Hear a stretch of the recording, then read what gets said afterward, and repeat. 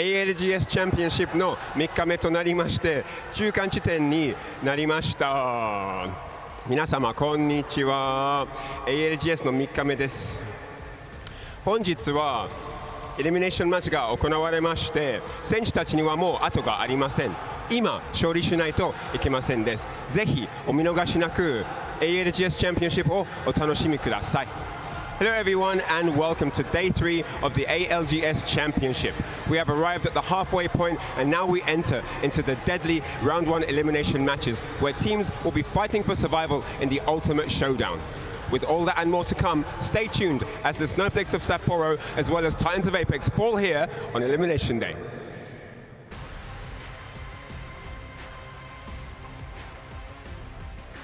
Not only will snowflakes be falling in Sapporo, but 10 teams will be falling and their dreams of moving on to hoist the trophy will end. 10 teams will continue on their journey though and make it into Elimination Round 2 after we see our winners final coming up tomorrow. Welcome to, yes, the most deadly day as introduced by our lovely host Ryan Hart of the ALGS so far, and we bring you back to the desk to say hello and let's get it started. My name is Randy, I'm your host. I am joined by a wonderful eclectic panel of pros, analysts, and developers this time. Snipe Down, Jamerson, and Jay Beebs joining us. I'm gonna go down the line here, Snipe. The fact that we get to see now the action take a turn up to 11 where teams are going home, it changes the whole dynamic. No more group stage, no more just passing by. It's either win or you're out of here. Yeah, I mean, the group stages are where storylines are built. It's where the narratives are there. It's where you start to see what teams are really performing and what not. But there's nothing more exciting and dramatic than when the elimination stages start. This is where the drama is. This is where hearts are broken. And this is where people are going to move on and champions can be made. Jamerson, I kind of want to shift a little bit to day 2. We talked about some stories. What stood out to you? We saw Noctim jump out ahead. We were not expecting that. A lot of underdogs that maybe didn't take the marquee position coming into the tournament have certainly stolen it after two games of play. Yeah, I think one of the most interesting things that come out of day number 2 was that we didn't see a heavy favorite coming out. We saw a lot of teams rising to the challenge, and I think that's the overall narrative I want to really drive forward when it comes to champs here. It's been very even across the board, across all of our groups. We don't have a standout favorite like we have in past lands. It looks very even, and it does seem like when it comes to the final day, it can be anyone's day. I feel like it's strange for Apex Legends fans of the Seep Sport for so long to not have a clear favorite. We have TSM for so long. We had Dark Zero for so long. We thought it would be Falcons, but then this year, it's been APAC North, EMEA, and North America who have hoisted the trophy. Now we're in Japan, and we have no idea what's going on, which leads me to someone who's been able to be behind the scenes most of the time doing the work. Now you can kind of chill out a little bit and watch the show. Jay Beebs, Respawn developer, helping put Apex together. Kind of what's been your takeaway, man? It's been exciting to see what you guys have implemented, especially even E-District now showing up in the highest and most important tournament of the year. Yeah, I mean, we're really excited to get E-District into the rotation and debut here in Japan. I mean, that map was definitely designed with competitive in mind, and to see the amount of teams that can be supported in endgames and have different sort of combat that's different from what we've seen with World's Edge or Stormpoint, I mean, it's just been awesome. I mean, watching from the stands, which is what you kind of want to do. You're here, you're soaking it up. A lot of it is in Japanese. So I want to know, what have you picked up on while being able to watch? I know you don't have headphones in listening to us most of the time. You're running around. What's been the takeaway after 2 days of competition being here in Sapporo? I mean, the support meta is fully realized. We're seeing more squads than ever surviving till endgame. Obviously, a lot of util. It's been pretty interesting to watch, like, teams juggling both technically in gunfights with shotguns, obviously, but also just managing utility with Gibraltar, Newcastle, Rampart walls, and whatnot. So like something we've never seen before, I guess, in ALGS. You know, it feels like, I don't know why this is coming to me, but somebody who would be a good accountant managing all the little things would probably be really good in this meta, because you got to get the timings right exactly. Half a second is going to be the difference in you surviving and going on or being eliminated in this afternoon. But let's talk a little bit about yesterday and how we got here by bringing up the stories of day 2. It was the highest qualifying number of points we've ever had in the ALGS, but it's also one of those things that set us up because we have a support meta that is giving us more revives than ever. 152 compared to 134, I believe, in Split 2. And that also leads to a lot more opportunities for teams to, if it goes wrong, bounce back and have a chance to be a congested in-game, which we've seen tons of. Yeah, I think one thing that the biggest difference is that it's a lot more forgiving in the sense of getting the reses, getting the respawns, getting the mobile respawn beacons when you get the knocks and the banners. That's something that, at the beginning of the game to now is one of the biggest differences. You got punished more when the game first launched. Yeah. You weren't able to get the reses. Now it's like you can actually take more risks because of the ability to res your teammates so quickly. If you know it's an isolated fight, instead of having to grab the banners, run across the map, you immediately get the respawn beacon, you immediately res your teammates. And it has changed the game, and a lot of people think just because it's a support meta, it's not as aggressive. But the reses and the revives is kind of showing the opposite of that at the same time, that you're able to do that because of the ability to reset, and the more reses, the more fights that is also happening. A great showcase of kind of the themes happening throughout it. Also, Shotgun's heavily involved in this meta, Jamerson. But Series 1, Series 2, we saw Noctiv bounce out. Although there were a lot of other performances from Cloud9's, from Virtus Pros, from Gaming Gladiators, from Aurora, that really kind of set the stage for this eclectic opportunity we've got where no one is technically the favorite yet. Yeah, again, we had standout favorites or really big resurgences, right? Last time in day number 2, Icholos Lasers was one of the teams that we were really looking forward to because they were a dark horse name. Yeah. Now we've got our own here, and so I'm really glad that we were able to have a pretty big shift in the meta to really see where teams would stand at the end of the day. And I think this big shift in the meta has really equaled the playing field. And right now, we're reaping the benefits of it. We're being more introduced to more teams. APAC North is really shining here, so I'm really glad that here on the global stage we do get to have a spotlight on basically every team around the world. Team Liquid, Alienware got a win. ExoClan also got a win. You can see K Swinney popping off right there, trying to make sure Feud and Slayers are also in the mix, and those guys are a fun bunch as well. I mean, we saw Meteor perform in day 1. They're going to be playing here. Crazy Raccoon started to pop off. Our winners essentially 2 out of 3, Obley and Sang Jun from Split 2 or Split 1 in Los Angeles. And then, of course, Furia, a team you can almost never count out. Shopify Rebellion, our most recent winners in Mannheim. Don showing the energy, shaking the camera, and saying, that's right, that's what we came here to do.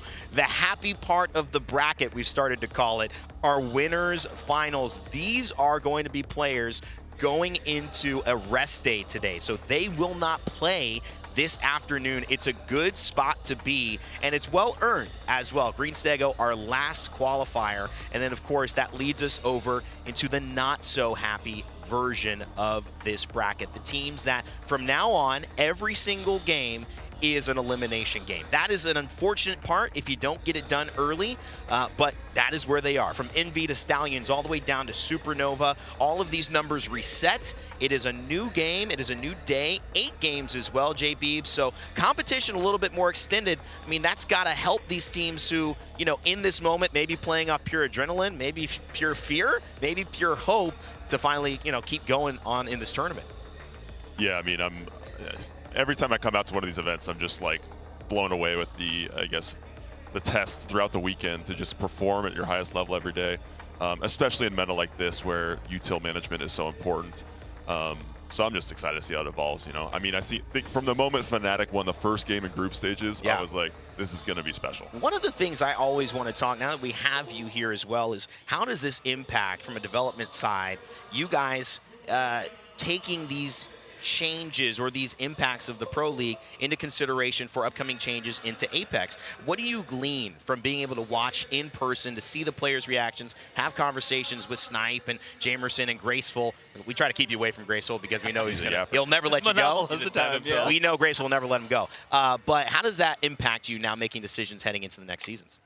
I mean, yeah, we relish this opportunity as devs. I mean, me and Eric, who's the BR systems lead, big Eric, will just be discussing how Legends influence weapon meta and kind of interesting ways to play off of that. And just, I mean, I know that players have their own thoughts around support meta. It's been a polarizing change, but just know as a live service game, like, we're really looking to make swings. So what you're seeing now on the main stage, I guarantee it's going to be different in a few months. Ooh, all right. It's going to be different in a few months. We'll have to wait and see what that looks like. All right, Jamerson, pulling it back to today, we've obviously got a bracket filled with teams, that are haven't really got themselves into the position where they're firing on all cylinders. What do you change going into a day like this? Because confidence, it could be low coming in, but also you now know exactly what you need to do. It's not mystifying anymore. You just got to put together 8 good games and keep making it out. That's all you can do. Yeah, one of the craziest things is I would say if you're in the top 4 of this group, of the lower bracket Envy, round number VK, 1, you're right. looking at Envy, Stallions, VKG, and Oblivion, right? Because their performance throughout the group stage would have typically had them move on. So they did do everything right, but we have completely different standards here in what happened in Champs. Back in Split 2 playoffs, the cutoff was at 89 points. This time around, it's 109. That's a 20-point swing in performance overall, and that does really come down to basically no one dominating any of their groups. If you look at the top 5 teams in the winners brackets right now, throughout Split 2 playoffs, we had 846 points by the top 5 teams out of group stages. Here at Champs, our top 5 teams had 774 points. Yeah, okay, that makes a lot of sense. So that's a 70-point swing in terms of like monopolization of points at the top. Right. So that got spread out, especially amongst the the bottom 10 in our winners bracket, and that lifted up the ceiling a lot. And it shows the parity of the competition right now. Everyone is on an equal playing field more so than ever. We haven't had repeat winners at LAN. We haven't had dynasties reborn. We have had this kind of year 4 that has left things open. In many ways, it's the most exciting, freshest version of a championship that we've ever had in ALGS history. Snipe, I want to go to you on the team that you've got your eye on. We mentioned it just before. Envy, I mean, almost did everything right. You could have said maybe they did do everything right, just the wrong tournament to not get into winners. Yeah, and I want to give a huge shout out to Envy. Hastro played under your banner, won tournaments, one of my favorite organizations I've ever been on, so happy to be casting and talking about one of your teams again. But yeah, this Envy team online, they were the 4th overall in total points per game, averaging around 7.2.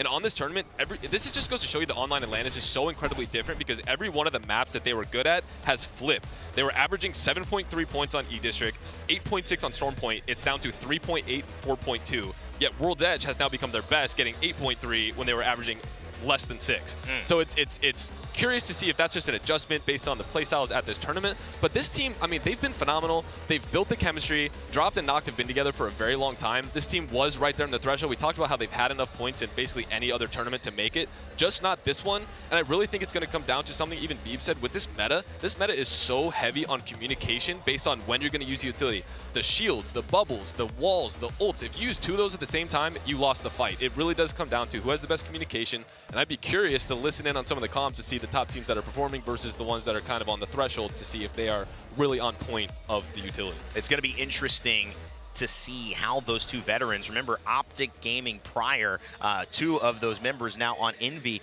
were just a game away from having a chance to actually win a playoffs. Obviously stifled by NRG, then TSM did their thing and won back-to-back-to-back. But it's still one of those conversations that lets you know they were close. You look at Lufka and these conversations that's happening in winners, 1 fight away with Gashera from being able to actually win a playoff. And that is where the decisions become so minor but so impactful, Snipe, and that's what you're mentioning here with the timing of it. Jamerson, I know that you have wanted to talk about this team for a minute. They're now in the elimination bracket. It is the time for them to perform. It's VK Gaming. Yeah, VK Gaming, when we were in Mannheim for Split 2 playoffs, they were able to actually bypass the first lower bracket and make their way into the winners bracket with, I believe, a point total of 102. So their performance here hasn't changed that much. Right. You know, it's not that much of a swing. They ended up with 94 points overall here. And as you can see, they did kind of sneak by in Series 1. They got better along the way. I think, getting the land jitters out of the way for sure as we moved on. They did better in their 2nd series and their 3rd series overall. They're just a very consistent team that are able to really secure their spots in the top 5, top 7s. They get those placement points and, of course, the KP that comes along the way. And they're able to sneak in some wins here and there. And so this is a team that plays extremely consistently. The problem, again, is that the ceiling has been raised. So, 94 points.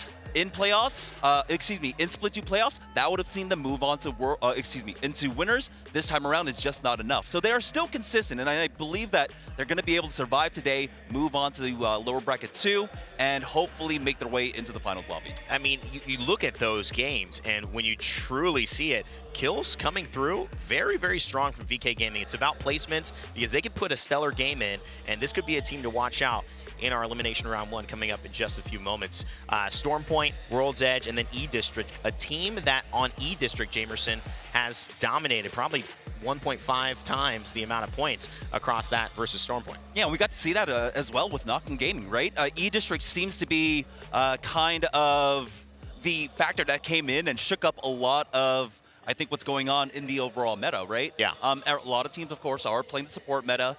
Very few teams are straying away from that. But in terms of that kind of preparation, you throw in the unknown factor of E-District, where teams just don't have the same kind of preparation, right? We've been playing World's Edge for 5 years now, 6 years now, along with Stormpoint for the last 4 or so. So everyone's kind of already figured out how they want to play that one. But E-District throws in a completely new factor. Yeah, I think with that on top of it, you look at Noctum, who won back-to-back E-District games, and that could also be a huge reason why the scoreboard is much more tight-knit. We're not playing the same maps that we've done. We're kind of reset the meta. We're all figuring it out, and we have arguably the closest tournament we have had to date at this event in what better time? I would actually want to know, JB, before we let you go, what is your favorite map to watch competitively at this point? E-District coming in, is it? Definitely World's Edge. No, World's Edge. No, E-District. I mean, I'm just happy to see a new map being played by the pros, right? I think as Apex evolves and matures as a game, I think we have to be diligent about keeping things fresh and continuing to test the pro scene. And I think part of being a pro is being able to adapt, both just tactically in the game space, but also strategically with different legend comps, different maps. Like that's a huge part of being an Apex pro. I could not agree with you more. I think there are going to be a lot of changes in any esport over the course of 4, 5, 8, 10 years, and the ones who can adjust are going to be the ones that last, the ones that are successful. So a great point there. I think another team that has had to adjust in different ways to a roster they've had before, didn't have, and now have again is NRG. Finding them in this type of position, guys, it's not about experience. It's not about skill. We know the talent that is there. You look at Nocturnal, Fun, and Gilderson's top-tier players. Hodsick, top-tier coach since almost the inception of Apex Legends. Snipe, why have things not clicked the way they would have wanted? I think if this tournament does not end up going anywhere near their favor, some questions need to be asked about potentially the duo of Knock and Fun, because they have made it with kind of the only repetitive question. Third. Yeah, I mean, Guild has been on this roster before. They had success. Then they had Reptar, and he ended up being kind of a scapegoat on that roster. People were talking about the damage numbers. Now Guild is back. We know how good he is, and they're still underperforming. They're still not doing as well. So it's not the rotation of players at this point. It seems like there's something else going on, whether it could be mentals. I've heard a lot of things in the background from other events. We've had them be public about certain things affecting them. Yep. There's a lot there, but this team is way too good with the players on this roster, with their history, to be underperforming, especially with past results already being prevalent for us to go off of. I will say, though, historically, when it comes to a very zone-oriented lobby, that's where NRG do tend to struggle the most, where they don't have as much space in the center zone, right? Right now, we have 17, 18 teams rushing to try and find God spot or a decent playable spot in a lot of these maps, but Nocturnal now has a lot more friction in that way. We're seeing some adjustments coming out from them. On E-District, we're seeing them trying to play a little bit more of the anti-rotate or negative rotate styles and try to delay their rotate in for Zone 3, Zone 4. But I don't think that adjustment has worked out for them quite yet. This is going to be one of the toughest struggles for Nocturnal in his career. We don't drive the narratives here. We kind of ride them through as the teams help to let us know what they are in the mix for. Some finding it emotionally tough to move through these days. Some already on a high waiting in winner's bracket. These teams right here have the added pressure of, unfortunately, knowing that if they don't get it right this time, they're going home. Let's take a look at our talent predictions and see what the crew behind the scenes and in front of the camera thinks about who will perform today. I'll talk a little bit about mine and Diaz right now. Stallions is a team with a lot of energy, and I think you look being in a top 4 position, maybe already qualifying off the points that they had. I think they had 94 points. I think Envy had 96. The ability to ride that moment for Alberlelli and to see that succeed, I have a feeling that this could be their day. But of course, Snipedown, you're winning currently overall. This is pretty impressive. You're going Envy as well. You already talked a little bit about why you feel confident, but you must think they're going to have a good one. Yeah, I got to back my boys in blue. Like I said, they've been performing online. Dropped has historically made almost every single finals. I don't see them not performing in this lobby, at least a top 5, and I'm gonna, I'm in first place, so I'm gonna keep accruing as many points as I can. Can't let Reddit beat me either. Well, Reddit, we'll see if you can go ahead and join Snipedown with a nice win. I'm trying to catch up, so I'm throwing a couple picks out there that may not be picked by all the rest of the talent. But if you want to check it out, whether your pick is doing well, I know the perfect place for you to spend your time. Of course, it's FACEIT Watch. And here's the cool thing about FACEIT. There's actually multi-view available, but also on mobile. So you can use FACEIT on your mobile devices. You can claim free drops, you can watch chat, you can change your POV, and of course, like I always say, you can Apex your way. Your comms, your rotations, the teams that you care about. Check out FACEIT. And hey, if you have a Chromecast, I was one of the first guys that had a Chromecast. I bought my father-in-law a Chromecast. I love that thing. You could use it there. So FACEIT.com/watch is where you need to go. All right, guys, it's about time. The stage is set. J Beeps, thanks for joining us. I'm sure he'll be in the crowd, so you guys can say hi to him if you run around in Sapporo. And, of course, Jamerson and Snipe. We'll see how these predictions go. We got 3 games coming up, and we got 2 guys ready to call the action. Dan, Mark, take it away. Let's do it. Let's get into it. It is day 3 here in Sapporo. We've been waiting for these moments because we're kind of the bad guys, where we get to send people home today. Actually, we're really excited to see who is going to manage to progress, who's going to continue their tournament here today. But it feels like everything has stepped up a little bit today. The pressure has started to step up. Everybody has played some games, have got those games under their belt, and now it's about performing, Dan. Yeah, now you've got to step up. You've got to show what you're made of. I think you had the chance last night to do the POI draft. Anything that went wrong in the previous groups, you had to try and rectify that and look at what POIs are you actually going to benefit the most from. Where can you gather the most points? We're going to be starting on E District. 3 times of E District before twice on Storm Point and then 3 times on World's Edge. Now, I was questioning the draft a little bit. I spoke to Raven. They got first pick on the draft. They went for Storm Point. I think that's okay because they really want to prioritize the Trident. But there were a few teams that I think weren't too sure how the map layout was going, and that's on them. Has to be said, that information was available. So are they going to maybe brew that day that they didn't get an early pick on E District? Well, here is your map rotation. You can see, like Dan has just said, we've got 3 Storm Point in a row.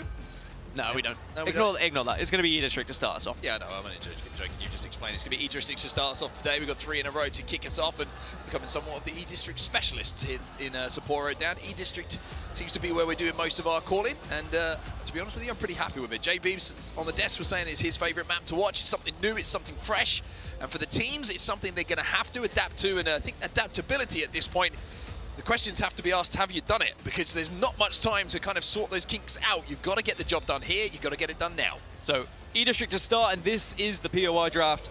And you can see, not many teams focused on E-District very early. Actually, the first pick that came in was by Meteor down at Resort, or up at Resort, whichever way you want to say it. FaZe Clan came in second with a pick of Heights, Dragons taking Lotus, GHS taking Humbert Labs, which actually, it's GHS's best performing POI so far this tournament is Humbert Labs, so I guess if they're going to find any points today, it might be on E-District. Yeah, I was going to say, I think it's a pretty smart pick, just going by the correlation of where we saw a lot of end games yesterday. We did see a fair few Humbert Labs endings, even moving a little bit to the left of Humbert Labs and kind of between Energy Bank and so, and it feels like the southern side of the map, there was some decent population when it came to those end zones, and Humbert Labs is one of those places where if it does pull that way and you're there early, you can secure one of those best spots for that end game. Yeah, I'm expecting that a few of these teams will be starting to play E-District a little bit differently as they've seen how it plays on LAN, because you have to remember, this is the first time we've seen this map in a competitive LAN environment. We'll take a look at the actual map rotation. Apologies for the previous, I believe that might have been the winner's bracket, but here we are. This is the Elimination Bracket, 3 E-District, then 2 Storm Point, then 3 World's Edge. So instead of the 6 matches we were playing previous, we now play 8 here in the bracket stage, and that's exciting for me because we have seen some teams struggle a little bit in the opening few matches, but then they start to pick up in 4, 5, 6, but they don't quite get over the line. Well, now you have 2 extra matches to find points. So if you are a slow starter, you might benefit from this. Yeah, I do enjoy the fact that those last 2 games are always a lot of fun to watch as well. When we really get down to the teams who are desperate to get points, who need points, who will do anything to get points just to keep themselves in the tournament, and of course make it through to tomorrow, to Saturday, and have a chance at still making it to Sunday for those match point finals. Well, as you can see here in Sapporo, by the way, the seats are filling up, and there is so much support out here in Japan for the teams. I mean, we've seen people from all around the world. We've spoken to people from all around the world who have flown in to be part of the ALGS Championship, and that is the passion you can expect. We haven't even fired a bullet yet. And obviously a lot of support for APAC North. That is expected, but you'd be surprised how many fans I've spoke to. There are actually huge TSM fans, for example. Very excited to see them play when they get there in the winners bracket. Of course, they won't be competing today in the elimination bracket. But I am excited to see how these teams do in elimination, because I think that's when pressure really starts to kick in now. Are you going to be fighting? Are you going to be in one of those scenarios where you have a bit of flight as well? Because some squads do struggle with the pressure. Well, before we get this first game underway, we've got a little thing to show you soon, and it's something to do with some of the wonderful people in the crowd. I was talking about how there's going to be so much passion here, Dan, and there's so many fans who travel across the globe. You know, there's people from Europe, there's people from North America. Of course, I was queuing up for some ramen the other day. 2 hours, by the way, it took us to get the ramen. Worth every second, I will say. It was absolutely unbelievable. But there was a couple of guys that I met from Australia, New Zealand, who had flown in. It really has been a worldwide representation of some of the awesome fans who are here. I mean, what's the furthest you've heard people coming from? Probably me. I think I've come pretty far. That's like fair. a 17-hour time difference. But what is strange is hearing like Australians, New Zealand, and thinking, you know, usually they've travelled a long way. It hasn't really been that far for them. It's not. Well, Lace actually caught up with a couple of fans, and speaking of travelling to events, they travel to every single event. So Lace, show us what you've got. I am Lace here in the fan zone, and I have two wonderful fans that have actually found each other through Apex. I have Jordan, I have Mark. Now, Jordan, why don't you tell us a little bit how you two met through Apex? Yeah, so I full sent it on my own to Copperbox Year 3, Split 1. And I was stood in the line, and we were all chatting, and then I ended up speaking to Mark, and yeah, we got to know each other really, really well. And then we ended up going to Split 2, and then Champs, and then Germany, and now we're here in Japan. Now you're here together in Japan. Now, how do you feel like your friendship has blossomed so far? Yeah, it's amazing. We pretty much just play Apex together. The reason why we met and the reason why we're still friends, pretty much. So yeah, play Apex. Yeah, you guys are a majority of a team. Now, what has been your favourite part so far about the event? It's definitely the fans. The fans is crazy. You know, this is our 5th LAN together that we've been to, and yeah, seeing the fans, everybody's so happy. Like the first game with Fnatic winning, you know, it's poetic. It is the electrifying energy from the fans. And what has been your favourite booth in this arena so far? Booth, I think, yeah, the 1v1s. Seeing the 1v1s. Oh, look, 1v1. That's great stuff. So these are two fans at Apex. Thank you so much, guys, and I hope you enjoy the rest of the event. Awesome stuff. Fans from around the globe who met thanks to Apex Legends and continue to build their story. And speaking of which, it's time for us to start watching some teams continue their story here in Sapporo. It's match 1 of our elimination bracket, and today we send people home. This is where it starts to get serious for all of these squads. You've had your time to warm up. You've had your time to get a feel of how the lobbies are going to go, how the POIs are going to affect your performance, and now you need to lock in. Now, we mentioned GHS Professional dropping at Humble Labs. As I alluded to earlier, this is their best performing POI, which, I mean, it sounds good, but I think they only got 7 points from it in one game. It's not an incredible POI for them, but at least it's something to start them off a little bit hot here. We're trying to look at where the zone is going to be going. We'll get that beacon information pretty soon, so we can give you an indication of what to expect, a little bit of foreshadowing onto where this end game will be taking place. But I mentioned before we got the games underway today, Dan, it's a different feel in the building today. Yesterday, you know, you saw a lot of the players and teams still fairly jovial in the way that they were kind of having fun and kind of enjoying and talking about, you know, Sapporo, everything it has to offer, some of the games that they'd have. But today, it seems like it's strictly business. It would be an insane story for Meteor as well, with the journey that they've had competing in the very kind of tier 2, tier 3 series of Apex Legends, and now finding themselves on the main stage of the championships here in the ALGS. And yes, they find themselves in the elimination bracket, but they had a great showing in group stages, and I think they'll be very proud. But now they need to learn everything they have from those previous days and put it into action. As in terms of zone, we are going to be heading Down south, I mean, you asked and you will receive. Mark Onset Hatcher. Yeah, that Humber Labs pick seems pretty good now. We're actually heading just south of Draft Point, so as anywhere on E-District, still a lot of buildings to be played. It's where that shift goes. What side of that big bridge are we going to be ending up, or is it going to pull a little bit back further towards the north of Draft Point? Of course, we'll only find out thanks to time passing. Draft Point does have, however, a beacon to give them some ring console information, and DSG are already going to be heading to where they believe the end game is. You can see that on your map overhead. GHS Professional going to be joining them, and LG pretty close behind them as well. August and Hungary always almost there as well, and I think it's a little bit of a change that we've seen from them as well. Yesterday they were a little bit slow on some of their rotates, but they are straight in the money here, straight in center zone. Yeah, the evac towers were dropped and everyone moved as fast as possible. LG is an interesting one as well, isn't it? I mean, maybe wouldn't expect them to be in this position, but at the same time, you think back to Split 2 playoffs, they did exactly the same thing. They struggled in group stages, went to Elim round 1, and then they suddenly played out of their minds in, especially Storm Point is actually where they really picked up most of their points. So if they can, you know, find a few points, a good average here on E-District going into Storm Point, maybe LG will be one of the names at the top of the leaderboards when we get to those maps. Yeah, really interesting to see actually, just looking at who could potentially, and where could potentially be played for third beacon information here. And just outside of the zone that we see on our screen for that zone, you can see that Viaduct, that's got ring console, Humbert Labs, ring console as well. So real options for teams on how they want to rotate here without kind of committing to center zone early. If they're arriving a little bit later, you can already see it's getting pretty congested in there.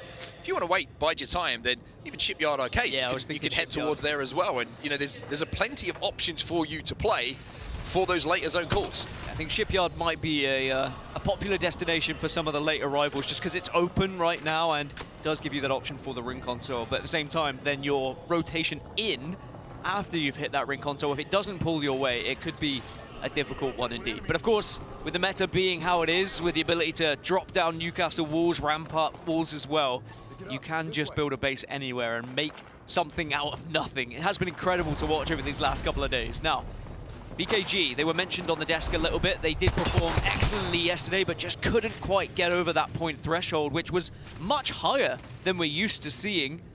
It was around like 90 points in previous tournaments, but we were above 100 here at the ALGS Championship in Japan. It's funny when there's a couple of extra bodies that redrop onto the map, a few extra kills. Just makes everything different. And I think maybe even the teams were looking when they were getting towards the end of the group stages yesterday and thinking, wait, the point total that maybe we were thinking would get us into the better side of the bracket, it's not quite where we thought it was. VK Gaming, one of those teams, unfortunately, who didn't quite get enough points to push them into that winner's side of our bracket. We did see a little poke at Envy there, and Envy are going back to their rotation. They're going to be going down towards Humbert Labs. FaZe Clan are there at the moment, but elsewhere you can see the bridge where we expect a lot of action to be taking place on our screen. And Supernova, currently chilling, maybe trying to protect the beacon we were talking about earlier, Viaduct. Might catch Shadow 36 off guard here if they do try and plan a rotation down on that southwest, but we've seen it a lot during this event. A lot of teams kind of ratting out, looking to try and pick up kills, looking to try and catch people off guard. For the most part, it's been successful. A very frustrating thing to be on the receiving end of. So you really have to almost expect players to be around any corner, check every single nook and cranny sometimes, and almost send someone in as a little bit of a scout.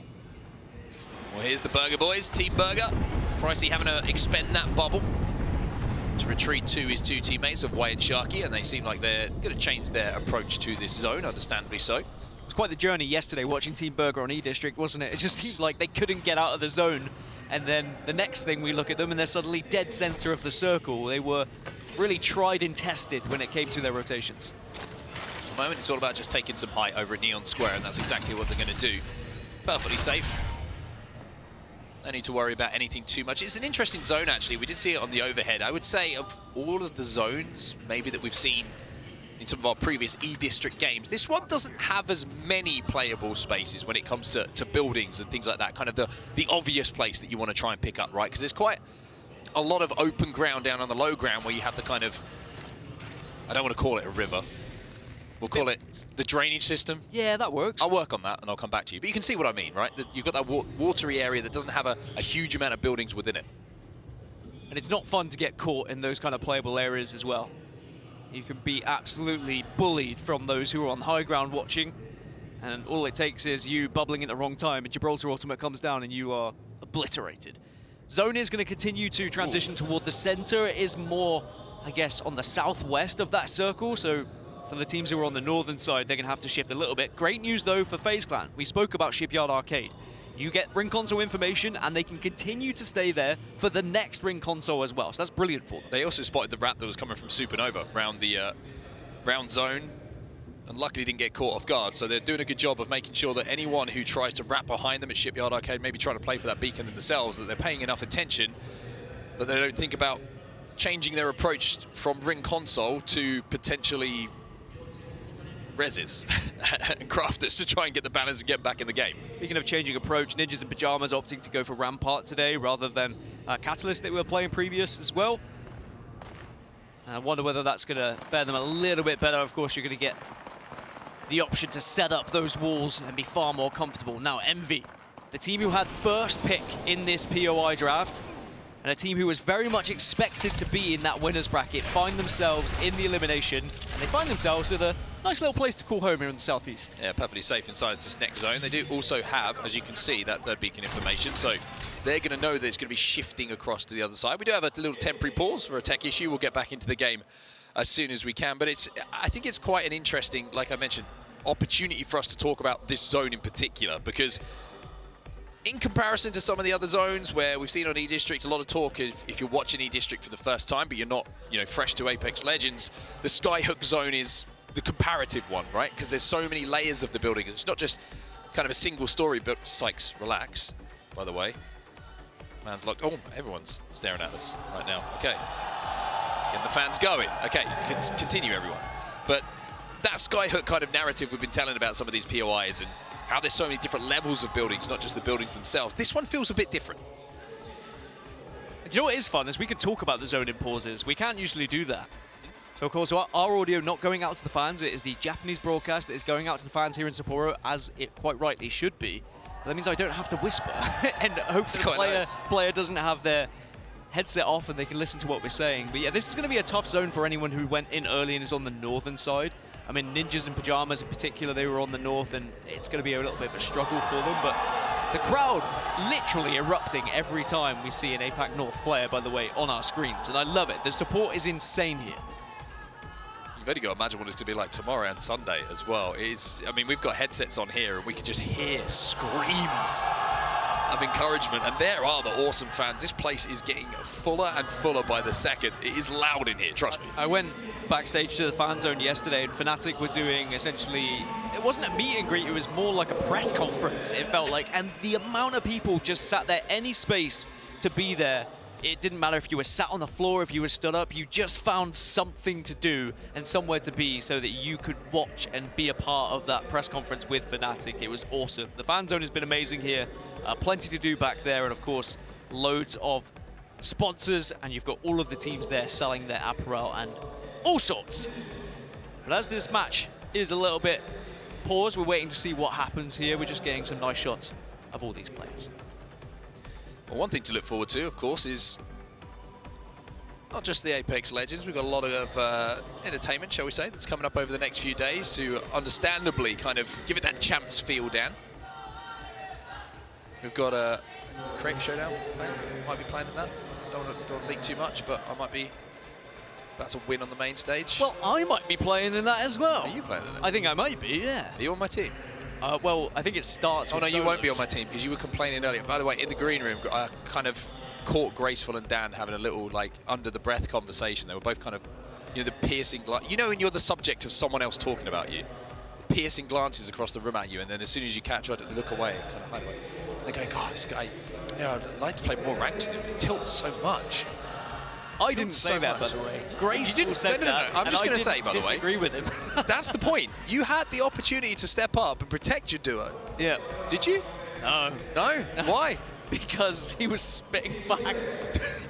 You do tilt a little bit, but that's okay. Yeah, but I tilt because I have passion. Exactly, and that's what I'm saying. It's not a problem. Look, just pointing. I said it to you earlier, and I'll say the same thing that I said when I caught you having this conversation, which is get on my level. Yep. Step it up. Lock in.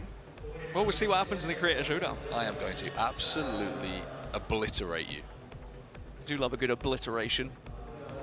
Maybe we'll be on the same team when it does come to teams. Oh, no, we're not allowed. I don't want to tilt. Yeah. I don't want to upset you by tilting. Inverted commas. It's one thing the players won't want to do on the main stage as well, because we have seen it. Some players, I've seen a lot of angry players when things start to go wrong, and it's about staying calm. I feel like you're giving me some sort of therapy here. I'm actually listening to you and I'm going, wait, there's actually some truth in this. I've seen some incredible signs, by the way, through the weekend. Yep. My favourite one, personally. Go on then. TSM sign, held upside down. Close. Close.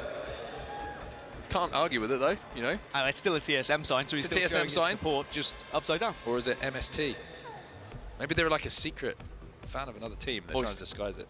Yeah, who knows? Everyone waiting with bated breath for this one to continue. It's a very different vibe. I remember back in LA, we had a pause and everyone booed. And it was quite funny, to be honest. Yeah. But here, everyone just patiently waits. Because, Yeah, North America, everyone's respectful here. Yeah, it's just, everyone's so polite. There's Nasky.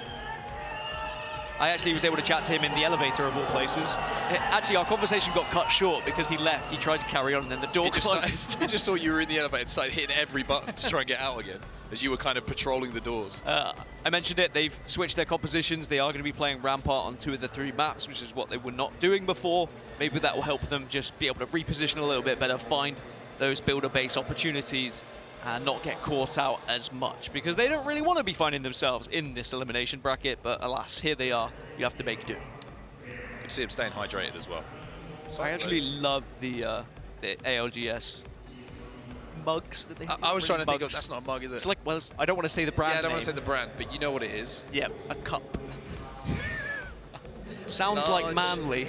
Look at those manly cups that they're all holding. Absolute blokes, all of them. What's been your favourite moment so far, Dan? We'll get back into this game as soon as we can, everyone. By the way, this is a little bit of an extended pause. We want to make sure, of course, today that everything technically, audio-wise, insert another thing that could go wrong, is right on our main stage. So bear with us. Fnatic's victory to start the tournament was a particular highlight. I think that will live as a memory because it was just almost like written in the stars that it was going to happen. But I was looking across the statistics coming into this one, and actually I think Snipedown pointed out on the desk as well, a few teams that were really performing to a standard that, you know, you'd expect in online scrims. They were getting so many points left, right and center, but then when they got to LAN, those points were almost halved. And I think that really does show that the scrims that we have, we always have to take them with a grain of salt, because it is impossible to replicate a LAN game on a scrim game, right? Because people don't play with the same kind of risk.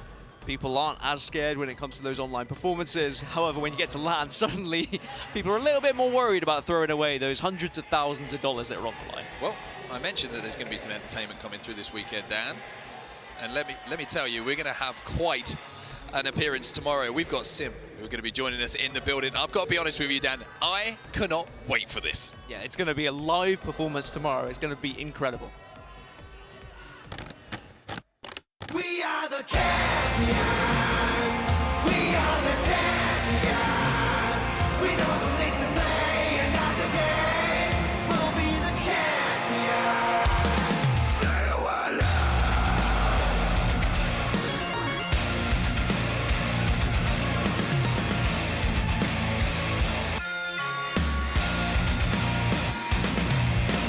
Just fight to win like we aim for, not afraid to change my fate.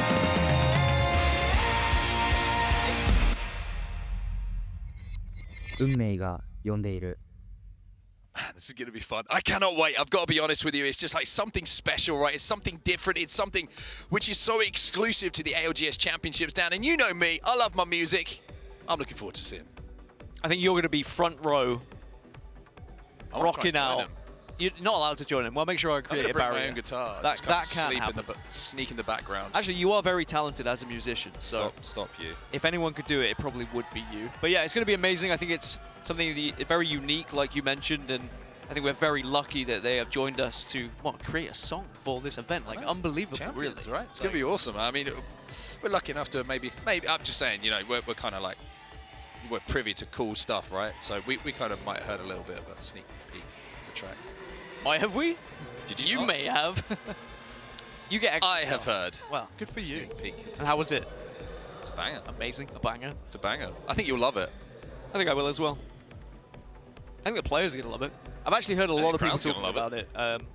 There are some who, you know, particularly into that type of music, who are super excited, and even those who aren't into that type of music are like, hell yeah, this is going to be incredible. So yeah, it'll be something to watch out for sure. It's going to be a great way to start the Saturday here, start the weekend. A little bit of sim in the building. I'm actually gassed for it tomorrow. I'm not gonna lie, it's gonna be one of my favorite parts of the event. I think it's just something, like I say, so unique, so exciting, and I mean, there's no better way to get a crowd going. I think on a Saturday morning, a little bit metal. Certainly to get the players hyped, get the fans absolutely out of their seats as well. And by the way, it's getting more full every single time I look up at those stands. Busier, I think, is more full. the term that you're looking for. It is getting more full day after day, and I've heard it's sold out Sunday.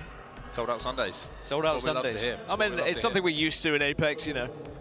One of the best esports in the world, if not the best, so that's why we get so many of them. Well, one thing, as we kind of alluded to a little bit earlier, we had some friendly banter, I think is the term for it, is the Creator Showdown. And that's happening a little bit later today. We've said that we don't know if we're on the same team, but apparently we're playing it. Are you playing M&K or Controller, by the way? M&K. You're playing M&K? I am. Where are you dropping?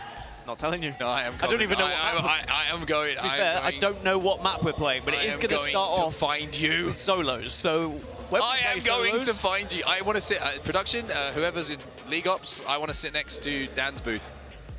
Production, I do not want to sit next to Mark. Ah, I've heard I'm sitting next to Mark. That's even better. I want to sit above you. Well, it's going to be Launch Royale on Kings Canyon and World's Edge. And then we move over to TDM on Monument and Skull Tower. I am going to become a champion on the main stage in Sapporo.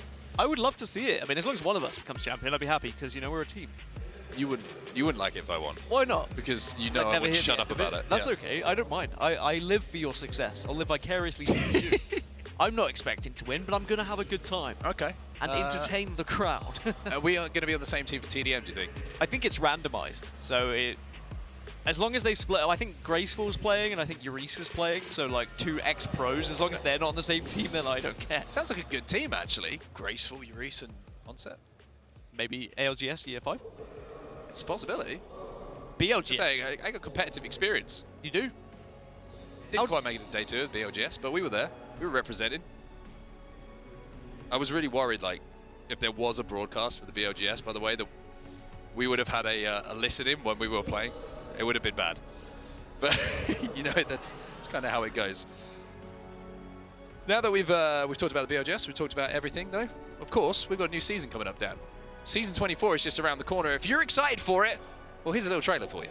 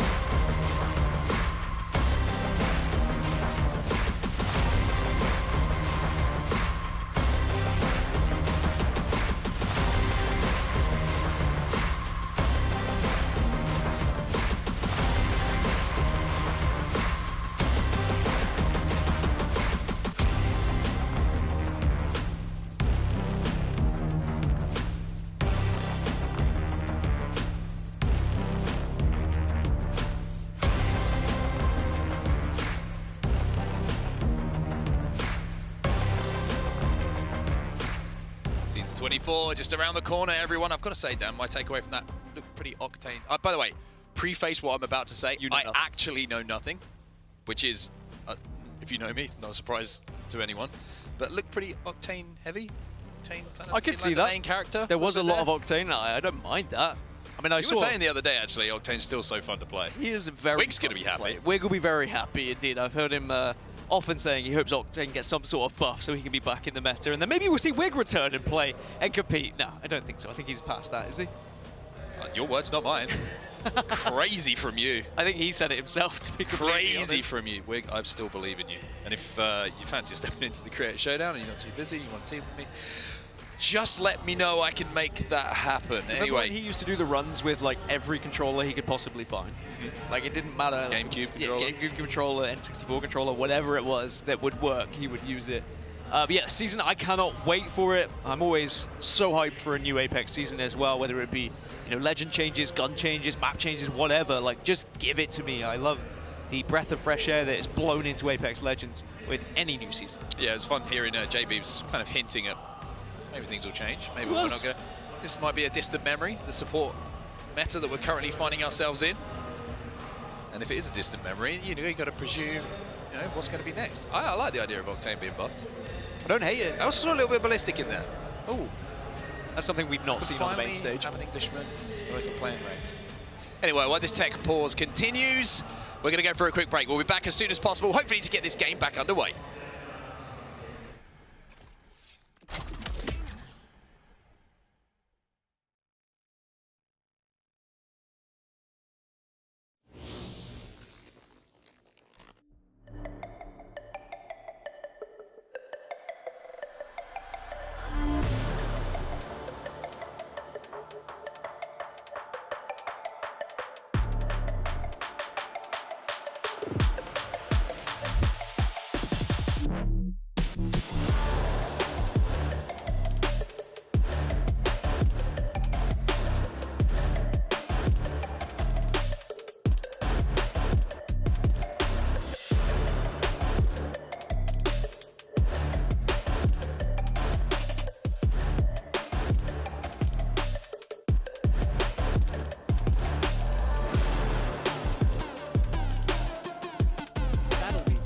the official controller of the Apex Legends Global Series.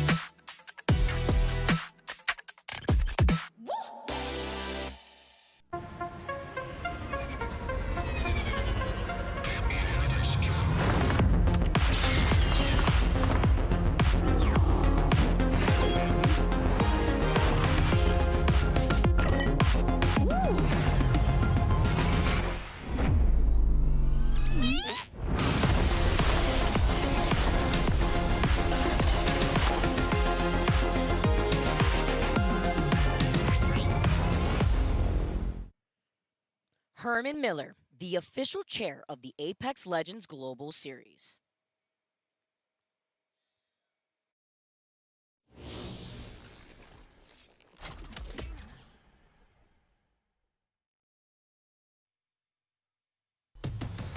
Welcome back to Sapporo, Japan. Welcome back to the ALGS Championships. Welcome back to day 3. I had to think about that for just a second. I saw you got slightly nervous because the pause went on a little bit longer than expected. But if you're just joining us, welcome along. Don't worry, you haven't missed too much because we've had a technical pause, which has been a little bit elongated. Hopefully we can get this game 1 back underway as soon as we can. But it does give us an opportunity just to once again show you how many people are turned up here in Sapporo, and the seats keep filling second by second.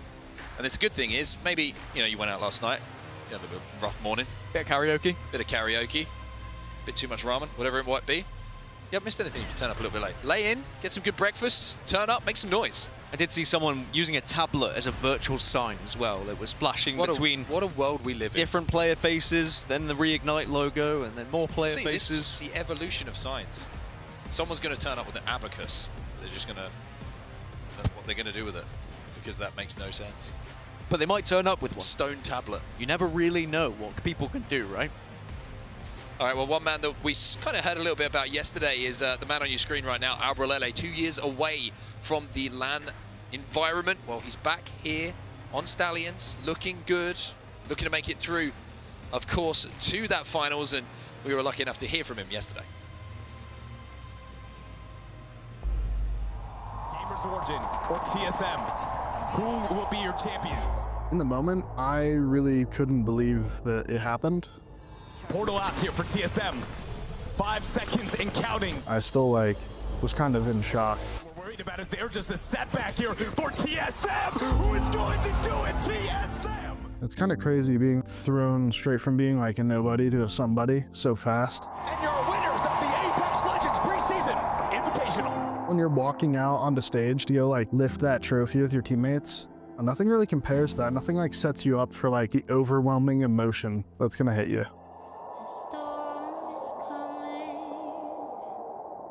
Winning really early, all eyes are on you constantly. The feeling of what now kind of turned itself into self-destructiveness. After the LAN, I didn't really know what to do. And then COVID hit, and that feeling just got even more intense. Losing the opportunity of playing at LAN and not knowing when that will ever come back completely destroyed my mental at the time. I just became very angry and distant to everybody. The way that I was feeling at that time basically led to the destruction of that TSM roster. That really led to the basically free fall between a bunch of different rosters. I kept trying to find some kind of stability and right feeling with a team. And it took a really long time to try to find that.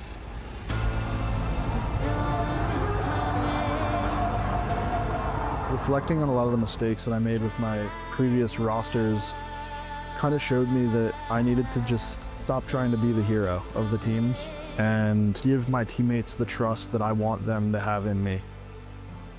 I think what's special about Stallions is that we all kind of fit into our role properly. Guri is very much like the glue of the roster. He keeps things lighthearted. Crook, he's quiet but chill and very level-headed. I'm the more serious one, I guess.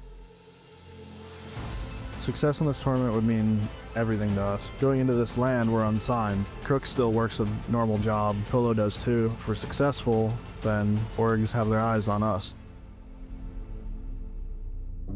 For me personally, success in this tournament would kind of show me that it wasn't all for nothing. The amount of hardship and struggling that I personally have been through the past couple years would just be really self-fulfilling for me to know that it was all worth it.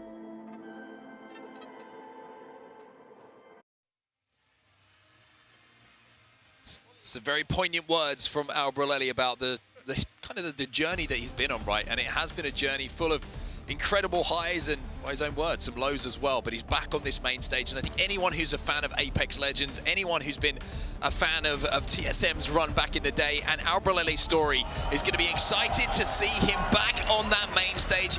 As are we. We are back underway in game number 1 here. Thank you so much for your patience. Dan, thank you for your patience having to listen to me for the last few moments. But good news, everybody. The game is live. We're back underway in our elimination bracket. A couple of knocks coming in straight away off of the unpause, but I think both of those teams should be able to get those players back on their feet. Now, I'm glad we did look at Stallions, because actually, from the group stages here of the teams that are in Elimination Round 1, they were the best performing E-District team, averaging 7.5 points per game on E-District. So I really think that Stallions are going to put their best foot forward here on these first 3 maps to try and get into that Elimination Round 2. Team Burger hit the evac, find themselves a spot inside of this zone, and these little silos are such a good area to get a Newcastle wall down. Just be able to have that 360 cover, and yes, indeed, you can see exactly what I'm trying to indicate to you wonderful people at home. Well, Sharky does an even better job of it. Always found it interesting, by the way, that Sharky was, the early days of Apex Legends, widely regarded as one of the best Gibraltars in the world, but with the responsibility that you have as Newcastle now, I kind of like the change, not being on the Gibraltar and him actually running that Newcastle, feeling confident enough to take that role on his shoulders. You need someone who can think on their feet with a Newcastle player for sure. You can't just willy-nilly slam it down anywhere. Sure, you can hope for the best, but there are very precise moments where you really need it to be in that exact position. Otherwise, it could be the difference between dying or staying alive. Now, Meteor, they're going to be rotating on the west side at the moment, and they can go across the bridge if they want to, but they could also continue to go north. If they do that, excuse me, then they will maybe get a better run-in and not be griefed as easily. Just a little update for you on the map overhead. Mythic Bin going to be spawning over at draft point. Not only is it spawning there, but you also have a ring console over at draft point, so a real strong rotation and maybe a potential choke point as we do take a look at our map overhead. You can see that big red blob. That's where the Mythic Bing's going to be coming up, and if you can grab that, not only are you going to get those shields leveled up, you're going to get the weaponry, you're going to have access to that ring console, and I got a feeling that maybe a couple of teams might start thinking about, do we make a play for this? Because if you do get that Mythic Bin, if you do get the ring console information, and maybe win a fight along the way, you're going to be in a pretty strong spot moving forward. Oh, it's disgusting if you can get hold of the Mythic Bin, that's for sure. Zone pulls back east over towards August and Hungary, who are pretty much dead central, as well as NRG, Reignite, and Disguise. Even Dreamfire down on that southern side are going to be in a good place as well. Now, FaZe Clan will have that information from Shipyard Arcade, and then they're going to have to try and actually move out of this POI now. They aren't going to be able to stay there for too long. Of course, they could continue to hover, but they might want to move sooner rather than later. And another team, LG, on the eastern side as well. They're in a pretty good spot right now. Meteor making a wrap as well to Viaduct, maybe thinking about hitting ring console. One thing that you can do a little bit as well in this meta, just with the support legends that you have, is just zone wrap a little bit more without the worry, just because you can get those syringes off, get a little bit more health than previously you could have. So, speaking of the Mythic Bin, PKG are going to be able to pick it up. What have we got in there, Dan? Squint my eyes. Got a bow check, got a scout, gold PK. Most importantly, they're up to reds now. I mean, if a team's running at you with 2 gold PKs and a gold scout and a bow check, probably not going to be in a good position. Yeah, full red armor. So VK, who, again, we alluded to it, they have had good performances in the group stages. They just didn't quite get over that point threshold. Maybe it was a little bit higher than expected. They could be a real threat in this lobby, and they were our second best performing team on E-District. Well, now we're going to start to see the pace pick up here. Zone is closing, teams, 20 of them still alive. Nobody in the lobby is not a full team. It's X and Y versus Stallions. Bobber went down a little bit later for X and Y. Flesh damage coming in here from Crook as well. Abraletti having to take his time to pop a battery, and he's got to close this gap, and he's got to make sure that Mastiff is reloaded. X and Y eliminated. Stallion should be able to reset here, because that knock onto Scurry came from a little bit of distance from Blinkzer with a charge rifle. Yeah, no one to jump on it, I don't think. LG are the closest team, but so are Oblivion. And Stallions now might be the spot of bother here. Don't get the bubble down either, which means that Albrelli will be taken out of the game. Question, as always, now is going to be, do they have the ability to res? A couple of charge rifles firing off, by the way. Fully decked one here for Blinkzer, by the way. He's got the select fire on it. Nano's got something in his back pocket that he didn't have to pick up. Sheila starting to wind up, starting to get loose. Maybe some good news for Stallions is that Oblivion did get shot from another squad, so it just gives them a moment of respite to consider how they want to approach where this zone is going to be heading. You can see on the minimap as well, the zone does continue to pull south as Oblivion are going to start to move off as well. They're not going to try and get those finishing kills onto Stallions. Instead, they need to think about how they want to progress, and they've now found a nice, comfortable place to call home for now. A little porta cabin to play down on that low ground. The Newcastle wall's going to be down as well. Nice and electrified to stop those nades coming in. Window's going to be covered, a little bit of double glazing thanks to the amped cover coming in from Rampart as well. Meteor now, we mentioned how they wrapped zone at Viaduct. Well, now they're Supernova, Meteor and Zero Tenacity who are holding them out. This is going to be a tough move for them. It really is going to be a horrible next 30 seconds or so. Zero Tenacity ahead of them, Supernova down to their south. I mean, you've already used your bubble, so it's about where do you go here. If you feel like one of the teams has maybe expended a little bit more of their utility whilst you've been watching this, you perhaps push them. If you see that Supernova are on blue, but you've just lost one, that's the worst thing to happen just before the zone's about to close. The ALGS gets popped here, which means give me ults back. God. Lovelace still isn't dead, but the Thermite, they're going to have to get their toes burnt here, get a little bit crispy. They got no choice. They have to keep pushing this. They have to move forward. Supernova are going to leave that little area we were talking about, but for Meteor, it's going to have to be now as a 2. Just on you go. Leave the other man behind as Shadow 36 now already been able to get 2 knocks in. It's on to Ninjas in Pajamas. And don't know if they'll finish off the whole squad, but they will at least get those kills. It is absolute carnage now as everyone's moving in. Bubble, bubble, bubble. I'm sure someone is shouting that right now, but I don't think that Gibraltar had it available. Ninjas will be eliminated in the meantime. 2 squads now out of the lobby. Zeus is going to be last alive. He'll go down as well. Shadow 3690 eliminated. And this is the interesting thing I was kind of alluding to at the start of this match. This zone, you can see, where are the buildings? There's not many to play. It's all about open cover and artificial cover from the composition. Especially when we had 20 squads still alive, there was always going to be this kind of mayhem. And there are some teams that are really picking up the points because of it. Zero Tenacity also go down in 17th position. Envy, one of the favorites for this lobby, an advantage point here on the west side, and they are going to ruin the day of anyone who wants to try and approach them. It's Meteor, the remainder of Meteor that are ahead of them here. One good nade is going to flush him out from between those 2 blue crates.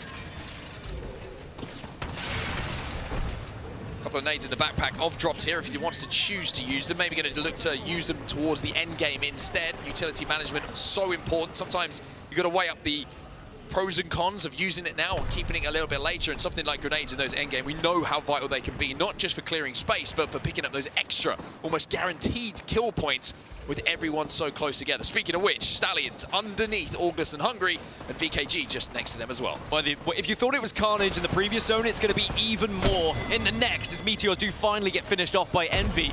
But in this next 10 seconds, we need to see about 10 squads all move into the next zone. And it has benefited the likes of FaZe Clan, Dreamfire, who were down south already, Disguise, center zone. But apart from that, you've got all these teams that are in the building on top of each other that all have to progress right now. ALGS and Hungry did leave that building. Envy still continuing to rotate underneath. They're going to create a temporary camp to play from. Wall down on one side from the Newcastle. The castle wall will protect their north. Couple of rampart walls going down as well, and then Sheila is lined up here to destroy this castle wall. Yanya just letting it rip here. The bubble came down just to stop his bullets, and he was like, guys, can you wait? Can you let me at least get the kills first? As now Team Burger will be eliminated, and Envy will just be able to hold this spot for now, but Disguise very close indeed to them, as now we see also skyward dives begin to happen as everyone trying to find somewhere to play. Supernova get a little bit closer to space with that Valkyrie ult. NRG now looking to slide down. They're going to be inside of the bubble of the team that is below them. Now it's just about hitting the shots. A big 99 hit is going to be good. Nocturnal will find one. Guild finds the second. It's a clean wipe onto GHS Professional as Envy starts strong here. But here, on the third party, come Oblivion. Oblivion come, but they may be greeted by the shotgun of fun. Nocturnal, last remaining player. Gets the armor swap. Does get help, does get the armor swap as well. Oblivion will fall, and now NRG just trying to survive. Trying to survive. 11 squads now remaining. Look like that will be the end of NRG as Stallions also involved in a little fight themselves. Yanya now left on his own. It will be NRG officially eliminated.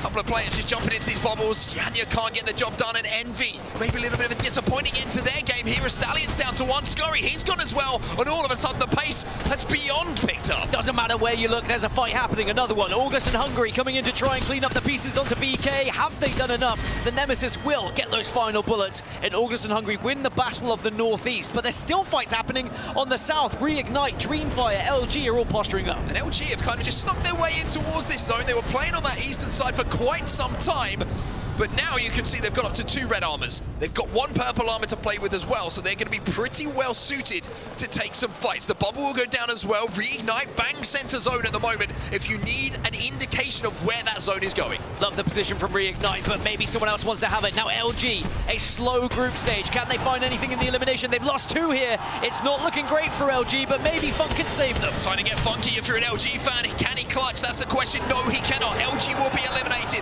Dreamfire go down as well, much to the disappointment of the crowd here in Sapporo. But it's ALGS and Hungry who have managed to reset, who now have a safe spot to play, and they've got some height. Dragons on height. Reignite in a fantastic position. Yes, she just sent it onto them. Suddenly, Disguise get involved. They go down. ALGS and Hungry now in one of the positions they can push from the south. By the way, there's still a solo from FaZe Clan that could make a difference in this. DSG tried to castle wall up onto the position that ALGS and Hungry were trying to hold, and ALGS and Hungry just swatted them aside like a fly. 5 squads now remaining. Reignite still alive. Bang, center zone. FaZe Clan with that solo, like you said, and it's Dragons and ALGS and Hungry who make up the other 2 teams. trying to see who actually has Newcastle Wolves to play with here in this final circle. As Dragons now have to move, they'll jump onto the solo.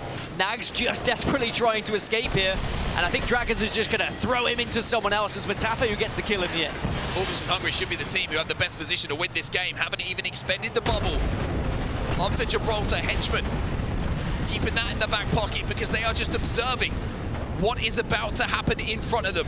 Reignite versus Dragons surely have to be the two teams to engage, as they are stood right next to each other. A little bit of extra cover going down. The question is there going to be enough time for that respawn beacon to even hit? The Dark Veil's going to play a big part in this, by the way. There's going to be a lot of vision that's lost. F-Chan going to try and get the bubble down, but he gets pumped. It's going to be panic from Dragon, who gets that knock. The second one will come in as well. Reignite will get those kills, but like we thought would happen, ALGS and Hungry are there to collect that win. A simple finish for them. But simple in these lobbies, you'll take it if you can get it. You said it yesterday, ALGS and Hungry can just turn up out of nowhere and find victories. And sure, they didn't have the momentum on their side yesterday, but now it seems like they have found their footing in this lobby. 13 kills alongside a victory, a big 25 points to kick off their bracket stage. And when you're in the elimination bracket, there is no better feeling than knowing the pressure that you're under. You're going to be under for the entirety of the tournament, but winning game number one, all of a sudden you feel like, right, let's go on a run, boys. Let's get this going. Let's continue this momentum. And it's not just the win. Like you mentioned, it's the KP that went alongside it. Everything seemed to click for ALGS and Hungry.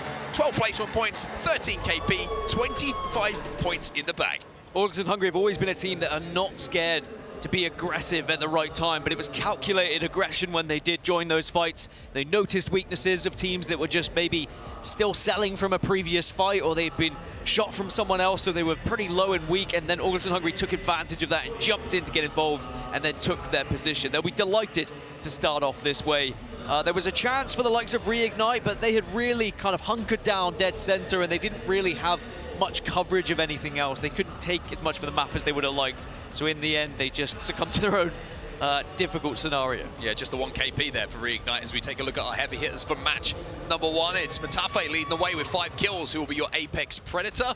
Warlord is going to Sweet, a much improved performance from him with the amount of damage dealt coming in from the IGL from LG. Yeah, you need that as well. You need Sweet to be stepping up today if LG are going to progress into Elimination Bracket Round 2. But as I mentioned earlier, it's something we've seen them do before in Split 2 playoffs when their backs were against the wall. That's when they showed they were at their very best. They certainly did indeed. A pretty solid performance in that game. Number one coming in from LG. I think they'll be much happier with how today has started in comparison to what was a lackluster day 1 and 2. But it's ALGS and Hungry that we really need to be kind of highlighting here, because that's a really good performance. I think you kind of hit the nail on the head. It was when third-party opportunities appeared in front of them, they were so aggressive, and there was no fight that it felt like when they were the third party that someone got knocked. They were all playing their lives well enough to make sure that when they got the kills, that nobody had to be revived, that they wasted those extra 2-3 seconds to get a player back onto their feet. I feel like yesterday and the day before when they were competing, there was a lot of times where they were outpaced by some teams who were doing it better. They were finding that aggression at the right time and taking that spot away from ALGS and Hungry, and they were too late. Yes, you can be the third party who third parties, but actually with the ability to reset and the meta that we're in right now, it's difficult to do. Well, we're going to wrap up match number one here and get ready for match number two. Just before we do, though, we're going to head to a quick break. Don't go anywhere. Match number two just around the corner as the Elimination Bracket Round 1 will continue.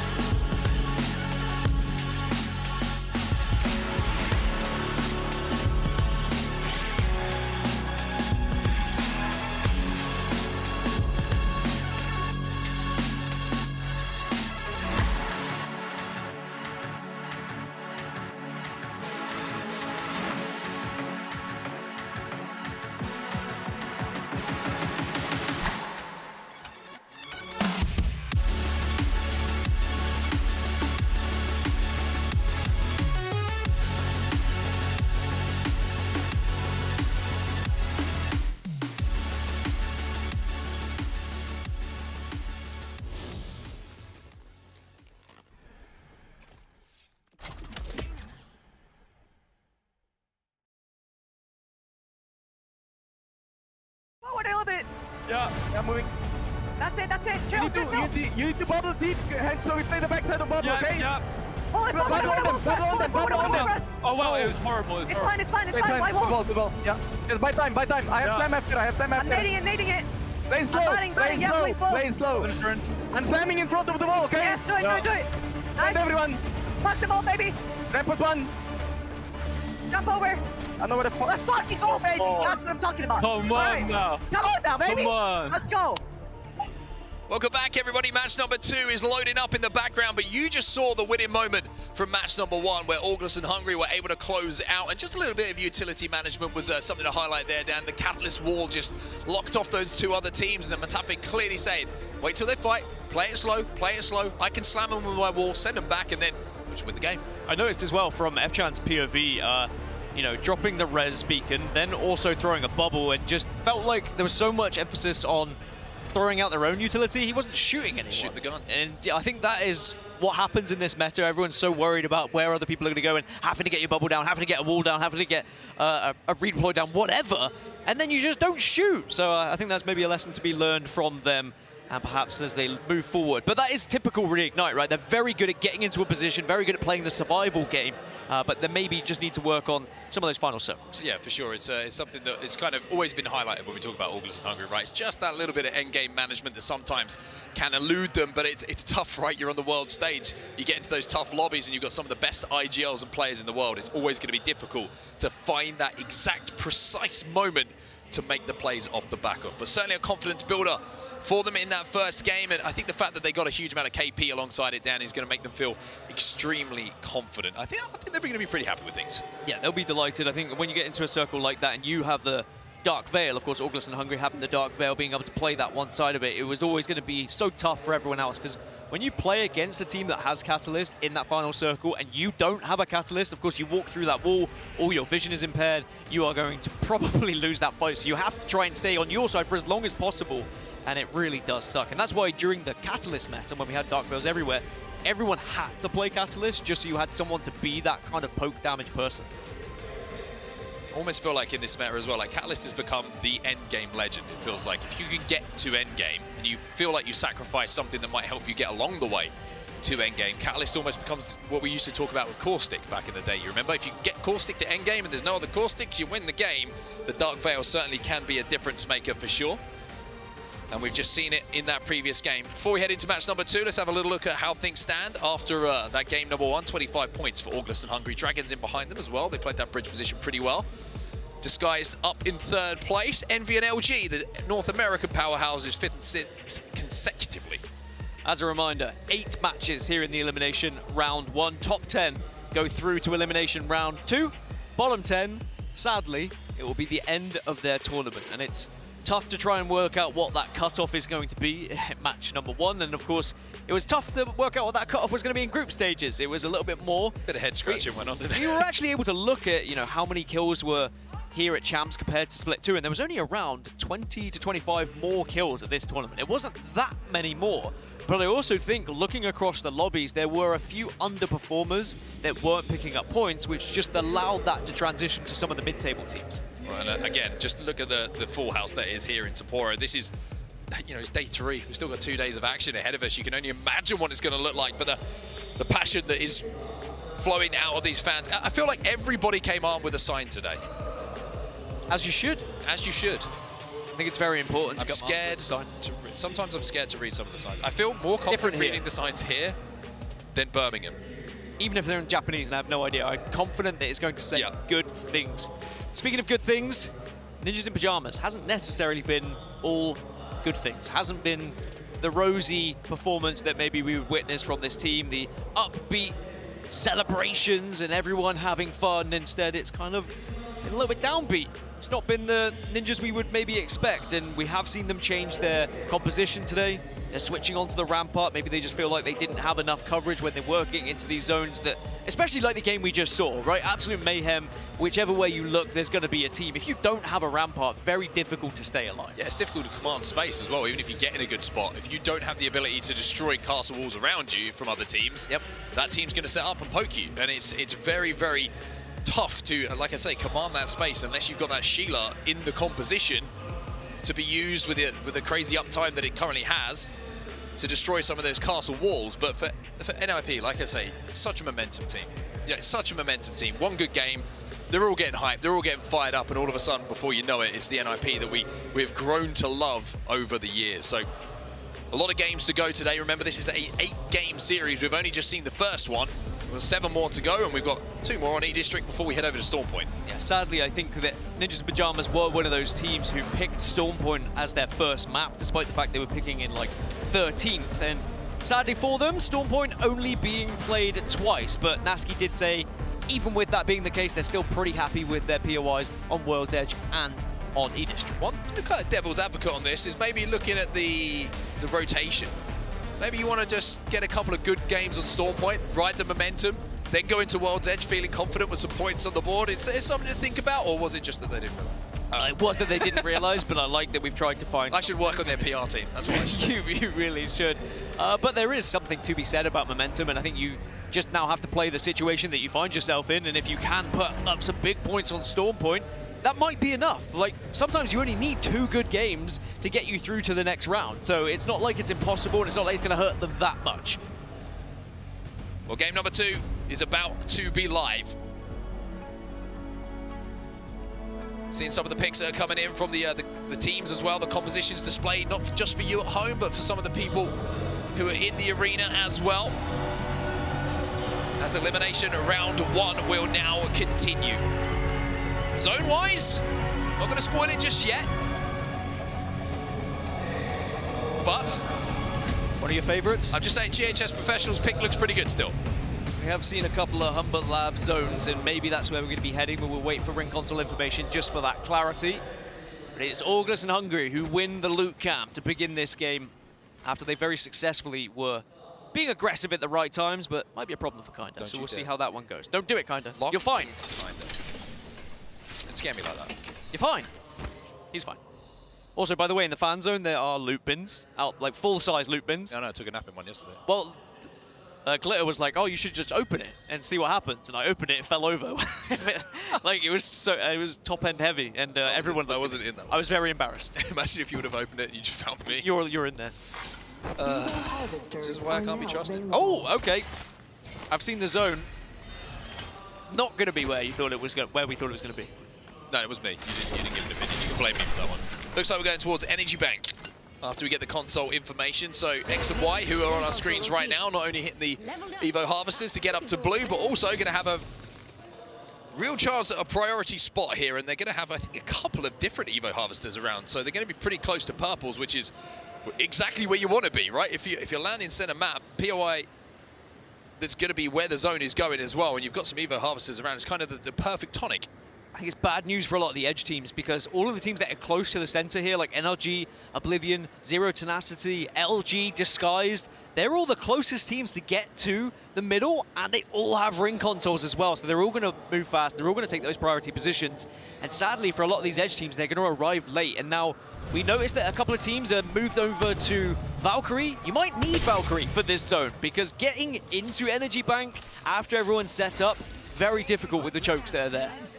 Also interesting, very similar, maybe zone kind of playstyle to what we saw in that previous game because of all the POIs.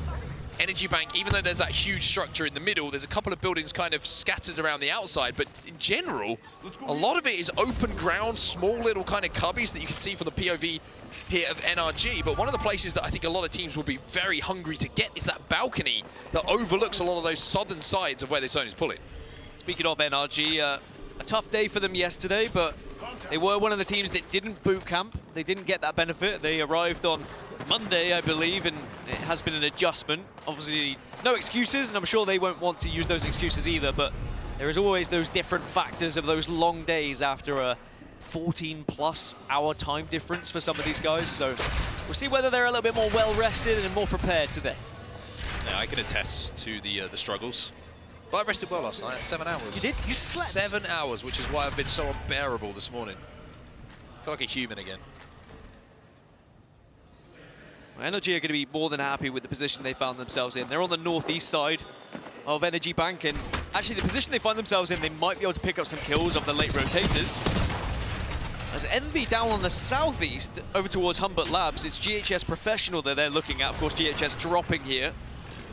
And if Envy do get a good amount of damage, they might just want to jump on this one. They were trying to rotate past them, but now you have to take the fight sometimes. Oh, there is a lot of damage being done. VKG are actually receiving so much damage here.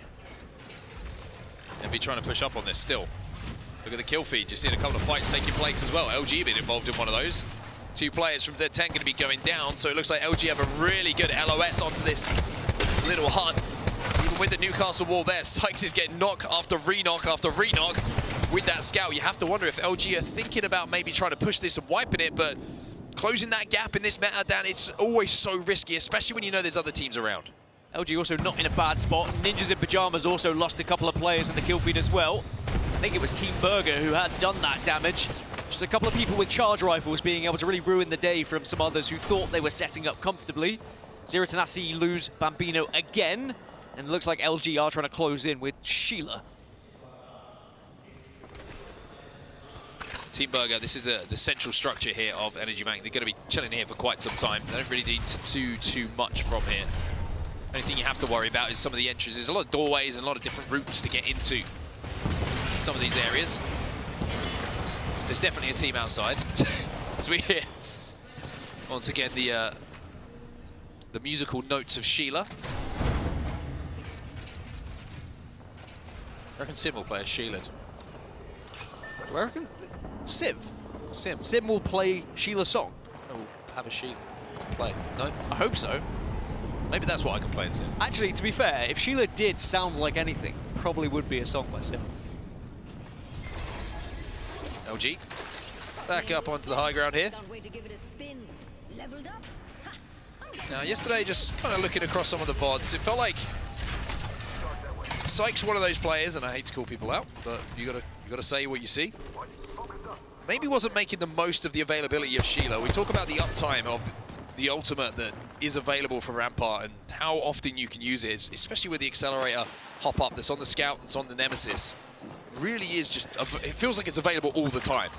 And if you aren't firing the bullets, if you aren't using it to destroy walls, to create space around you, it can be a little bit detrimental. So maybe that's something they've looked at overnight, and I'm sure Sykes is aware of it more than anyone. As Ninjas will get the respawn, as he's done his job, Zane and Amphi will be back in the game. I think it's something we don't talk about enough with how difficult it is to try and completely change your playstyle and learn a legend just for a meta that's forcing you to do so as well. Like, okay, we need a Rampart, who's going to do it and who's going to play it? And you really have to quickly adjust of when to use the ultimate, how are you going to do it, when can you put that amp cover down, where are you going to be putting that amp cover down as well. And you know, sometimes it does take a tournament or two to actually learn it, and then by the time you've done so, they might have fallen out of the meta as well. So sometimes it's those flex players that can just switch from legend to legend that really can be the difference makers for some of these teams. Well, there's your map overhead. You can see Ninjas right at the north side in the zone at the moment. They've only just respawned, but I'm still really interested in this Humbert Labs kind of engagement that we're seeing. VK Gaming, GHS Professional, and Envy, who are still kind of shuffling towards the zone. We're also going to see a potential rat ambush here coming in from Stallions. And it's Dragons, who were the team, I think, might have been aware of their position. Well, Ninjas are also to their left here as well. So Stallions might be running into, you can see it, you saw it. One remaining player of Ninjas who had just got back the rest of their teammates. I think Creek just spotted him. Stallions need to be careful. They're putting themselves in a pretty difficult situation, but they will be able to get the ring console, so it was worth their aggression. Gonna have to expel the bubble to use it, to make sure there's no problems. FaZe Clan on your screens right now. Again, this is at the northern side of things. It's Dragons who have now rotated into the position they're holding. These choke holds, we mentioned that surround Energy Bank to get in. It feels like you have to pay your ticket to get past the toll at the moment, and FaZe Clan are the ones holding it down. Really have to be patient in some of these bubble fights. You can almost feel FaZe wanting to just push out and try and hit some of the shots. They're so confident in their ability. But you almost have to wait for your opposition to make a mistake first, and perhaps that was it! Triple swing coming in from FaZe, and it works out for them. They get that first knock. And now Panic needs to not live up to his name. He needs to play slow. He needs to make sure that he's buying the time. Cinetic will go down. JMW not connecting with this Mastiff. And this is looking a little bit shaky on both sides. Nag's just trying to defend JMW here, allowing him to heal up. just checking up as well, making sure that no res is going to be happening. It is still going to be a 2 versus 1. Difficult up the stairwell, though. Am's cover to play around, and the knockdown, and Nax is getting no damage done, but they do get the res onto Cinetic. Not sure if Dragons were actually able to get the res themselves. No. It's actually going to be a little, okay, I'm going to get this one up, and I'm going to try and get a res myself. Play coming in from Azazel. So they will survive for now, but it's going to be FaZe who win a fight, and that's something we didn't really talk about too much yesterday. Yeah, FaZe kind of really struggled so far this tournament, and I'm sure they'd love to find some form. Ninjas in Pajamas back up to a full 3, by the way. They have been able to get back into the zone as well. A lot of squads have found somewhere to call home in and around Energy Bank, but there are a few who are still going to be late stragglers. The few teams you were talking about on the southeast near Humbert Labs, they've moved in late. VK Gaming, Dreamfire, and the other, Supernova. But FaZe Clan are going to be the last team on that northern side. After that fight, it's held them up a little bit, but at least they know they've taken out that one team, or the majority of that one team, that was really threatening them. Always interested to see what Reignite do as well. It just feels like they leave it really late. They don't go super early, but when they do move towards the end game, they usually end up slap bang in the middle of where the zone is going to be pulling. Meteor on this eastern side of the zone at the moment, trying to still work their way through one of the chokes to get a little bit closer to where that zone's going to be. We'll be able to be safe. Don't really have to do too much. It depends how aggressive they want to be on entering where this next zone is going to be. GHS taking a little bit of damage. Envy looking to pounce on it. Yeah, I think GHS just lost one. They did. Tider's gone down. And Yanya full on sense this, and the remaining 2 are going to try and escape, but even one tap, he can't get past it. No, GHS go down. They will be eliminated, as were Dragons earlier, so down to 18 squads now. Oh, that zone pull. Envy, I think they'll quite like that zone pull. It's going to be going down to the southeast towards the area of Envy. Zero Tenacity also in a pretty good spot, as are Disguised and Source X and Y. Remember, Source X and Y dropping down at Energy Bank, so it's worked out for them. Yeah, that is quite the zone pull. Quite the zone pull. Supernova maybe thinking about playing for on the southern side of this zone, as you can see in your map overhead. Just moving towards that ring console. Envy probably thinking about something similar as well. Although they do have a spot to play. So I think Envy are not going to overextend for that. It's one of those, it'd be nice if we had it, but we don't really need it. Look at the northeast there, VK Gaming coming out of the zone. They're going to be arriving right next to Meteor.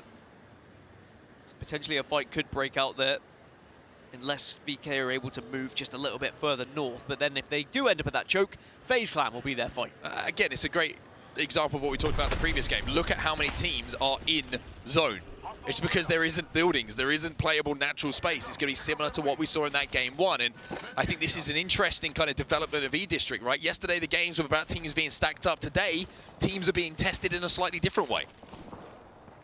You really have to learn to adapt to the rest of the lobby and how people are playing and which positions they're going to be holding. By the way, VK Gaming, you can see on the minimap, they had to opt to go up into the sky and over the rest of the squads. Again, I was alluding to it earlier, if you've got that Valkyrie available to you or you have an evac tower, sometimes that can be your best option of getting into Energy Bank. As Ninjas in Pajamas, it looked pretty dire for them earlier, but now they found themselves in zone and they're back up to full 3 and they have some loot to work with. Well, Envy just tried to make a play for a different spot in the zone, and I saw in the kill feed that maybe a couple of players have been taken down. I can look on my map overhead and I think there's only one Envy player alive, and they are now running away to retreat. Reignite on our screens right now, 4th place in the overall standings after that first game. Right in the center of the main structure here of Energy Bank. But a little bit of an uncomfortable position, you would say. Reminds me of last game, they found a little crate to make a place called home as Supernova. They're pushing in pretty late, and I think it's the last player from Envy they were looking over towards. There's no respawn opportunity for Yanya whatsoever. The only craft is the complete other side of the zone, so he's going to have to play this one out as a solo. A Supernova who have kind of strolled their way towards the zone and now on one of the best sides of it. Yeah, the zone's going to continue to shift to the south as well. Now, Shadow 3690. A lot of numbers to say at once. Also, Oblivion in the kill feed managed to take down one member of Reignite. It is going to be Shadow versus Ninjas for this fight. Again, it's back to your rock, paper, scissors question of which wins, Shadows or Ninjas. Usually go hand in hand, don't they? Ninjas kind of work in the Shadows. Maybe they'll work together. Reignite have been eliminated, so that'll be our second team out of the lobby. They weren't able to make it into that late dash center zone position this time around. Dreamfire now against MTR. And this is happening on the very eastern side of this zone. Walk-in available for whoever wins this fight. Supernova might be a threat to that walk-in.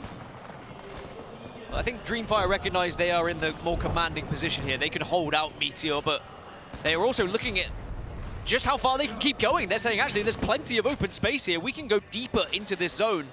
And sometimes that's important as an IGL, is recognizing when that space is free and when to take it. Yanya might have found a Moby. Yanya's just respawned, dropped a knocked. I just caught that in the corner of my eye, and it looks like Envy might have another roll of the dice here if they can hit the ground and stay safe themselves. LG not looking good for them. They're getting hit by those darn grenades. Arc Stars, frag grenades, you name it, they're finding out about.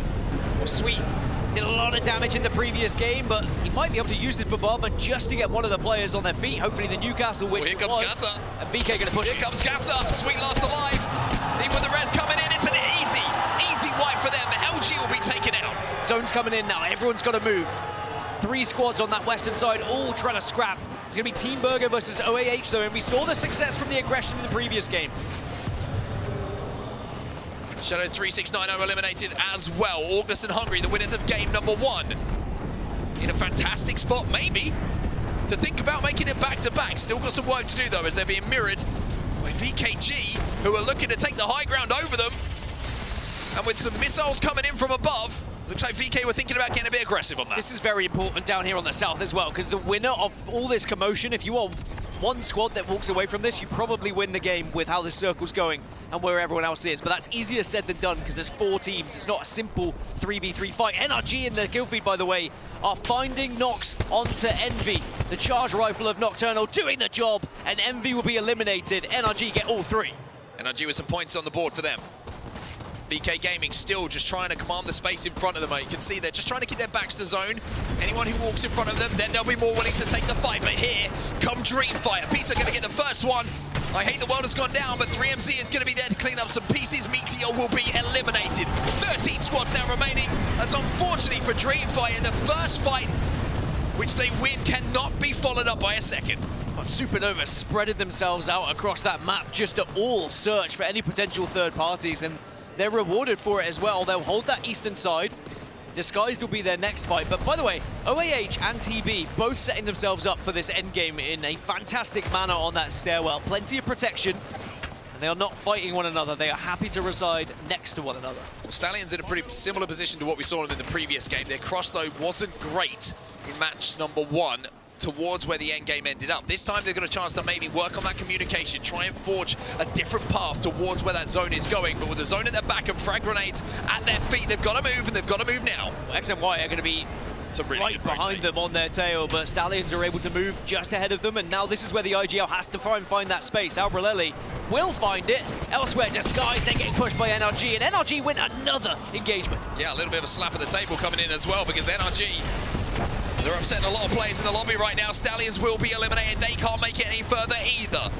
Oblivion, who have been essentially just playing little corners of the map since we got into match number 2, still alive as well. FaZe Clan, we mentioned how one fight can turn the potential confidence of a team to then go on to win another 2, 3. Are looking to ride that wave themselves. NRG have been eliminated, though. We're down to 9. We're into single figures. Yeah, with Supernova again finding a third party. It's Source XNY. Remember, they drop Slam! Slam comes in, and Source XNY fighting tooth and nail to try and survive here. Good chunks, but it's not going to be good enough for Oblivion. They go down. Uchin trying to stick the res, not going to be able to get it. Source X and Y will be eliminated. Now we have a little bit of space for teams to play. The only 2 teams that are scuffling at the moment are going to be FaZe and Ninjas in pajamas, and it's NIP who win that fight, and NIP are into the top 6. Ninjas need this game. What were we saying? A squad that needs momentum, a squad that needs a little bit of confidence. A victory here could do wonders for their chances in this tournament. Another team, though, that is still there is ALGS and Hungry. Yes, as Supernova have just lost 1, and VKG say, actually, this is our chance to send. They're going to send it. They get the bubble down. They want to take this fight. They get the re-knock as well. But maybe they realise that they've got to watch their backs first. Yep, they retreated. They didn't want to give up their position. Quite smart, very intelligent back off. I think that sometimes the good squads being separated from the great squads are those who know when to back off. Well, VK, just on this eastern side now. They're in a really good spot to actually walk up to this hedge, by the way, and they have such a good amount of coverage to look down on the teams that are going to be below them. Zero Tenacity eliminated, 5 squads now remaining. We're going to see a potential slam coming in, but the bubbles are also down. Custer's going to get one. It's Team Burger on the other side of this fight. Rez potentially coming in as well as everybody tries to find their corner to call home. Rez is good. Bubble has been used, as has the tack as well, and now it's going to be a little bit of a fall down from Supernova onto VK, and VK Gaming will be eliminated. Supernova, they get the job done, as now Amphi is the last standing, but might be able to stick a res here. Supernova keep finding the third party. Amphi, what can you do? He misses the last shot. Ninjas will be eliminated. We're into our top 3. Team Burger are just walking through everyone right now. August and Hungry the next target, and it's the last fight. It's Supernova again, who full on send it to Burger. Supernova looking to clean up this game. August and Hungry taken out, and now surely the final pieces of the final team of Team Burger will go down as well. Break open the champagne, Supernova. You're the winners of Game 2. Every single time in the kill feed I saw a team win a fight, they would then go down to Supernova. They seem to just always be waiting in the wings, waiting for that opportunity to third party.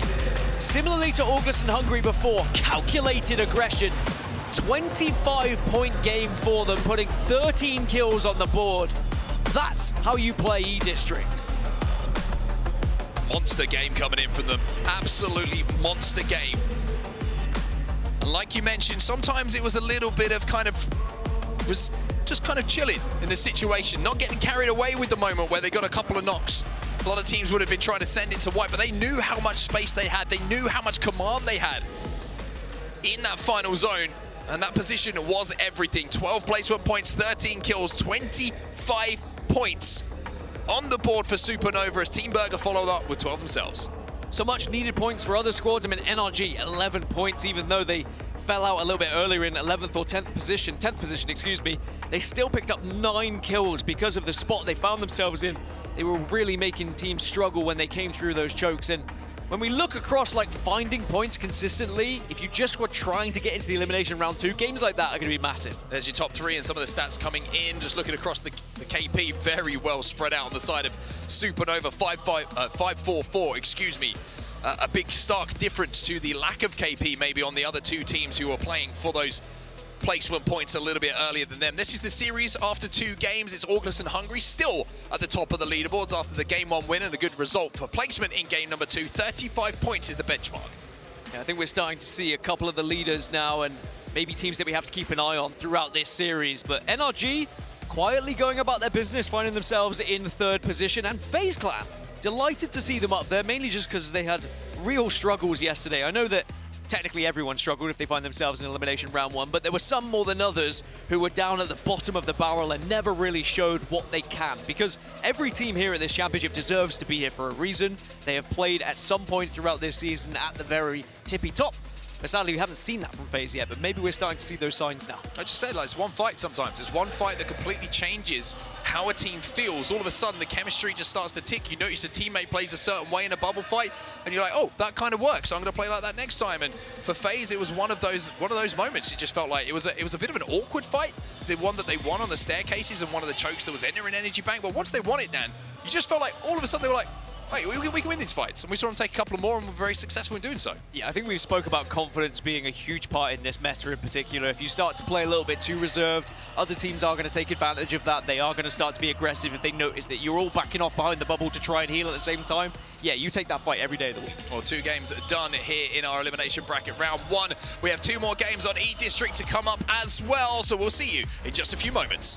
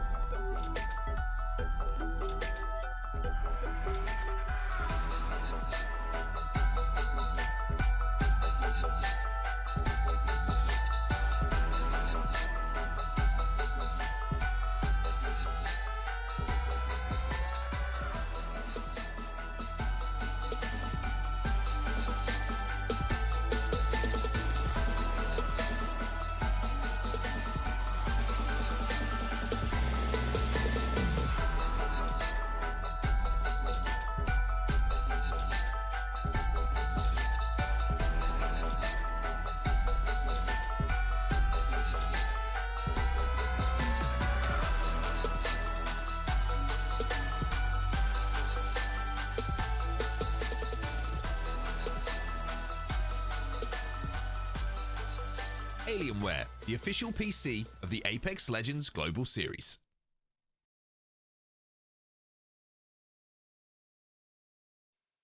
The Apex Legends Global Series is a proud partner of the city of Sapporo, the capital of the North.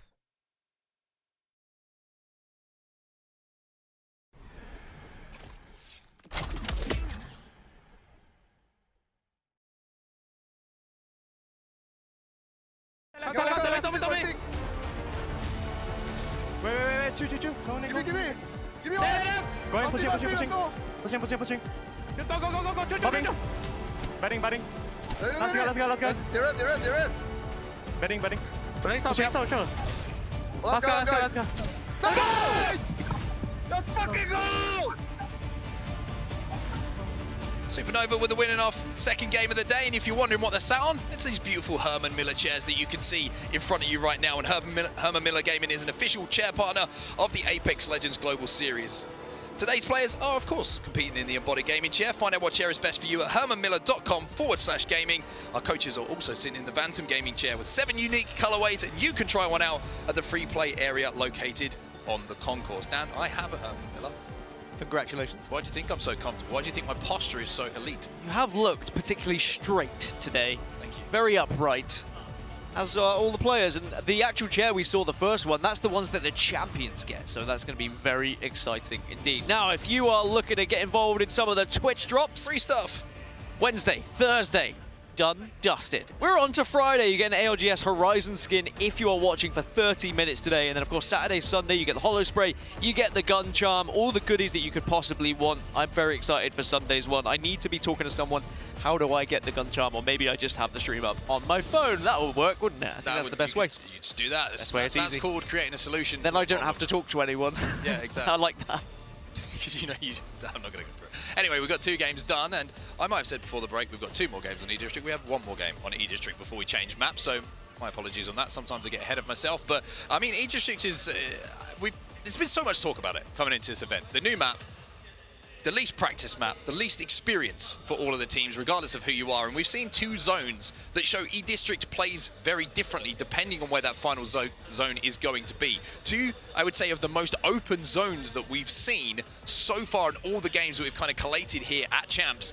It just shows you've got to be ready for anything on E-District. Yeah, maybe we'll make it a trifecta here and get a zone that's very building heavy, just to again show the differences that can be had when it comes to those final circles and how you have to try and navigate that space. But I mean, it's always great to get the winning moment listen-ins as well, just to see how those players are feeling and how they're trying to navigate those final moments as well. Sometimes stressful, sometimes calm, sometimes nothing is said at all. That always blows my mind. And what I say to you in our listening, finally. Push. Finally we win. Just as why we have a little wait to get into game number 3, let's take a look back at some of the big moments of that previous game that we just saw.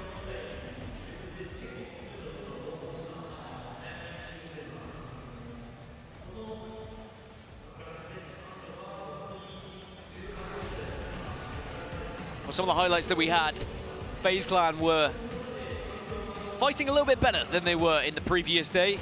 This was a fun one as well. Just when LG thought maybe they were going to be able to reset, VK full sent it. The grenades were really the demise of LG, if I'm completely honest. But there were so many fights around these areas. This is what you were talking about. Lots of open space, forced bubble fights, engagements having to happen, because if you don't take the engagement, you've already used your bubble, you are just going to be cannon fodder. You're going to be sat there in the middle of no man's land, and you'll probably get destroyed. Yeah, very difficult to play these early as well. I think that's something to know. When you saw that zone pop, I think a lot of teams might have been thinking, this isn't going to be an early rotate for us. This is going to be an Evo building exercise, and that's something interesting to talk about as well, that we kind of highlighted that's unique to E-District. There isn't the kind of interactions you can do around the map to get those Evos up. A lot of the time you're going to see teams moving towards the end game, maybe with blues and purples, a little bit more often than you are going to see on Stormpoint and World's Edge. So teams probably thinking about how the zone dictates their pathing and what kind of approach they have, just depending on what is playable. If they can do damage from center zone, if there's a playable spot, great, you can go early. If not, you've got to really kind of reevaluate how you're going to approach things. August and Hungry take game 1. Supernova take match 2, both of them finding 13 kills to go alongside it, and both of them with an incredible amount of damage. But who is going to step up for match 3? Or are we going to start to see some of the lobby leaders getting back-to-back victories or finding multiple victories really to establish themselves in this series and try and put their best foot forward towards Elimination Round 2? Because even if you are to win Elimination Round 2, the best position you will find yourself in the POI draft is 11th. Because all those teams that drop down from the winner's bracket get priority over you in that draft as well. So you really have to play for 11th, because if you scrape it through, you're going to be 20th position in that POI draft. It's tough. And it is tough. It's better now we have 3 maps, I will say. You're going to be landing at landslide, is what you're trying to say. But maybe Geyser. Honestly, I was speaking to Kimchi this morning, and he was saying, I don't mind on World's Edge if we're landing at Landslide or Geyser or whatever, as long as we have a good POI on Storm Point and even E-District, we're pretty happy with anything. So it's also why we're kind of seeing teams prioritize Storm Point in these drafts. Well, match number 3, you can see, is in front of our eyes, and the Gibby is double-footing out of the dropship once again down to the ground. And now we're getting a little bit closer to finding out who is going to be moving on, of course, to Elimination Bracket Round 2. Match 3 is live here. We're back on E-District. So Supernova were able to play it perfectly in the previous game, pushing the teams at the right time. They didn't overextend. Dropping down towards Shipyard Arcade, they will have a ring console available to them, but of course they don't have a character that can hit that ring console. So instead they're going to have to hope for a survey beacon, which they also have. So something to be said for Supernova. Maybe that helps out that they have the survey beacon. They can find out where those teams are, and then they can calculate that aggression. Yeah, try and just thread the needle, so to speak. Looking at zone, we'll get the info to you as soon as we see the beacon pop in, and it is going to be heading towards City Hall. Now, last time we saw this zone pop, everybody went to the Lotus, which was the strangest games I've ever seen, but we'll have to see if Reignite have got their heads a little bit more screwed on than what we saw in the previous lobbies. Well, I said I wanted a final circle that had plenty of buildings. Well, I guess we've got... City Hall certainly does. We've got plenty to play with at City Hall. In terms of those who can move fast, Meteor also have a ring console, but... Oh, they are playing a Rampart. Okay, Meteor did play a lot of Valkyrie throughout scrims, but they are moving over to the Ramparts, so they will have the ability to get ring console. Team Burger also have ring console available at Boardwalk, so they'll be able to move in fast to join Reignite. But I don't think Reignite have access to a ring console, so sadly for them, they're to not the Lotus. They'll head up to Lotus, similar to what Complexity did. They'll have to see if they try and counter-rotate, or if just by extending to get this Evo Harvester that's in and around City Hall, that they see a couple of teams moving in towards them, and they're like, oh, okay, maybe it is going to be pulling towards us, and we'll play off the information that is presented to us in a more kind of visceral way, so to speak. Source X and Y might actually give them that information. Now Zero Tenacity and NRG having a couple of pop shots against one another over towards Galleria. Zero Tenacity down on the lower side, only 16th position at the moment, only the 5 points, whereas NRG, remember, we saw them up at the top of the leaderboard after 2 pretty successful games. You can see what's happening elsewhere, a little bit of traffic the south side of Humbert Labs, which seems to be fairly consistent. You do have a few POIs that land, I would say, probably closest to each other on E-District, so sometimes you are going to see those teams and players, especially when they're kind of extended for Evo Harvesters or Ring Consoles, whatever it might be, kind of exchanging a few glances at each other. FaZe making their way up towards and past Stallions, who are kind of counter-rotating towards Heights. They're going the Electro down way at the moment. As you see some of the damage stats actually coming in from this tournament. Sum of all damage, 1,656,569. Nice. Nice. It's the amount of damage you do in a game unranked. You've gone too far the other way now. Oh, really? Yeah, I know you're still trying to make up for saying that I tilt in games. But no, I meant 69. Oh. Well, NRG, after getting poked and prodded a little bit earlier from Zero Tenacity, are trying to move ahead of them. And they'll probably try and hit the one choke and maybe go to the northeast of City Hall, but I think that's where FaZe Clan currently reside, so they would have to be careful. Their pathing is also making sure they get as much of these Evo Harvesters as possible. Onset was mentioning it. Not all of them are as obtainable as this one, so when they do come across one that's more achievable, you have to take it. Just got to be careful here. They don't get cut down on the cross. It should be pretty good. I think both teams realise that even with the gap that is between the two teams, a knock here isn't really going to be something you can capitalise on. So Zero Tenacity. Going to head a little bit more southern than NRG will, and NRG are going to collect the Evo Harvester in their own merry time. No real worries for either team there. Of course, with it being the last game on E-District for those teams that have been finding success on this map, now might be your last chance to make it count. Could be the last time you play this map on LAN at this tournament if you don't find success, because of course we're sending 10 teams home after these 8 matches. And one of the teams that's expected to do well here but hasn't necessarily found that success is Envy. #1 pick in the POI draft. They only just barely missed out from the winners bracket, but they have yet to get going, and they need to start hitting a rhythm sooner rather than later. But of course their priority was Storm Point. They picked it first.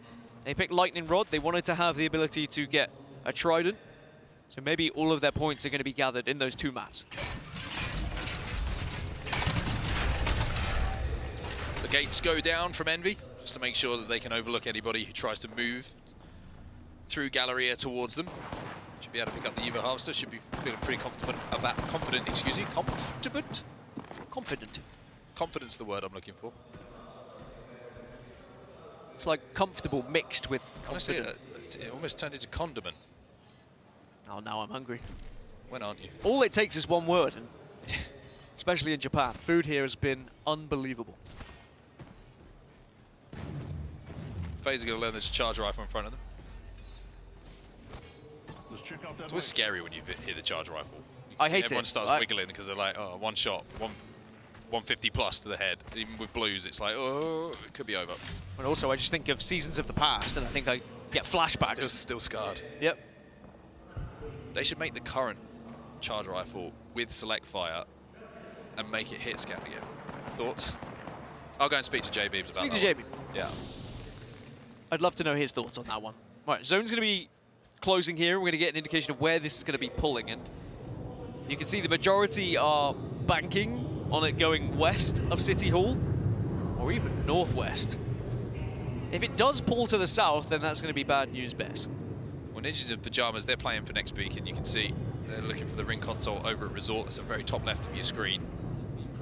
Elsewhere, not really too many ring consoles to be hit, so this is going to be really valuable information, actually, for NIP. I think the only frustration for them is it's one of those beacons that they hit and kind of there's nothing surprising, right? It's just pulling to where they would have expected it to anyway. Stallions, though, in a fight themselves.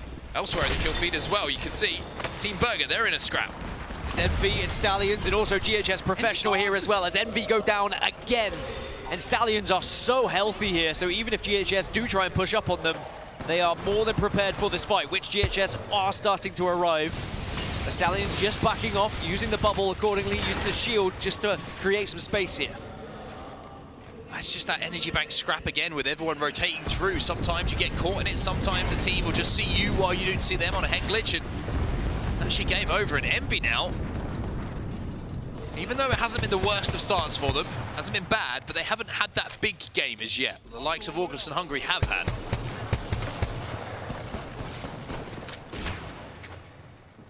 Yeah, Envy putting at least some points on the board that maybe they can scrape through if they were to continue in averaging this way, but they're a team who were expected maybe to run away with this lobby as Albrelelli looking to try and run away with the Peacekeeper.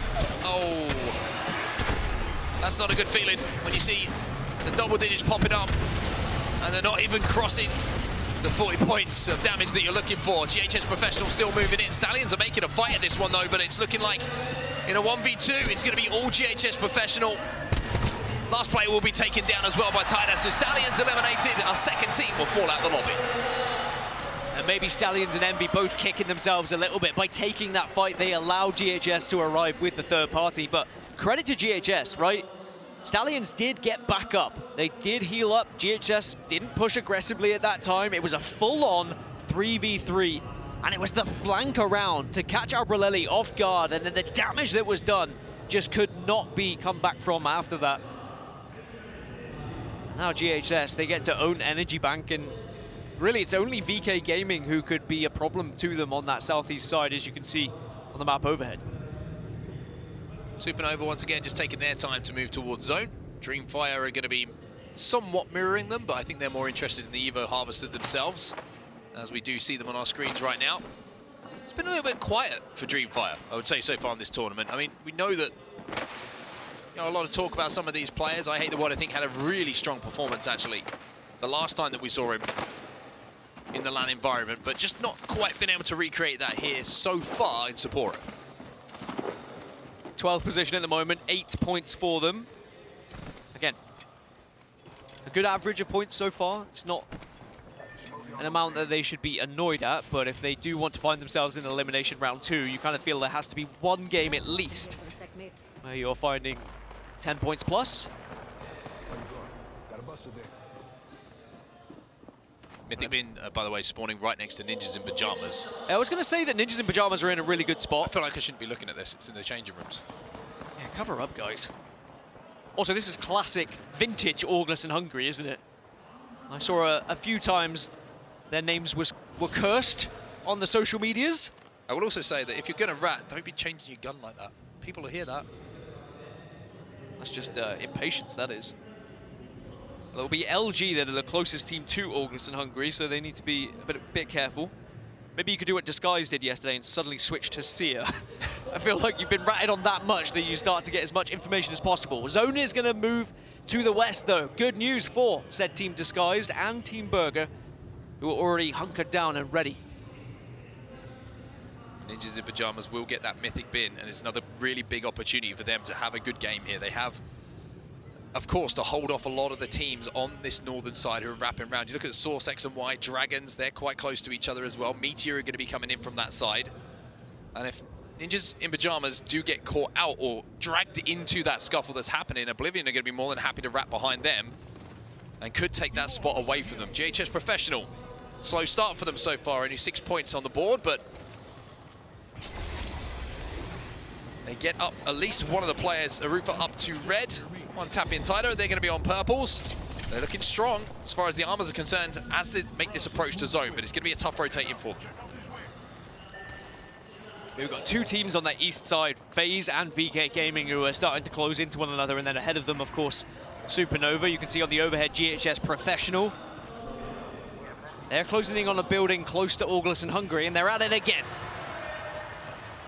Waiting in the wings. Not like this. You walk around that corner and like three this. shotguns are about to be stuck inside your mouth. Not like this.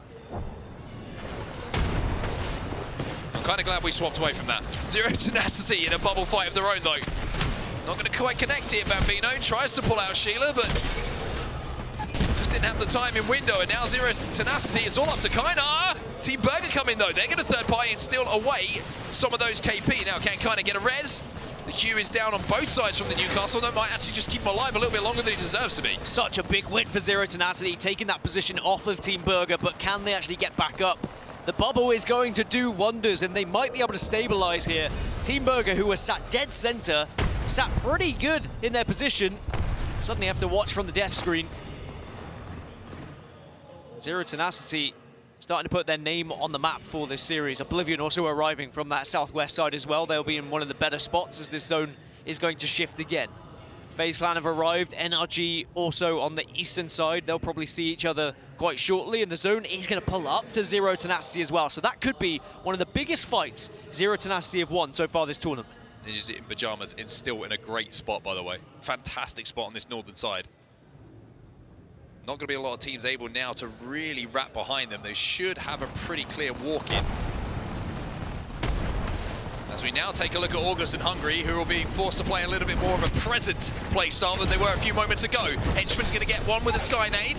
Kainar's going to get one with a Mastiff. 108, beautiful shot coming in. It's all up to Henchman now, and VK Gaming will be eliminated. August and Hungary get more points on the board, even though here come GHS looking to clean up the pieces. There's a lot of points available for GHS in this game. Disguised eliminated alongside August and Hungary, down to now 13 teams, as all those who are forced together are starting to have to take fights. They're a little bit uncomfortable. Speaking of uncomfortable, LG might start to sweat a little bit. I think they're going to be a little bit surprised because they're going to be able to be looked down upon by GHS, and that could be a very easy fight if they recognize that LG are below them. FaZe in the kill feed again. It's JMW with that scout who gets a pick.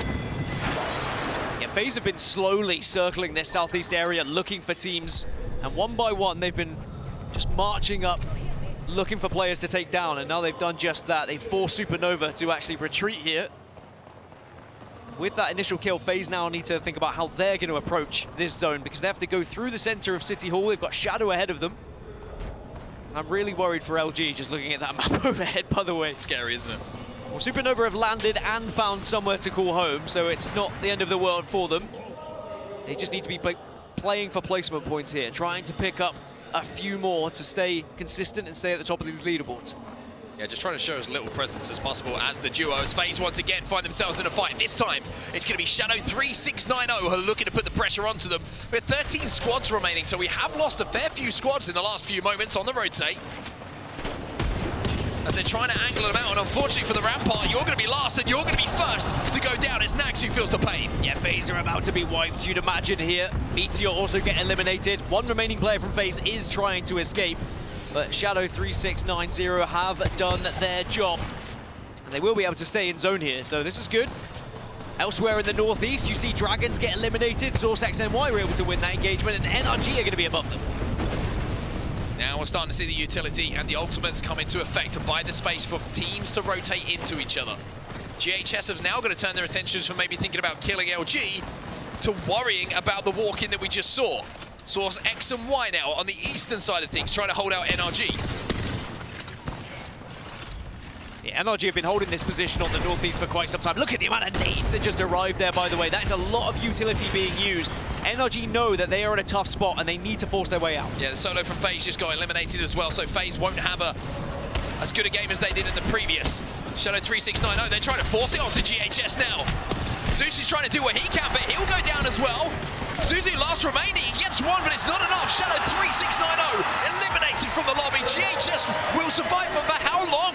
We were worried about LG getting taken down, but LG now look to third. That was the opening for LG. Elsewhere, NRG also taking the fight. They were able to get aggressive. GHS get eliminated by LG off feed. Now NRG have done the job to take down one from X and Y, and it looks like this could be the end of X and Y at the hands of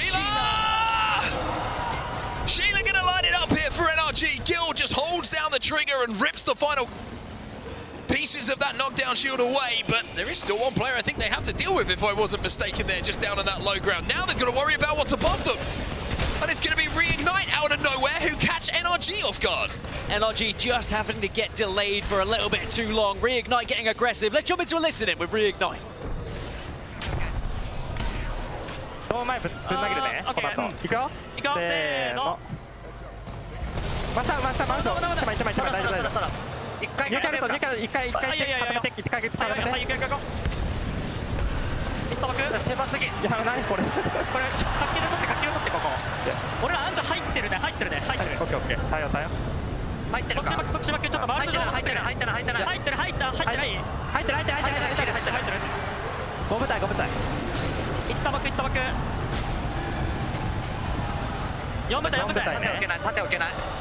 これグレー来たら9ね、グレー来たら9。あ、待って。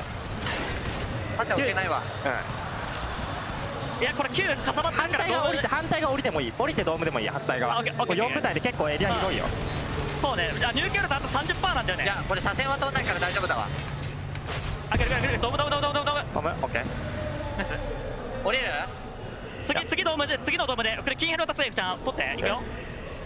待って、一旦これ俺の盾でいなさ。Well, Reignite have about 3¼ inches of room to play in that corner, but somehow they made it work. There's more snow in Sapporo than there is room for them to play here. In terms of inches, yeah, just that's where I was going with that one. Didn't really work, but it sounded better in my head. I'll support you on that one. Sounded better in my head. By the way, Ninjas and Pajamas back up to a full 3. So it's Zero Tenacity, Ninjas, Reignite, and LG. LG have their eyes trained on Reignite, but now Reignite use the time to move.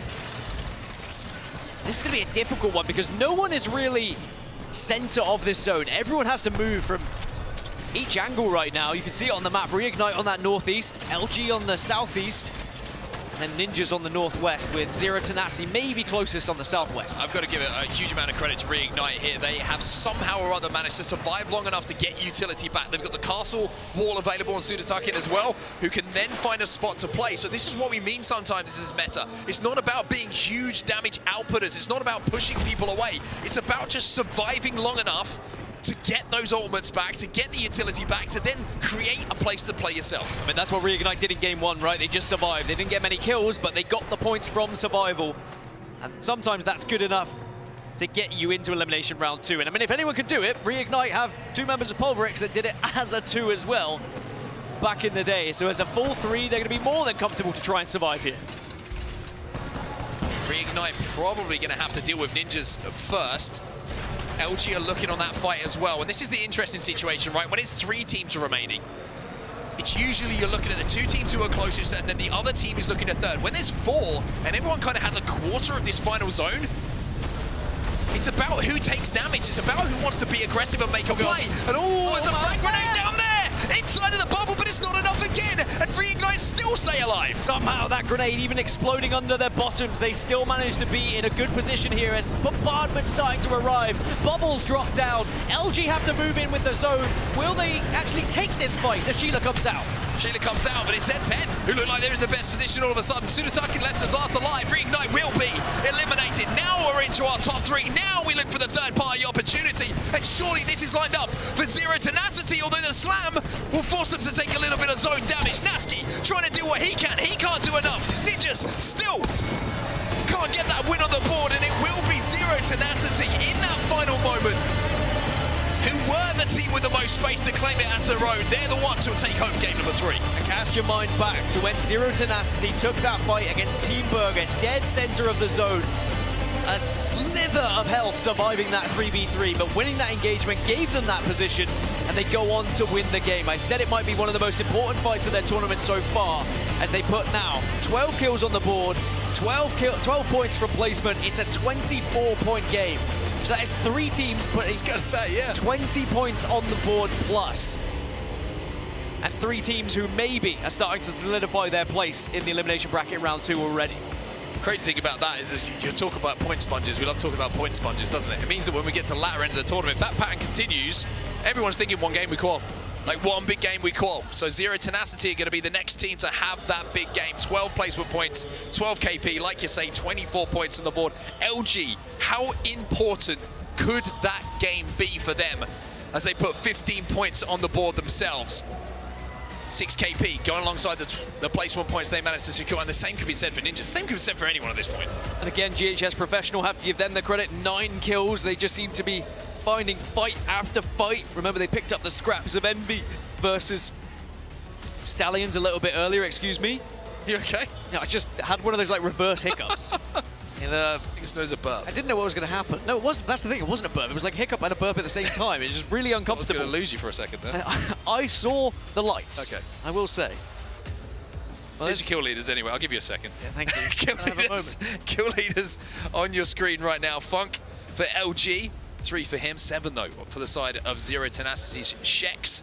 Very impressive numbers coming in from him, and I think the pattern that we're seeing right now is leading to some very exciting games a little bit later on today. All right, I can breathe now. I'm okay. Good. This is how the series is looking. ALGS and Hungary still hold the #1 spot, 39 points. And with how they're playing and the just consistent amount of points they keep picking up, I would say they are in a pretty good spot to get into Elimination Round 2 already. Supernova follow at 31, and then Zero Tenacity have jumped up into 3rd place with 29. But NRG still hold down the top 4, despite not having one of those big games that we've seen from the top 3. Yeah, you look at the other side, though, and the worries now maybe starting to feel a little bit more real for the likes of Envy, Stallions, who are 2 teams who just missed out, remember, yesterday, on making it directly through to that winner's side of the bracket. So some questions to be answered. We're still not halfway through this set of games, excuse me, but we're getting there, and we will be there after one more game. Is worth noting, of course, E-District maybe wasn't a priority for some of these teams in their POI draft, so they weren't expecting to get in those points, but for a team like Envy, their first pick was Storm Point. So these 2 maps are going to be vital for how they're going to be progressing in this tournament. It's 3 games done, and after that we're going to take just a moment, step away, because we've got the desk ready to give us a breakdown of what's just happened. How are we doing, everybody? We feeling good? I mean, we're feeling fantastic. Thanks, fellas. Take a little bit of a break. We'll got it from here. Rain Day here on the desk with Snipe Down, Graceful, and Jamerson. Back to talk action after 3. E-District was electric. Not for some teams, though, specifically Envy and Stallions, who were not able to get galloping so far. We'll see if that changes as we switch maps over to Stormpoint. Snipe, I'll start with you. Orglis and Hungry, obviously a very, very good team, an inconsistent team though, but they've showed up, and that's kind of a surprise for a lot of us. Yeah, so one of the things Gina was telling me in the back is they had 0 top 5s going into today and got the game 1 win, and that's got to be the Matafe way. We saw him in at the last tournament in Mannheim, and they were doing extremely well, but the moment they dropped to the losers bracket, they couldn't pick up any momentum. So to see him start in the losers bracket, start with game 1, and saw how dominant he was in IGL, we saw, I think he won 3 games in 1 series at the last event, and them getting a win to start off is a great momentum builder for that team. You know, the other element, Graceful, is that you've got, okay, a little bit longer to get things going. We do have 8 games. It's not 6 games. Normally this would be halfway through. How do you feel about some of those teams maybe on the back half not performing quite yet and their chances of really being able to pull it through? I mean, I would definitely say that they still have 2 more games to, you know, have a little bit of smaller Until you start games. feeling worried? Until after 2 more games, though, you need to make big games. Okay. Like we just saw this last game, you know, they only had 5 points before they dropped this big, I believe 24-point games, 20-plus game, and not everybody can do that. But if you're able to do that, you can always bring yourself back in. But in 2 games, everybody else's overall point just flies a little bit too high. That 1 big game might not be enough. So now is the time to, you know, accumulate a little bit more points on average. All right, let's take a look at the final circles, and we'll kick things off with game number 1. You know, the action started off pretty strong, but it was Orglis and Hungry who was able to take this win. Yeah, so I think the biggest thing about this is they just put themselves in a position with zone knowledge on coming in from the height side, and you can see every single one of these teams that are down low, there's nowhere for them to go. They're using all of their utility, while Orglis and Hungry are able to stay on top. The only thing they had to burn so far was the Newcastle shield. They still have bubbles, they still have Cat, they still have so many different things that they can do, and all they have to do right here is just play as patient as possible, put their backs to the zone, wait for these other teams' utility to go down, and then they're just going to eat each other alive. They throw the bubble on the edge, it's a great bubble. They wait for the Newcastle shield to go down, and then now they see them committing, and this is the time to go in, try and get as many KP as possible without overextending, obviously. And honestly, I think I would have liked, once they start seeing a couple knocks, to get a little as much of this KP as possible, because they did end this game, and I think they do get most of this with a lot of KP. We saw that first game they ended up, I think, like 20-something plus points. Yeah, and we're saying Matafe really for the first time this entire desk finally showing up. We'll see if that continues. Yeah, I'm here in game number 2 for Supernova. This was an awkward game because we were talking about priority for them. This coming down to the southeast side of E-Bank, a lot of people were kind of confused. We had a lot of teams kind of hovering around Humbert Labs, and so teams were very spread out on the outskirts of this ring. It created a lot of space, particularly for Supernova. They were able to get the jump on VK Gaming and set up for this position early on. I felt like VK Gaming might have had the win here, but again, so much space. You can see the final 3 teams had a lot of real estate to work with here, but it was Supernova who were able to fight and take control over this high ground extremely early on in the mid game, and then from here just collapse on the teams for the win. So I'm glad that Supernova were able to take the win here, especially on E-District. And of course, that leads us to what just occurred. Graceful, game 3, Zero Tenacity. Shex showing up, kill leader, and also getting his team a victory. The biggest thing about this is that they actually played out this game very slowly, because at the end we saw all teams have a huge amount of space, but they just opted to play a little bit more passively, pushing the other teams into others. Like I like to say, you know, you got to play on the outskirts and force other teams to fight. As we can see, Shex here is just mopping people across safely behind his wall. He's actually not inside the action. He's just playing a little bit passively, coming down from the high ground, moving up a little bit by bit, getting kills, picking up left and right. But the biggest thing is that this was a 12-point kill game. They had plenty of kills, even though they might have not had big games before, since they only had a couple of points before. This one game swings them straight back to the top, and they can actually even, if they keep this form up, they could stay at the height. And if we've been here before, if you've seen this series of Championship Day where it's Elimination Round 1, you're really hoping for that one win. Most of these wins, I mean, the first 2 almost identical in terms of kills and damage. The second one a little bit more damage, but right on that 12-13 number. It's very, very difficult to lose and get in that bottom 10 if you at least win 1 game, Snipe Down. So these 3 teams, Orglis and Hungry, Supernova, Zero Tenacity, got to be feeling confident heading into the rest of the series. Yeah, I mean, I think we all know that it just comes down to 1 game, so we're seeing 4 of the teams that were the closest to qualifying for the winners bracket in VK, Envy, Stallions, and Oblivion, all in the bottom 10 so far. And, you know, that's got to be tough being so close to then being at the bottom. But they know it. Every single one of these teams know it. It takes 1 game. You cannot let the previous 3 It's a new map. You don't have to replay that map. You can forget everything and just focus on the next series. Yeah, I will say, though, of the teams that you listed, I mean, the only one I see a problem with is going to be VK Gaming. They decided to first pick on to E-District. They put a lot of their eggs in that basket, and after 3 games, not being able to produce as many points is a very troubling sign. But for NV Stallions, we know how practiced they are on World's Edge and on Storm Point, so they do have a lot more potential there. Experience is one thing, but an experience in an elimination round where you can succeed, even against all odds, is difficult to replicate. One team, Reignite, was able to do it under a different banner called Pulverex with some familiar faces. F-Chan leading the pack with 1 player not even there. That's right, 2 players already qualified. So it was time to see with Wig and Greek if they could inspire that passion for Reignite to win.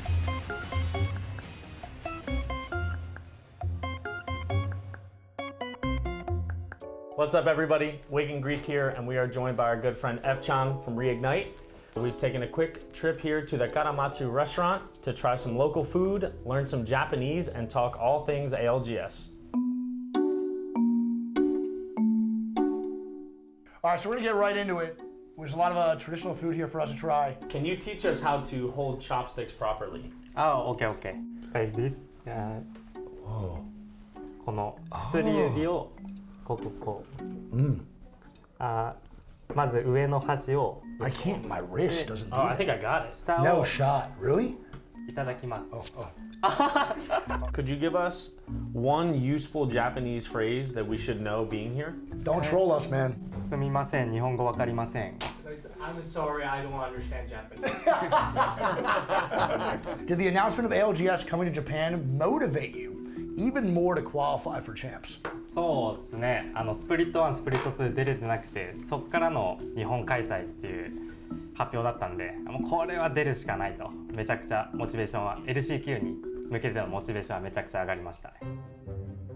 Cheers. I'm not a cheese guy, so we'll see how this goes. Cheers.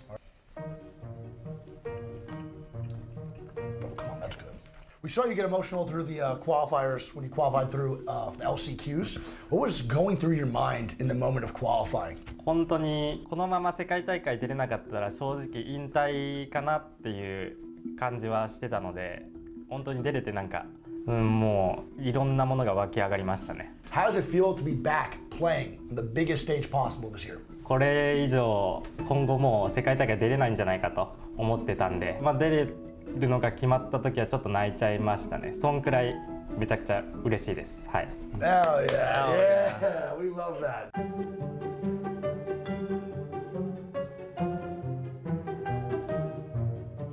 Now that you qualified, what do you hope to achieve this event? Like, what's your #1 goal being here in Sapporo?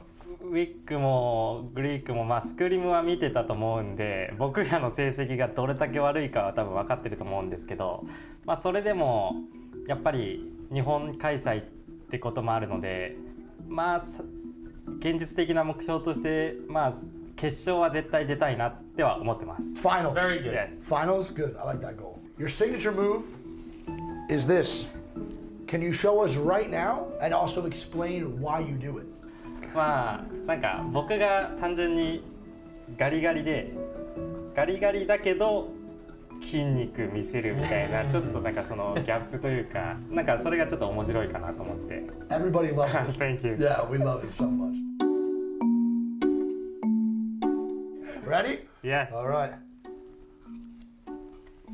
Oh my God. So F-Chan, over the years you've had a few different teammates. We want to know who is your favorite teammate you've ever had and why?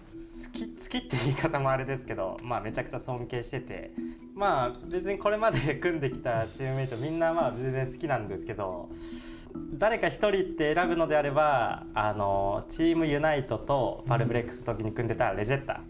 I haven't heard that name in a long time. Thank you so much. It was a pleasure having you, F-Chan. Best of luck to you at Champs, and thank you so much to everyone tuning in, and we will see you in Sapporo.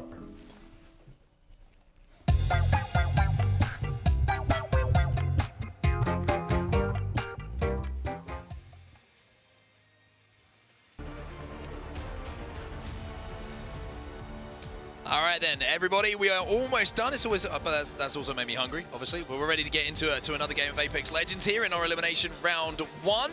And we're going to be going over with a little bit of a change of scenery now to Storm Point, Dan. Yeah, Storm Point is now where all these teams, actually 6 of these teams, that prioritized Storm Point in the POI draft, they're going to be rubbing their hands together. Envy, Stallions, VK Gaming, Oblivion, Source XNY, and Disguised all opted to have their first picks being here on Storm Point. Lightning Rod for Envy, the Mill for Stallions, Echo HQ for VK Gaming.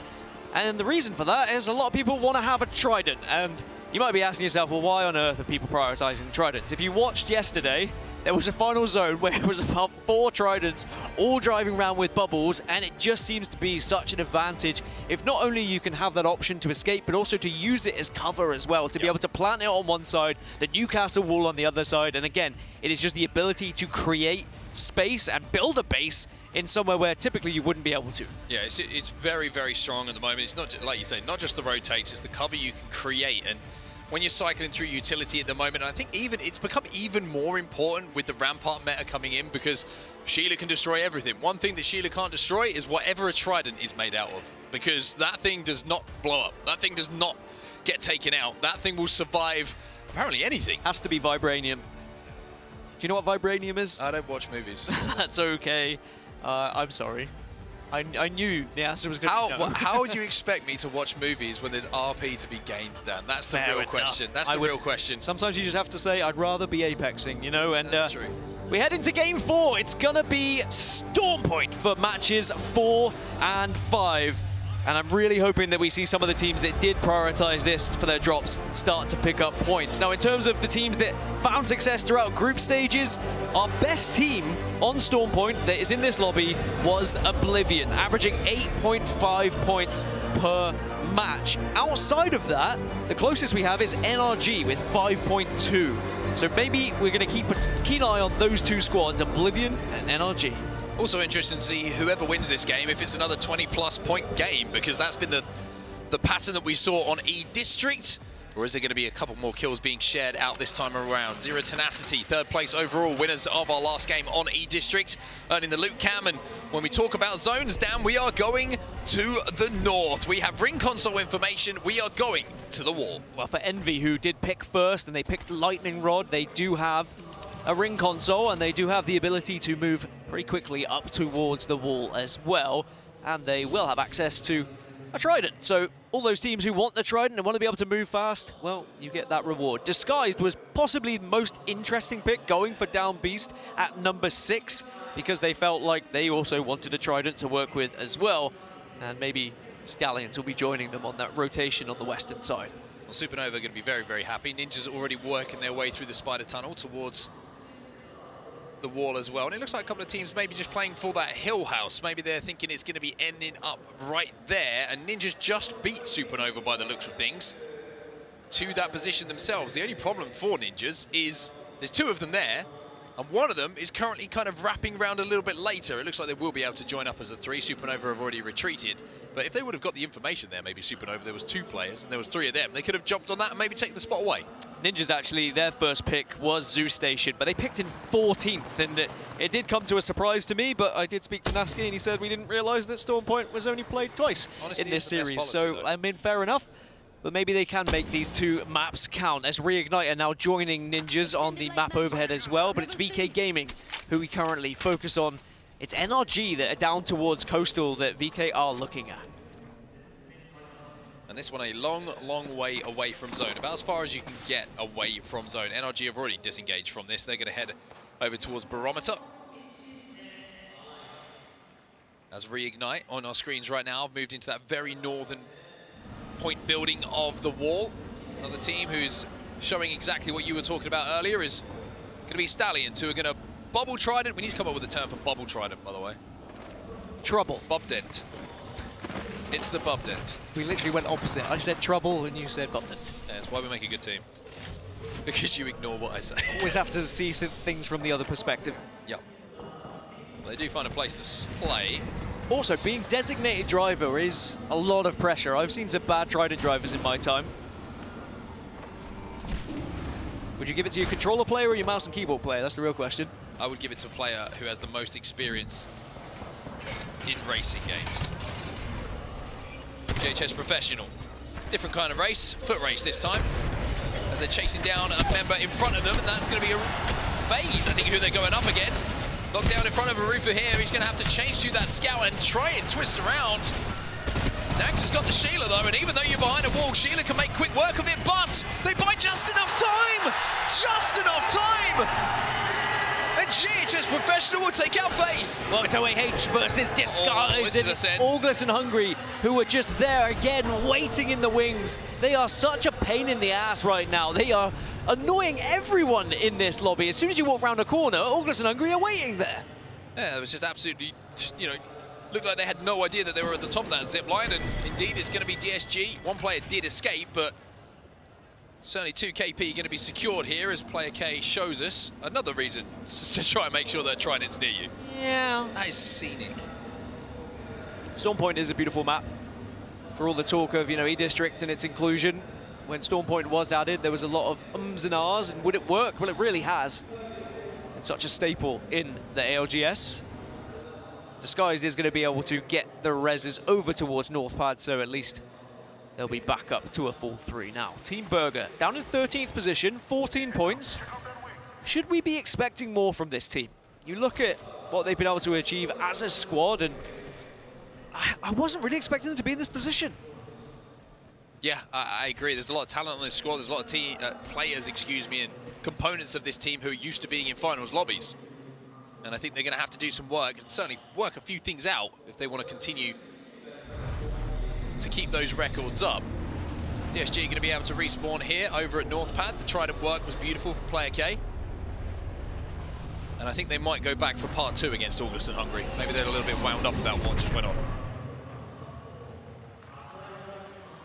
As we get as the overhead of the wall right now, a lot of the playable buildings have been already taken up residence. But there will be late arrivals looking to try and evict them. Zero Tenacity are going to be up on the northeast, getting information from Lightning Rod, getting that ring console.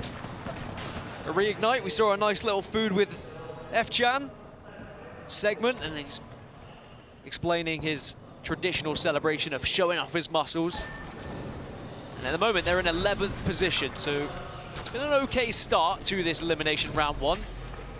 Even if Stallions are trying to take them out. Oh, again! Every time you show face. A little bit of res farming, I think, maybe going on here to get that Evo up.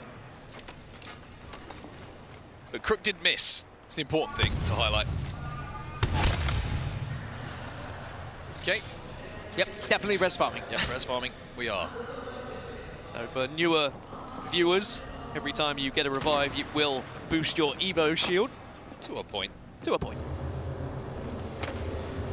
But certainly a worthwhile tactic to employ, especially if you're trying to play that longer. And this is your map overhead. You can see all the teams inside of the zone, and it does look like we are going to be pulling up towards the northern side of the wall. DSG still trying to pick up the scrap loot on their way, as they've had to respawn. VK Gaming taking their time. GHS on the southern side as well.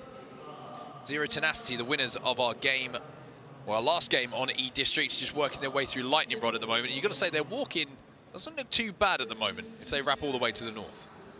Yeah, they might be greeted by envy, but there is certainly coverage there available to them, and of course they can make their own as well with the legends they have available in their arsenal. It looks like August and Hungary are actually having some pop shots over towards envy, and I think that's just what happens when you get this many teams so tight in a POI. You naturally try and farm your own Evo shields as well, just purely through damage, especially if you have a Nemesis or a G7 Scout. It's funny how we had the games on E-District that became the Carnage games with the open end games. Then we moved to Storm Point, which traditionally has been all about open end games, and we have a wall zone where everyone has somewhere to find and play. Egg buildings are going to be envies. These are the envy eggs. Like devil's eggs, but tastier. Oblivion are going to be the furthest team from the zone here, and they're actually split up at the moment, but they've been able to find a Trident. They went on a hunt, and they have been rewarded. And it really has been crazy to watch the meta develop and the kind of importance of the Trident develop as well in front of our very eyes, as DSG now going to just stop temporarily here. They feel like this is a more comfortable place to be holding, and they can hold out NRG from here as well. Certainly can indeed. Gibby ult's going to be exchanged, it looks like, between the two teams. This is the choke that comes comes from the Trident POI.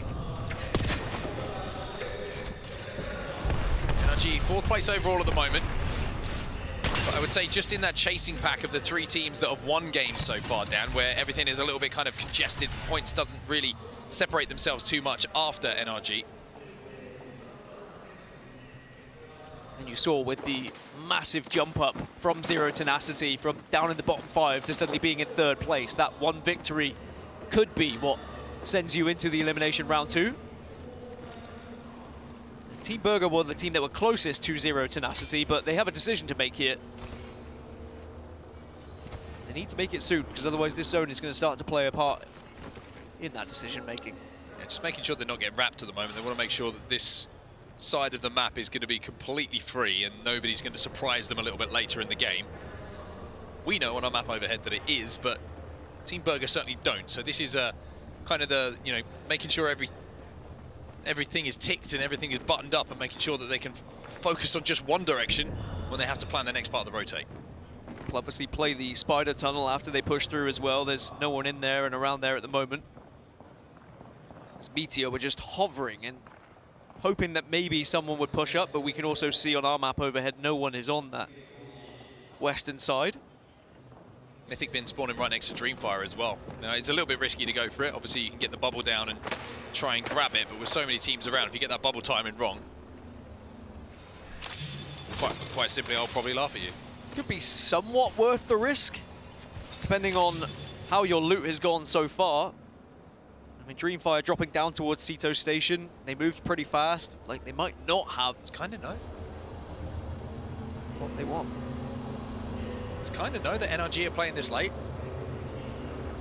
I think he's called it out. Look, the rest of ALGS and Hungary on our map overhead are actually now coming over to support, kinda. Did NRG, this is like all eggs in one basket now. They're in zone, and they have to send it up the zip line. But NRG backed off from it, so I wonder whether they caught wind or just smelt something in the air. Kinda's aftershave starting to waft through Storm Point, as the zone's going to continue to pull up to the northeast as well. Team Burger, by the way, you see them making their move after they cleared that back. They're now heading dead center zone here. Is GHS Professional are in a fight? Roofer goes in, did he get the stick? Doesn't matter because his 2 teammates have absolutely destroyed Kaina. And this isn't looking like it's going to be back to back for them. And they would take the most northern spot away. The last 2 players from Z10 managed to just escape, as Envy start to involve themselves in the kill feed as well. Team Burger trying to make a big play here. Sharky left on his own. It's 107. Sharky manages to fight 2. VK Gaming will finally win it, but I mean, Sharky gave it his all in that bubble fight. That was almost a complete turnaround, but VK will be able to reset here. There's a full send from Team Burger to try and strong-arm their way into the zone. Speaking of strong-arming into the zone, NRG have found their way into a position here. ALGS and Hungary, of course, were the team that were looking to try and take that fight, and they are so close in proximity right now. You'd imagine this fight should break out, but Envy are very close to it as well. So I think both teams are aware of that, and they're not overcommitting just yet. Pretty sure that Envy actually have the armor advantage now, and they have the bases down on ALGS and Hungary, who are playing the slow game, who are playing the silent game. The problem with that, if it doesn't come off, if you don't get those KP, you don't get the loot. Towards the end game, your armors aren't going to be there. So NRG being forced to use that bubble again because Envy are just overextended from those eggs, taking that high ground, and by forcing that bubble, they could be in a really tough situation now, Envy. Envy do need to be careful, though, because there's only 2 of them on this area. One of them is split, but they are really ruining the day of NRG. It's not so fun for fun. Guild the next to go down from Zero Tenacity. And NRG just hoping to try and survive for some placement here now. Nocturnal, unfortunately, won't be able to continue that game, and it will be them out in 18th. It always felt like a rough game for NRG. I'm not quite sure if there was any positives, to be honest, from that game. It just felt a little bit disjointed on the rotate, whatever it might be, but plenty more games to come for them, and some good points on the board won't hurt them too much at this point. Oblivion and Envy are going to be the teams who are in the best spots, and Envy, who have been controlling those eggs at the northern side of the wall, are still going to be controlling the space. Not just there, but just to their west as well. Elsewhere, everyone who's inside of wall will have to leave. And I love these moments, Dan. You know me. When everyone has to work their way towards zone, who's stacked up, we know there's going to be one team somewhere who's going to come out with a lot of KP. Especially when everyone has to move north as well. It's an uphill battle, quite literally. But you say one team might end up with a lot of KP. It also could be a lot of shared KP here. We were speaking about the games and the point sponges. We can see a lot of individual fights happen where it's just about picking up any scraps that are available to you. A couple of KP here or there could be the difference. As Dragons, they've lost 2, but looks like they should be okay to get back up. Disguise just made a really big play as well. Disguise, they bubbled onto the Trident. They boosted into a position now where they will be safe inside of that next zone. But everybody who's here on your screen right now, including Luminosity Gaming, will not be. They have to either decide to try and play for KP or to formulate a rotate. One KP's been picked up by Funk here with the Mastiff. Supernova gone, LG will claim those KP. Some of the bigger teams that have been soaking up the points, getting eliminated as LG find themselves up into 5th. Quietly going about their business. The last time we saw them on Pylon was at Split 2 playoffs in round 1. They picked up 57 points from this POI. Maybe that's something that they can try and do again here, as now Meteor taking a lot of damage. Kuroton, what can you do? Mastiff in hand, not going to do anything is the answer. LG. LG also come in to finish off Shadow 36 elsewhere. This is looking like an LG game. Stallions eliminated as well. And it looks like Sweet is starting to see the map pretty well at the moment. Third-party opportunities are presenting themselves and they are committing almost immediately. LG working their way through wall. On the other side of how to play this zone is going to be Envy. They have been in this spot for the majority of the game, and their job is to quite simply hold it. Envy would love to pick up some big points here to try and catch up these lobby leaders. Now Reignite. Looking over LG as Dragons get eliminated. Source X and Y go down. And LG just trying to back off Reignite as best as they can here as the zone closes. Going to be safe as well. Wall is going to go down to protect them from the eastern side. And LG continue just to tiptoe their way forward. Get a feeling about this game for LG. It might not be a win, but they certainly are starting to rack up some points through KP. I think favourite at the moment has to be Envy with the position they currently hold, but Disguised might be able to change that. You just saw Disguised on your screen on the top left-hand side of the map. They just jumped on in to centre circle. It's going to be a real question of what they can actually do from that position, whether they can build something and how vulnerable they are to the surrounding teams. Ninja's also in that area as well, just on the northwest. August and Hungry not so far away from them. Actually, this northwest fight is going to be a big one when it does occur. So Ninjas will be safe inside the next zone as well. August and Hungry trying to move towards them, who have managed to get up to purple. Opposite side of the zone on your screen, LG, Reignite above them. Looks like Henchman from August and Hungry managed to pick up a knock there with that scout. Isn't going to be converted into the KP just as yet. As Sheila is training on this bubble here for Casa. VK just waiting, but VK also need to be thinking about moving, and move they shall. Onto the Trident. No bubble though, so this is a dangerous move. Oh, and the bubble does come down. Did it miss, or are they happy there? That's the real question. LG starting to make their way as well. Yeah, looking to just mirror Reignite here, and if they poke around this corner, they might get the information that they're going to be able to do exactly that. This is really smart from LG. Now they can mirror them, now they can shoot them in the back. One knock comes in, and the path that is being carved in front of them as Dreamfire eliminated, well, they could quite simply walk this road if they can finish off these KP. Sykes and Sweet do the job. Funk went down, but now the res can come through from the Newcastle. Or can it? They're being mirrored. It cannot. They're being mirrored. Hungry come in. It's August and Hungry who mirror then, and LG now will go down. So seizing the opportunity, Matafe sees what LG are doing, sees the fact that knocks are coming in, and completely mirrors their path in towards his zone as well. Well, now VK Gaming are going to be above August and Hungry here, so they are going to still have to fight uphill. Oblivion also overlooking it as well. Absolute carnage here on the northern side of Stormpoint as Envy still kings of the mountain, watching over everyone else. Got to make sure you can climb Matafe. Henchman just firing off rounds from that Mastiff, trying to work through the knockdown, work through the tag from the Newcastle. Not going to be able to. Bubble goes down as well. 8 squads now remaining in this lobby as Envy are in the kill feed once more, picking up a couple of KP. A little bit of a standoff from the Mountain Goats. But are they going to headbutt? They were trying to wait for the third to be able to join them. But They're still climbing. Zero Tenacity get eliminated. Envy have just got one knocked, but I think they're going to be okay on that northern tip. A couple of Sky Nades coming in from VK Gaming. They're trying to hold out August and Hungry here. Q goes down once more. A couple of resources being shared. It looks like they're very, very low on health meds at the moment, VKG. As Envy will be set up behind their Q. Let's jump into a listening with Envy.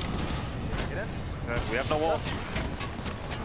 We just have to play the fucking car in the fucking corner, bro. Yeah. Literally. Sorry. Just play the fucking car in the corner. No Q, no Q, no bump, okay? Get walls down. They're getting above us. I have to give you to the right team. I have to give you to them. Okay. I give you to on them. We can play me on the rampart wall. Play me on the car. Play me on the car on the rampart wall. I'm gonna Q here. I'm taking them with Gibeon. What's our bub at? What's our bub at? Bub is soon. Bub is 9. We might want to swing the left, maybe. Yeah, maybe with bub we fucking peek the left.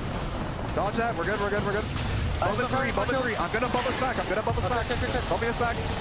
Play up to me. Play up to me. Can we peek this rampart? Jump in front of me. I broke his window. Can we swing left? Can we hard swing left? Peek their bub. Peek their bub. We got rep. Team back. Try left. Oh my God.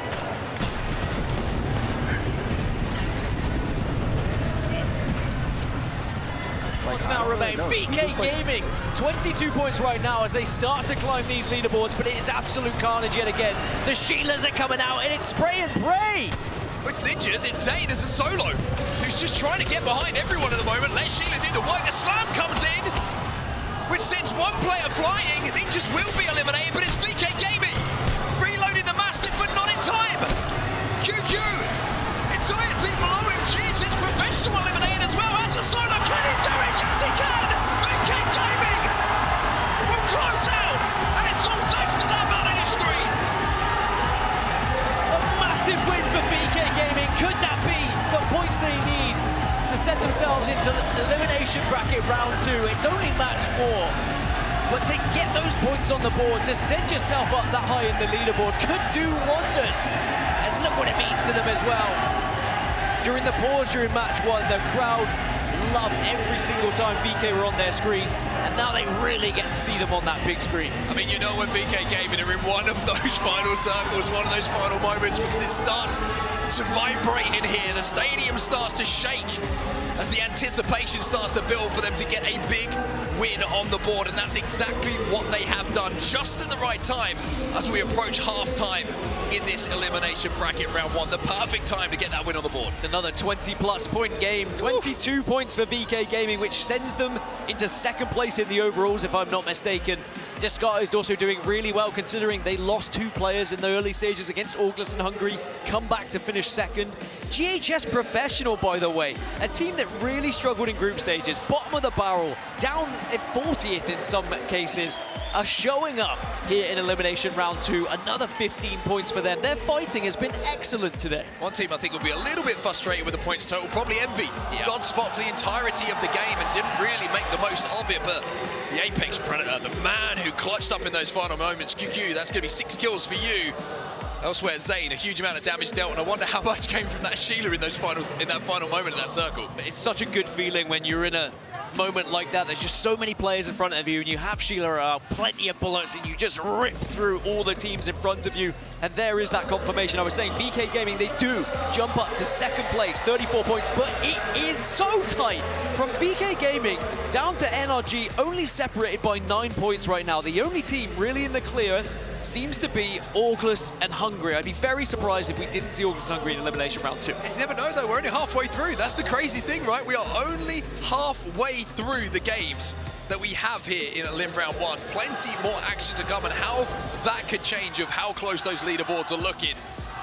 But for VK Gaming, maybe time to just catch their breath here in the half-time kind of moments elapse in front of us. Because that was probably the most intense end game we've seen in quite some time. Yeah, I'm curious to see it from other point of views, because Disguised, I thought maybe they were going to swoop in and win that one, but VK being able to do that damage in those final moments and just showing that they were not going to succumb to the pressure, which is a very good asset to have the further we get into this tournament. It certainly is indeed, and I got to say, that was, again, just another crazy endgame. LG, by the way, quietly going about their business. That was a little run that we saw and some really good signs from them when they were having to kind of traverse their way through wall. It's not so much about the fighting, I think it's about the confidence of the calls that are coming in from Swede, seeing those windows of opportunity to third party, and then everyone, most importantly, as always in Apex Legends, committing to the play, which makes it a lot easier to be successful on them. I think the first 4 games have set us up beautifully. You've only got to look at the leaderboards to kind of see that for yourself. Yeah, it's so difficult as an IGL as well, because you have to live and die by your calls, right? You have to be confident in them, hoping that your teammates trust you in them, but when they go wrong, you need to be able to bite the bullet and say, all right, that one's on me, but next time I think I've learned enough from that position that I'll be able to call it better. Would you feel confident in calling 10 teams to go through right now? No, but maybe 2. ALGS and Hungary are going through, and LG are going through. 2? Okay, well, we'll have to see if it's going to be the case or if there is going to be some surprises as we move through. We have got 4 games done and dusted. We still have 4 games to come here in our elimination bracket. We'll be back in just a few moments.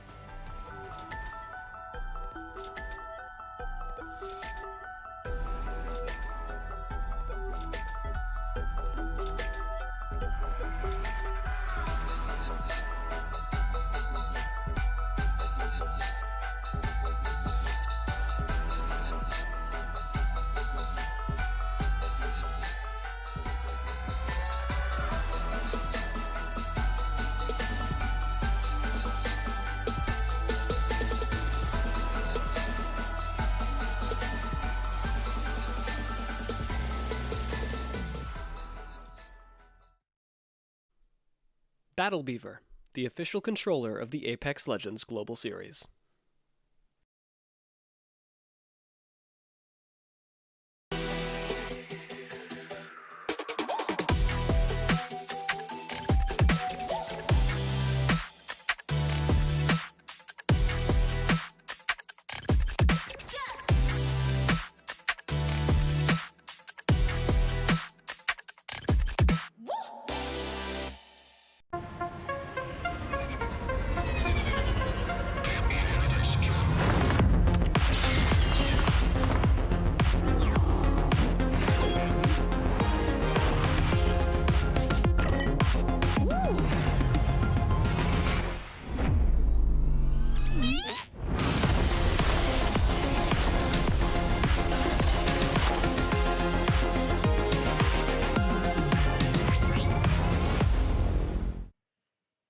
Herman Miller, the official chair of the Apex Legends Global Series.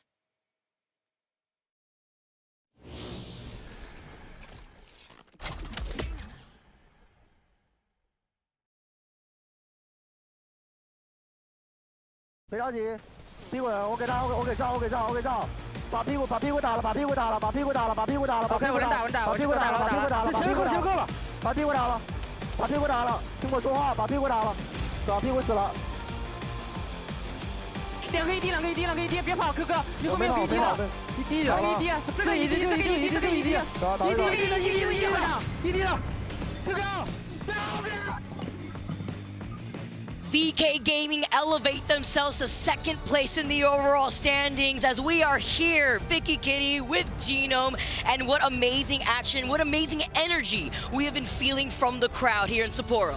Man, those final moments with QQ there, incredible.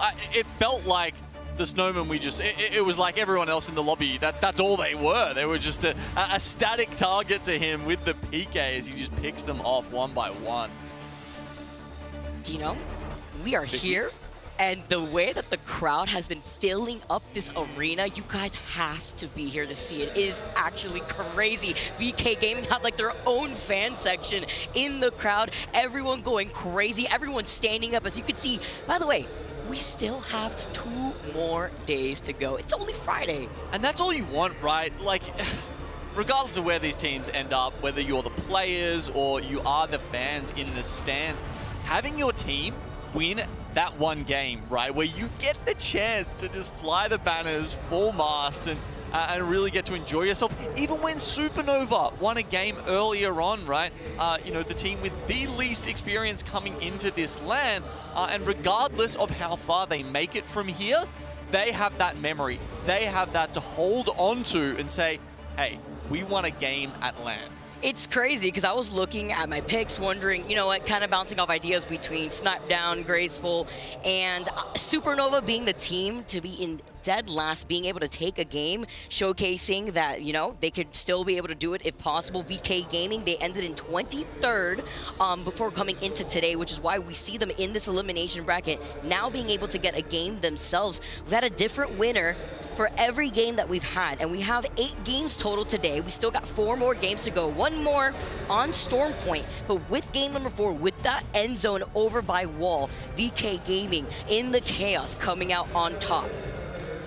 Yeah, so of course with the 8 match series here, 1 map out of the 3, it'll have 2 games on that map. This time it's Storm Point, right? World's Edge, E-District, we're getting 3 each of those. Storm Point gets 2. That'll rotate throughout the bracket stage. So tomorrow when we get to winners round 1 and elimination round 2, we'll swap it over to have one of them with 2 games on World's Edge and one of them with 2 games on E-District. But that does mean the Storm Point is, you know, in some respects the least impactful in this particular series, and it's interesting because there were a lot of high picks, and I think the desk and the casters have discussed this a little bit before, but yeah, I think it's just important to touch on it again that we've got Envy picking Lightning Rod at number 1 when that only gives them 2 tilts at that good POI, whereas you'll see soon when we switch over to World's Edge, there are not many high draft POI picks. And I think this was a little bit of a misstep in some of these teams approaching what is a new part of the LAN ecosystem. You mentioned Envy, a team that I was expecting to really pop off within this elimination bracket, currently sitting in 14th at threat at being eliminated with 17 total points. Another team I had in mind, Reignite, sitting at 8 with 18 points in 12th place, and even Oblivion. Seeing how they're going to be able to make this comeback here on Storm Point. You said that this was their priority here, but we're getting started already with the fights too. Zero Tenacity losing out on their Gibby player. Wow, okay, that was pretty early on, and that's Dreamfire coming up from Cito's station? That's an extremely early fight for these teams to be taking, and yeah, you can see that with the early knock. The early fight there, I Hate the World already onto the blue, and they are running straight into Cascade Falls, looking to grab these kills. I mean, look, Dreamfire in 11th spot here. That means they're kind of on the cusp. We're expecting the total needed to advance to the next part of the bracket stage to be roughly 40 points, maybe a touch higher. So if you're getting around that sort of, let's say, 45-point stage, you're probably safe by then. August and Hungry almost certainly through at this point on 49. And you can expect plays like that to be made as we are approaching those last few games left with this elimination bracket, right? As you mentioned, Dreamfire sitting that 11th place threshold.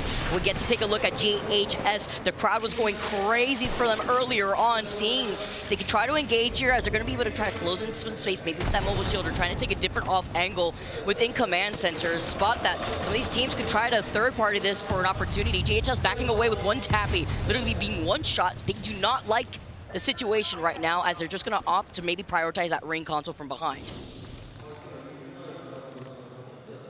Have a look at the map. You can see the dropper ring is actually going to Cito's station. So Dreamfire, it looks like maybe they went up to Cascade Falls to grab the ring console there. And that seems to be the case, because I don't see why they would go up to Cascade Falls and then back to Cito if they already had that info, and they've popped the evac to try and get back into their own POI and reclaim some of that home ground advantage. They'll see Stallions, Dragons, Source over there already. And yeah, look, a lot of fighting very early on in Game 5. Trying to boot him off the high ground with the Newcastle, while GHS answer right back with the Sheila. The nades, as they were able to not only get that knock onto Ampy, but now claim the high ground here. More teams making their appearance. Reignite right across the field, exiting out of command center. They're not the only ones too. Zero Tenacity, after losing out on one very early on, also trying to make their rotate right alongside Reignite. Yeah, 4 teams in this area just below Command Center right now. Reignite a little bit in the middle of it, but they've got the kill already, so not so much worse for wear. A lot of other teams have already pulled up to Cedo, and then you've got VK, Burger, FaZe down south, Envy, Shadow, and Supernova still making their way from the north. It's nice to note that Ninja's alive, but only as a solo, it seems. So many other teams have already made that rotate over by Cedo. A lot of space to share there too, but if we do see the zone end up pulling more towards the water to the south side, a lot of open areas where you have to be wary on the way that you try to rotate. That's why these Tridents have just been so helpful in making up some extra cover alongside the rampart barriers, alongside these Newcastle walls as GHS. See, they're trying to look at a team that's right above them, up that hill, but opting to try to prioritize their rotate. Yeah, especially if we do get it going further into Ceto, Tridents will be important. The player that they were pinging going up that hill, by the way, was the solo of Ninjas. If they knew that that was a solo, maybe it could have been a different look from GHS, because now Ninjas are going to try to prioritize perhaps getting that res if they can. Nice little overlook of the squads that were also at Launchpad, where there is also a ring console there. For the teams that may not have had that ring console over by Pylon, or squads that couldn't rotate through Stormcatcher, where there's another ring console. GHS, though, trying to get the jump on another team right here, too, over by the cliffside. That is Team Burger, that are now forced to play off that low ground. Team Burger lacking in a little bit of confidence right now, and GHS Professional are looking much better than they were on Wednesday and Thursday. Sheila spins up on the back of Wei, as they're hoping that this bombardment pushes GHS out of the open and doesn't allow them to take too much space on Burger, but they are on the low ground for now. And while this fight continues on, a team that has already gone ahead into their rotate, playing by the edge of the zone by this fight, is FaZe. So Team Burger stuck here, sharing that building with GHS before having to move ahead, but moving up into the line of sight of Rufa. Ninjas get eliminated, the solo has been called out.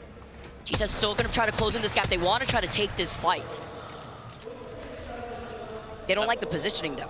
No, I mean, the mobile shield wasn't perfect. You saw there was a gap there where, you know, some 30-30 shots, maybe he's a little bit out of practice, seeing as the gun obviously, you know, got nerfed, has been out of meta for maybe a season or two now. But, you know, a headshot or two there could have been the difference between them getting a knock and just being out of full send that. But Team Burger do get away. See time on the Gibby bubble too for Team Burger, just to have some room to work with here. As you can see them on their rotate, GHS going over to the north side, FaZe still by the choke over by Pylon, but I'm focused here on the teams that may want to prioritize rotating through Jurassic, where there is that ring console right alongside VK Gaming. Yeah, so as we look at teams like Envy pulling up to Cascade Falls to grab the ring console there, looks like Reignite might be doing something similar over at Stormcatcher, and the Pylon, don't think that has the ring console right now.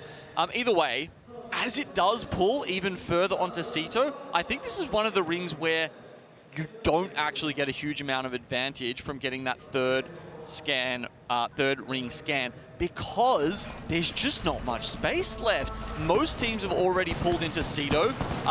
The weirder the pull, the more it advantages that second ring scan. The more predictable the pull, the more it will advantage the teams who have rotated early and already picked up those central positions. Trying to be out of most of that congestion spot too, right? In this building that you currently see Dragons in, they see that team that's right alongside them, the team trying to actually push their advantage, closing in that gap. But NRG is also looking at the action happening right here. You could see the bullet spread over from the right side. That's where they're gonna be shooting from uphill, trying to get out of their line of sight. This squad knowing, all right, this is not worth the fight. Taking Source X and Y are neighboring that of Dragons. So giving that space here while we see another fight. LG here over to that north side with X and Y right alongside them. Okay, LG want to pull up and grab these other couple of kills onto VKG, but sweet! Yeah, it was a trade-off too. Both knocks on both ends, and VK Gaming are able to get that res. They did lose out on the rampart here, but the reset for the Gibbies even better, even with the Trident to give them cover. I mean, LD has just pulled about 3 or 4 reses off in just as many seconds, and It's been extremely hard. Sure, they got the Trident here. We were talking about how useful they can be in a couple of these situations, especially if you get stuck in the water and have to play next to those runways coming out of Sito's station. But for now, it looks like VKG are going to use this bubble timing to hopefully get out if they can squeeze past the loot bins. They need to go far away from the ring and be able to get the reset here. Listen, if you're going to lose out on one of your teammates, at least it's the Rampart here. At least you got the Newcastle and Gibby, so you could use the dome, so that way you could just zoot out of there. And if you get knocked, you have the Newcastle right there to also try to go for a reset if nobody tries to fully extend on you. Reignite are flying in here. Reignite not playing the Valkyrie, so they don't get that, the scan ability to just zoom past and say, okay, there's a team here, here, here, and here. That's the spot we want to play. They just have to use their intuition, their game sense, and they do find somewhere with this Gibby bubble to start getting the Rampart wall set up.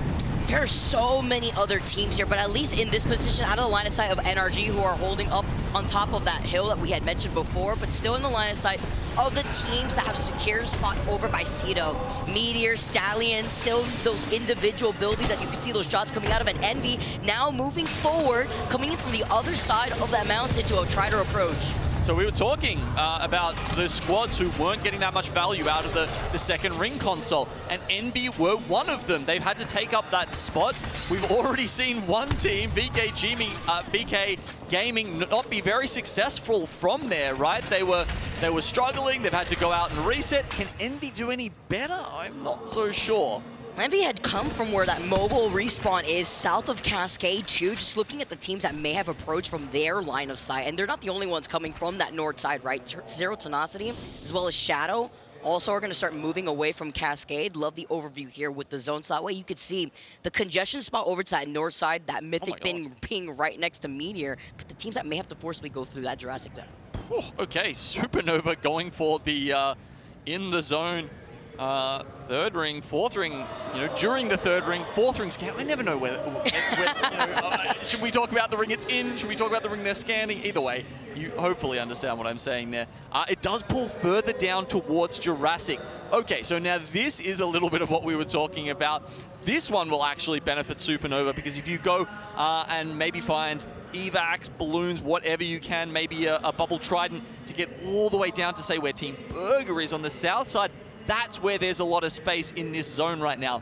Over in Jurassic, we're going to see that tunnel above where FaZe Clan are that joins the middle of the map to Jurassic be very important in this next 2 minutes. Especially if you were FaZe who were able to get that ring console, who were able to take their time rotating from the south side. Not the same can be said about Shadow, who now rotating with the bubble on top of the Trident, where everybody is hanging out over by Cito. Dreamfire's in the building to their south. Like we mentioned, they have gone right back to their designated POI after taking one from Zero Tenacity. Stallions also on that southern building over by Cito. And they were able to get that reset earlier on too. They're gonna hang out on the high ground here, and so is VKG, but this time sharing that spider cave right underneath until eventually they will have to move into that next zone. But the decision making on how to approach that next zone is gonna be difficult when you're forced to go out into the open of the water, where every team is gonna have you in their line of sight. GHS, full purples, one of the teams approaching from the Jurassic side, where NRG are looking at them, but one tappy completely annihilates Nocturnal. Yes, this is GHS Professional. Those teams who rotated in from the south have benefited very well from this ring pull, and FaZe Clan, they're actually looking down towards them right now. Potentially there could be kills coming through that tunnel I was mentioning, but they are more worried about what's in front of them. FaZe had helped them get that knock onto Nocturnal too, so GHS now having that standoff versus FaZe, and NRG are forced to play this out as a duo on the other side of the fence. Seeing if they keep alive on that corner, they were able to get that reset, maybe get a Moby going to get Nocturnal back in this fight while GHS is fixated on FaZe. Still holding on to that 30-30 apparently. It's so strange hearing that through my ears, Vicky. I mean, it's a sound we just haven't heard in quite a while. We're used to the ringing of the Scout and the Nemesis at the moment.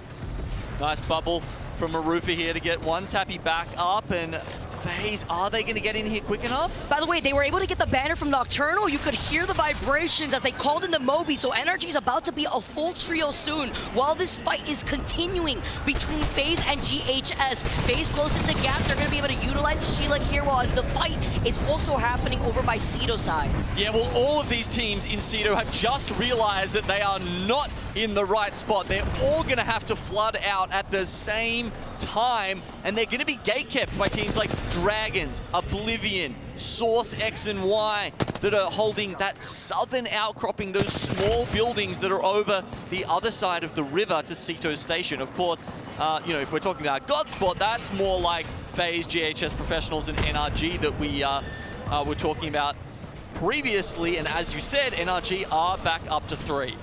Saw Envy also zooting away on a Trident, wondering where they could find themselves in the middle of all the chaos.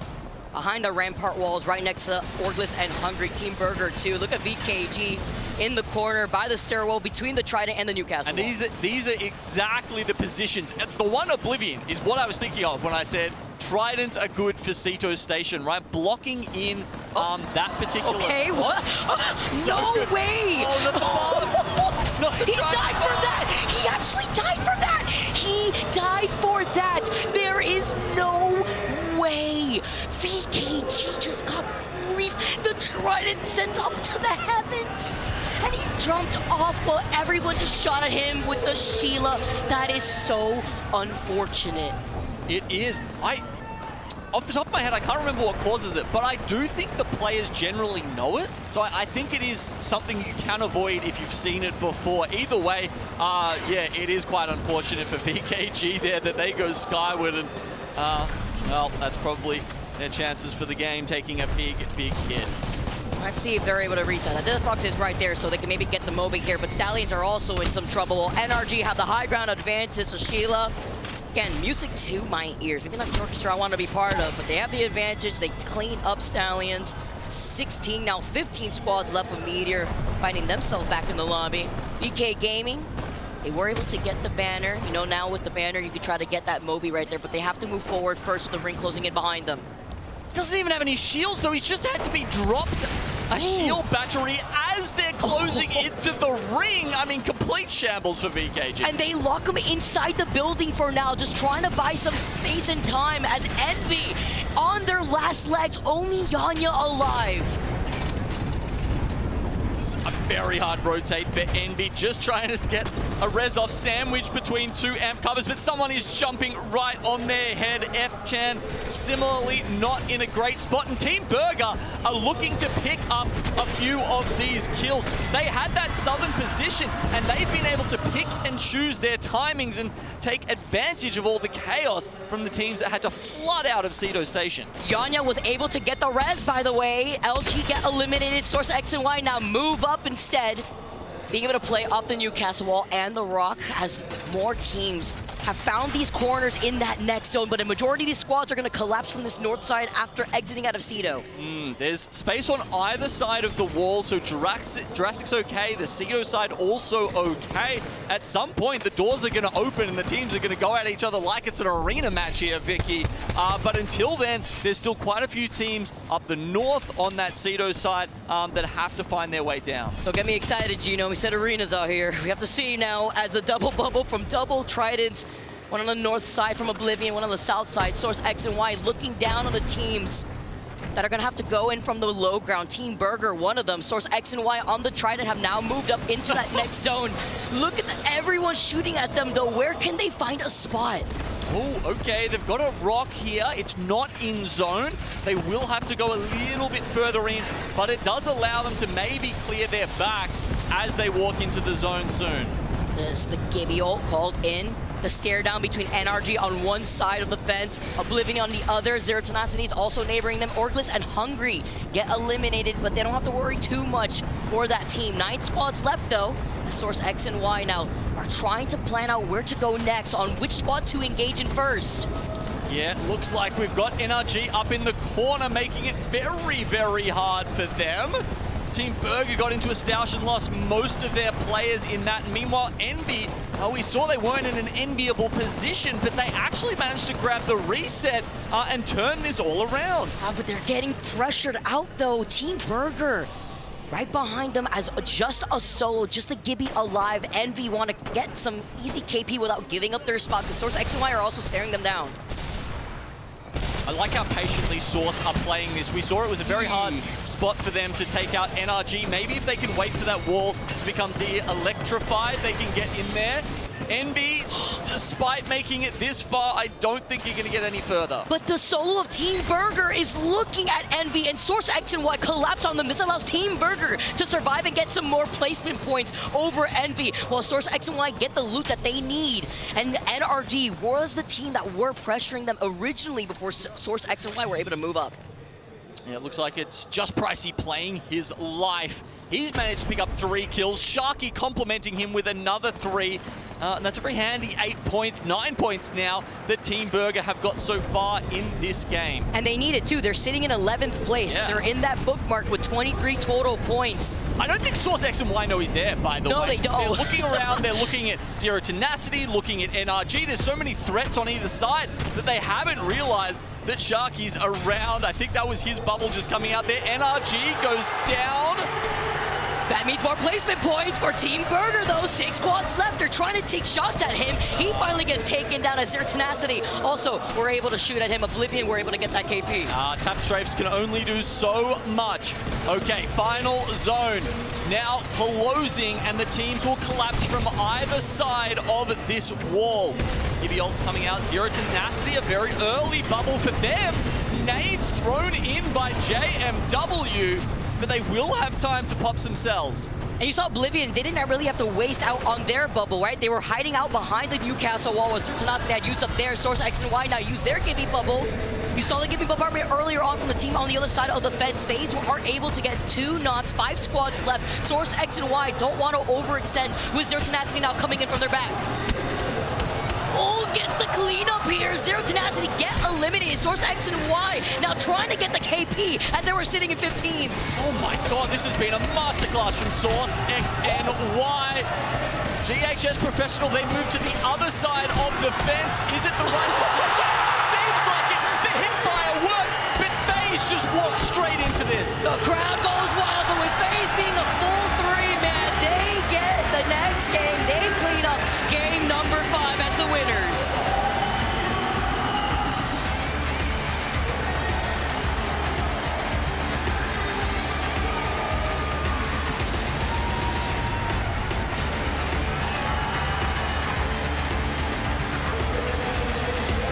Listen to that crowd. Listen to the energy here in the arena. FaZe do get the win, but some crucial KP needed right there between GHS and Source X and Y. It feels like there's been some mental resets for a lot of the teams that were struggling throughout the group stage. I mean, FaZe, obviously, not having the best time throughout day 1 and day 2. GHS Professional now moving up to 2nd spot. Supernova currently in the top 10, and then there's a couple. As we have a look at the match results here, you know, 15 and 16 extremely necessary points for those 2 teams, and Source picking up 13 as well. And that has allowed Source to sit in that 11th place spot, right? We're talking about Team Burger, but it's so tight. Looking at that bookmark that you really need 25 total points right now for Source X and Y after that performance, right behind Ninjas, who are in 10th place currently. But great dub for FaZe to move themselves up with 3 KP after taking that dub. Smattering of 5s across the board, and as we look at this, it was FaZe who just, apparently just waltzed it in. I mean, there was so much fighting happening around that, around that fence, that I really thought it might be like a GHS Professional or an NRG who'd come out with it. But no, FaZe somehow just lurking and managed to sneak that win out. As we look at the series results here, we can see ALGS and Hungary very far ahead. Pressure off them completely now, looking to play the POI draft. GHS Professional most likely have moved up past the the threshold required to qualify for the Elimination Bracket 2. Everyone else, I'd say it's still in play for them. But those teams sneaking up and around 38 points, at that point you can start to feel comfortable that you only need to eke out a few more. But yeah, down the bottom there, we're looking at Stallions, who was so close to qualifying after some good starts to the tournament. And then all of a sudden, it's been a big drop-off for Al and his friends. It's been difficult, but it's great, and you gotta get those. You have to get those nerves out of the way, right? When you see such a large crowd, so many fans here in the arena, and there's so much to do when you get to visit a land as big as this. I want to hear from Lace because I heard she's actually taking a vacation at the Mirage Voyage. It's Lace here, and we're back at the event for the ALGS. It's day number 3. We're actually incredibly high above the broadcast. We're about to go even higher. Let's take an evac tower to the Mirage Voyage. Let's go take a look. Well, we finally made it to the top. We're here in the Mirage Voyage with the man, the myth, the legend himself, Mirage. Make sure you shoot out your decoys because bamboozle for the foozle. There's plenty of photo opportunities here for you to enjoy. So stretch your legs, take the escalator all the way up to the top of the arena, and make sure you check out the beautiful view of Sapporo City. Oh, that's so cute. Oh my gosh, there's so much to do here. Honestly, I just learned today that we have that observation deck with the Mirage clones all over the place. Wow, that's actually crazy. I have to check that out myself, Gino. Well, not only that though, to see Battle Beaver, guys, I have one of these controllers, the official controller partner of the Apex Legends Global Series. If you guys want a sick controller like this, make sure to use the code ALGS on their site on battlebeaver.gg/ALGS for 20% off during the weekend. Go to directly battlebeaver.gg/ALGS and automatically apply that 20% off ALGS code. And it's honestly really helped me out. It feels very light in the hands, and you feel like you really elevate your own gameplay when you're playing ranked. And if you guys are also tuning in, don't forget we have Twitch drops. Watch for just 30 minutes a day of the events to claim your own cosmetics. I always forget to tune in myself sometimes because we're so fixated on the event that I always have to have something open in the background where we're up here to make sure I do not miss out on claiming my own Twitch drops. Yeah, look, I had to check that FaZe weren't rocking the ALGS Horizon skin themselves at the end of that game because the way they came over the fence and just dropped down for the win and grab the dub inside the bubble there. I genuinely thought they might have had the Horizon pickup. I think it was, of course, the evac tower that helped them pop over the top and grab that win. But yeah, we will, of course, be heading over to World's Edge next for the last 3 games of this series. And as we were alluding to before, you know, a couple of teams have prioritized this one, but not that many. We do, but before we jump into World's Edge, let's jump into a listening with FaZe during their game-winning moment. Yeah, sorry. Come play for kills. No. Kill. I'm finishing. I need shotgun ammo. Pop both the evacs. We can pop it now. Pop it now. Pop both the evacs. Make sure you pop it so in the middle, one of it. Yeah, so pop one. Top 3. Last is fighting. We need to go. Yeah. Focus, fire together. Go. I'm probably far left. Yeah, far left. Last guy. Nice, good shit.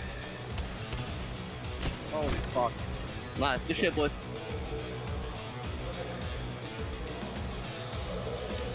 Well, there you go. You can hear pop both evacs. So that was how they got over the top. It was obviously, you know, they were a little bit worried that maybe there's too many shielders on the other side, and because the circle does end on the side opposite to them, they don't want to be left there taking zone damage. So, yeah, they get both up. Of course, you know, there's only one person left by the time they get there, and it's an easy cleanup, but hey, better to be safe than sorry. I always love listening to the transition of like chaoticness and hectic like voice tones coming into these listen-ins and how we transition from I have no shotgun ammo to all right, let's get this game-winning moment, and it just gets very calm, and you could see the sigh of relief from these players in their chairs once they are able to get that dub, because currently, again, FaZe is sitting in 7th place with 32 total points, and as you alluded to, Genome, we got 3 more games to go as we make that transition into World's Edge. Yeah, so we think the cutoff's going to be around 40-41 points, but then again, we were actually pretty wrong yesterday, Vicky. And it was the highest points total ever required to make it into the winner's bracket. There's been a bit of discussion about why that might be, whether it was the support meta and the fact that it's easier to get reses, and of course that increases the number of kill points and therefore total available points in each lobby, or was it because we had a few underperforming teams and therefore the higher teams were able to score more overall? Either way, we'll see if the same plays out here in the elimination bracket, but we now move on to World's Edge. Having a look at the POI draft for this one, Vicky, we'll get to see those couple of teams who did, in my opinion, make the correct decision to try and prioritize World's Edge here. And we've got Team Burger picking up Skyhook at pick number 9. That's a steal. That is a bargain. That is like an op shop, you know, just absolutely wonderful option if I've ever seen it. Most other times it's going pick 1, pick 2, pick 3. That's awesome for Burger. Hopefully that means they can close out the series on that. Zero Tenacity getting Siphon at 9, Reignite going for Monument, as well as getting an open Fragment at 8 is also great. Yeah, I was going to say, like, basically the 3 priorities, right, from the squads within this lobby trying to get those POIs. Meanwhile, the other squads seeing where they could find themselves on World's Edge. And currently where it stands, with Ninjas being in that cutoff spot sitting in 10th, you wonder how that's going to work. The other fascinating pick there, actually, is Supernova going for Dome at 60, staging left open. That's the first time we've seen that happen this tournament. Usually it's Dome and Fragment that are left open, perhaps somewhere else, but staging, no, we've not seen that for, you know, a POI that was once seen as, was once fought over. You know why though? Because Supernova is running the Valkyrie. They do have the ability to utilize that Skyward Dive to try to cross that distance. They have a ring console actually going into this game. The crowd is going wild. Game number 6 on World's Edge. Again, only 3 games to go before we say goodbye to our first set of 10 teams in the event. Yeah, it's important to bring that up, isn't it? I mean, day 1 and day 2, you do have that chance, that second chance, but time's up. It's now or never if you want to be making it onto day 4 and day 5 of the ALGS Year 4 Championship. Get goosebumps just thinking about it. Time is really fun. I mean... It's cold in here. Yeah, that too, but it's just crazy to see how this past year has evolved. We've had a different winner for every land thus far. Really changing things up, makes things exciting now as we first look at FaZe, looting up Big Mon, Oblivion over to their south side by Stacks, and this next zone, wait until you guys see it. We take a quick little pause here as it stands right now. Again, Ninjas in that border cutoff, 28 points. Source X and Y right behind them with 25 points, but it really shows you how close that cusp is between that clutter of teams. Now we've got, I can't remember if we showed this to you already on the main stream there, but we do have a zone going over towards Lava Siphon, so we can have a quick gander at that and have a little talk over it. Zero Tenacity, of course, are landing there. This means, you know, as you mentioned, Supernova with a Valk ult could get there almost immediately, but Valk ult does take a little while to charge up. You know, it's no Loba black market, right? You can't just plop down, grab some guns, and then just zoom over wherever you want. Sadly, of course, they do biased. have. They do have the balloons and whatnot down there, though, so plenty of rotation options. But definitely a good thing for Supernova, who have the ring console to help guide them. A team who is sitting in 6th place with 34 points, and I talked about that clutter that's there in the overall standings as the crowd getting excited. I like the energy, even through these pauses, just making sure everybody is veering to go, giving the support to the players that they are most excited to see to succeed out here.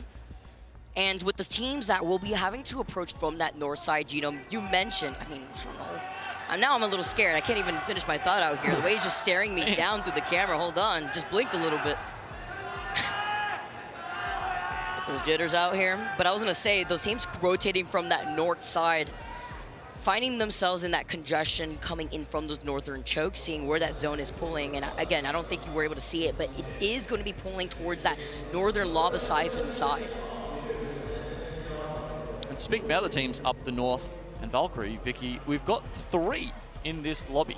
Supernova's playing it, Ninjas in Pajamas are playing it, and so is VK Gaming. So Ninjas, who have been landing towards and prioritizing in the draft some of the northern POIs in World's Edge, will take Skyhook East. It's going to be tough for them to get the ring console. They may have to wait for Team Burger to get out of there before they can get that info. And, last time I think we saw them playing the low bar because they were the ones, I believe, who were landing Survey Camp and then scooting someone over to just nick the gold bag from the loot vault before coming back to their team. So interesting that they've changed things up, said, hey, we are in elimination bracket, maybe now is the time to be a little bit brave and try something else, and they've gone for the Valkyrie.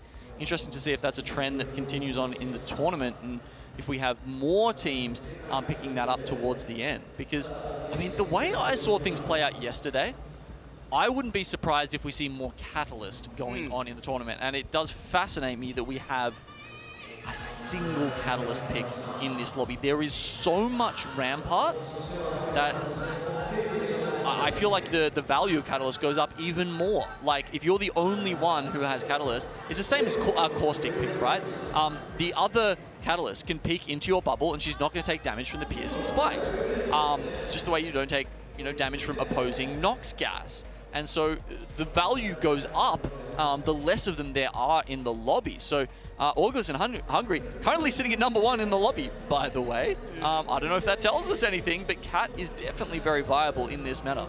It's the trade-off, too, for what you want to achieve and how comfortable you are. ALGS and Hungry already know that they are making it into that next elimination bracket. They know that they have some room to work into something that they may want to try out here, too. But it's also the fact that we've been able to see other teams take advantage of the Catalyst if they feel more comfortable going for the Cat on other maps.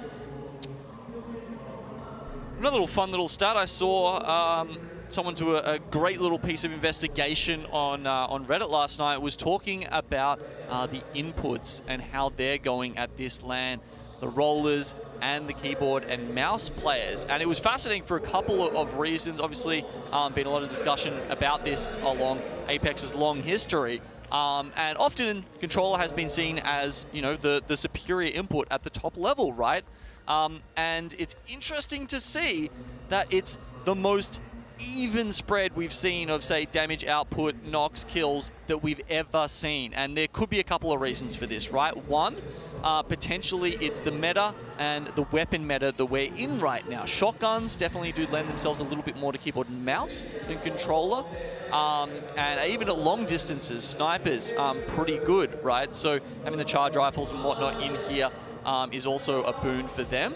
The other reason, of course, could be that we did have the aim assist nerf recently, right? It went down from 0.4 to 0.3, and looking at these stats, I mean, I wouldn't be surprised if we've kind of hit that Goldilocks zone now, where it really is, players don't have to, drop your mouse and keyboard players and say, sorry, I'm only looking for controller teammates. I really think we've hit a nice balance coming into this LAN. It's crazy stats when you know that the majority of the players on the stage right now are rocking the controller, and then yet it's so even.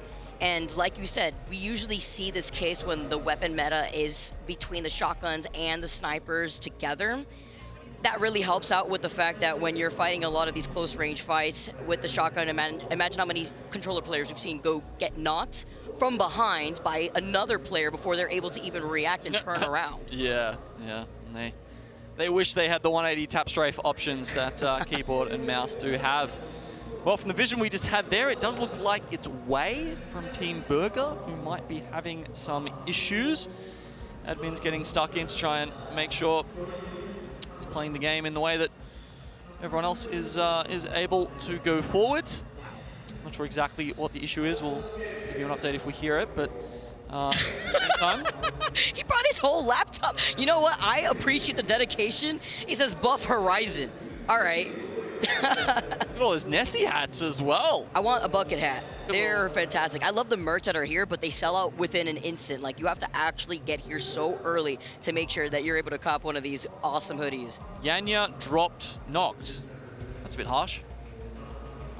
Personally, if I was making that sign, I would have not put dropped in the middle to make it sound like they were getting rid of one of their team. Oh no. Just saying. A little deceiving, but I can't believe, I can, but also it's just incredible to see how big this arena is and how full it is on Friday. Thank you guys again for your patience. Apparently they play baseball in here. You can, So with the way, if you actually take control over the entire arena, you absolutely can. And as we were waiting, again, thank you so much for your patience. The crowd cheers, they go wild, and we are back in the game with an unpause. Game number 6, again, on World's Edge as we continue on and get started. No fighting has started just yet. Everyone had just landed respectfully to see where they're gonna be going and where that next zone is going. Amazing. I thought we were going to have to play a game of baseball ourselves there while we were waiting. Listen, even though it looks deceiving, and we all know that Genome's incredibly tall, I'm on top of an apple box, and we all know Genome can absolutely outrun me. It's unfair, so that's a losing matchup. But with that Rampage, definitely not something that he wants in his arsenal. It's another losing matchup, especially in this current weapon meta, as the fight is commencing over on that north side by server camp. It's going to be GHS on the outskirts of the building. Okay, trying to lock them in here, and Sheila starts ringing out as they cannot dash away. Arufa jumping in through the bubble now. Mastiff comes out. This is looking good for GHS Professional. Oh man, he was actually looking forward, but it's fine. The rest of his team is here to clean up. GHS, get the fight, get the knocks, more KP to their name, and they take care of Shadow. That's a great couple of KP to start off with. I mean, GHS Professional, damn if they are not showing up today. They're nowhere near the ring, so look, they don't really have to worry about their rotation getting delayed here. They would definitely rather have the KP, and with Ninjas on the prowl, perhaps there's another few in their future. So many teams already making their way towards Lava Siphon as we get the overhead of that zone. Meteor also on the move. Oblivion approaching from Big Mod side. There is that ring console that we had mentioned earlier on too. From that Big Mod rotate, we had noted that Oblivion coming out from stacks right behind Disguised. FaZe already finding themselves in that position over to that northern building by Lava Siphon. Taking some damage though from the teams from afar as Oblivion trying to back away while taking advantage of getting that knock initially onto player K. Disguise now forcing this out as a solo, just to Rampart alive from this team. Not a great start for Disguise as they're currently sitting in number 9th. A team that's been at the tippity top of LAN. You would expect Disguise to have the chops to make it through here. But as you say, certainly not guaranteed at this point, sitting right on that cusp, and with only one member left alive now in match 6. Supernova certainly outperforming expectations here. Most of their points, of course, coming from that dub they had on E-District. Dreamfire, another team that we really were expecting to do so well. I mean, I Hate the World just came out of nowhere in that LAN. For I think a lot of the teams, a lot of the audience who hadn't seen him play apart from in the APAC South Pro League before.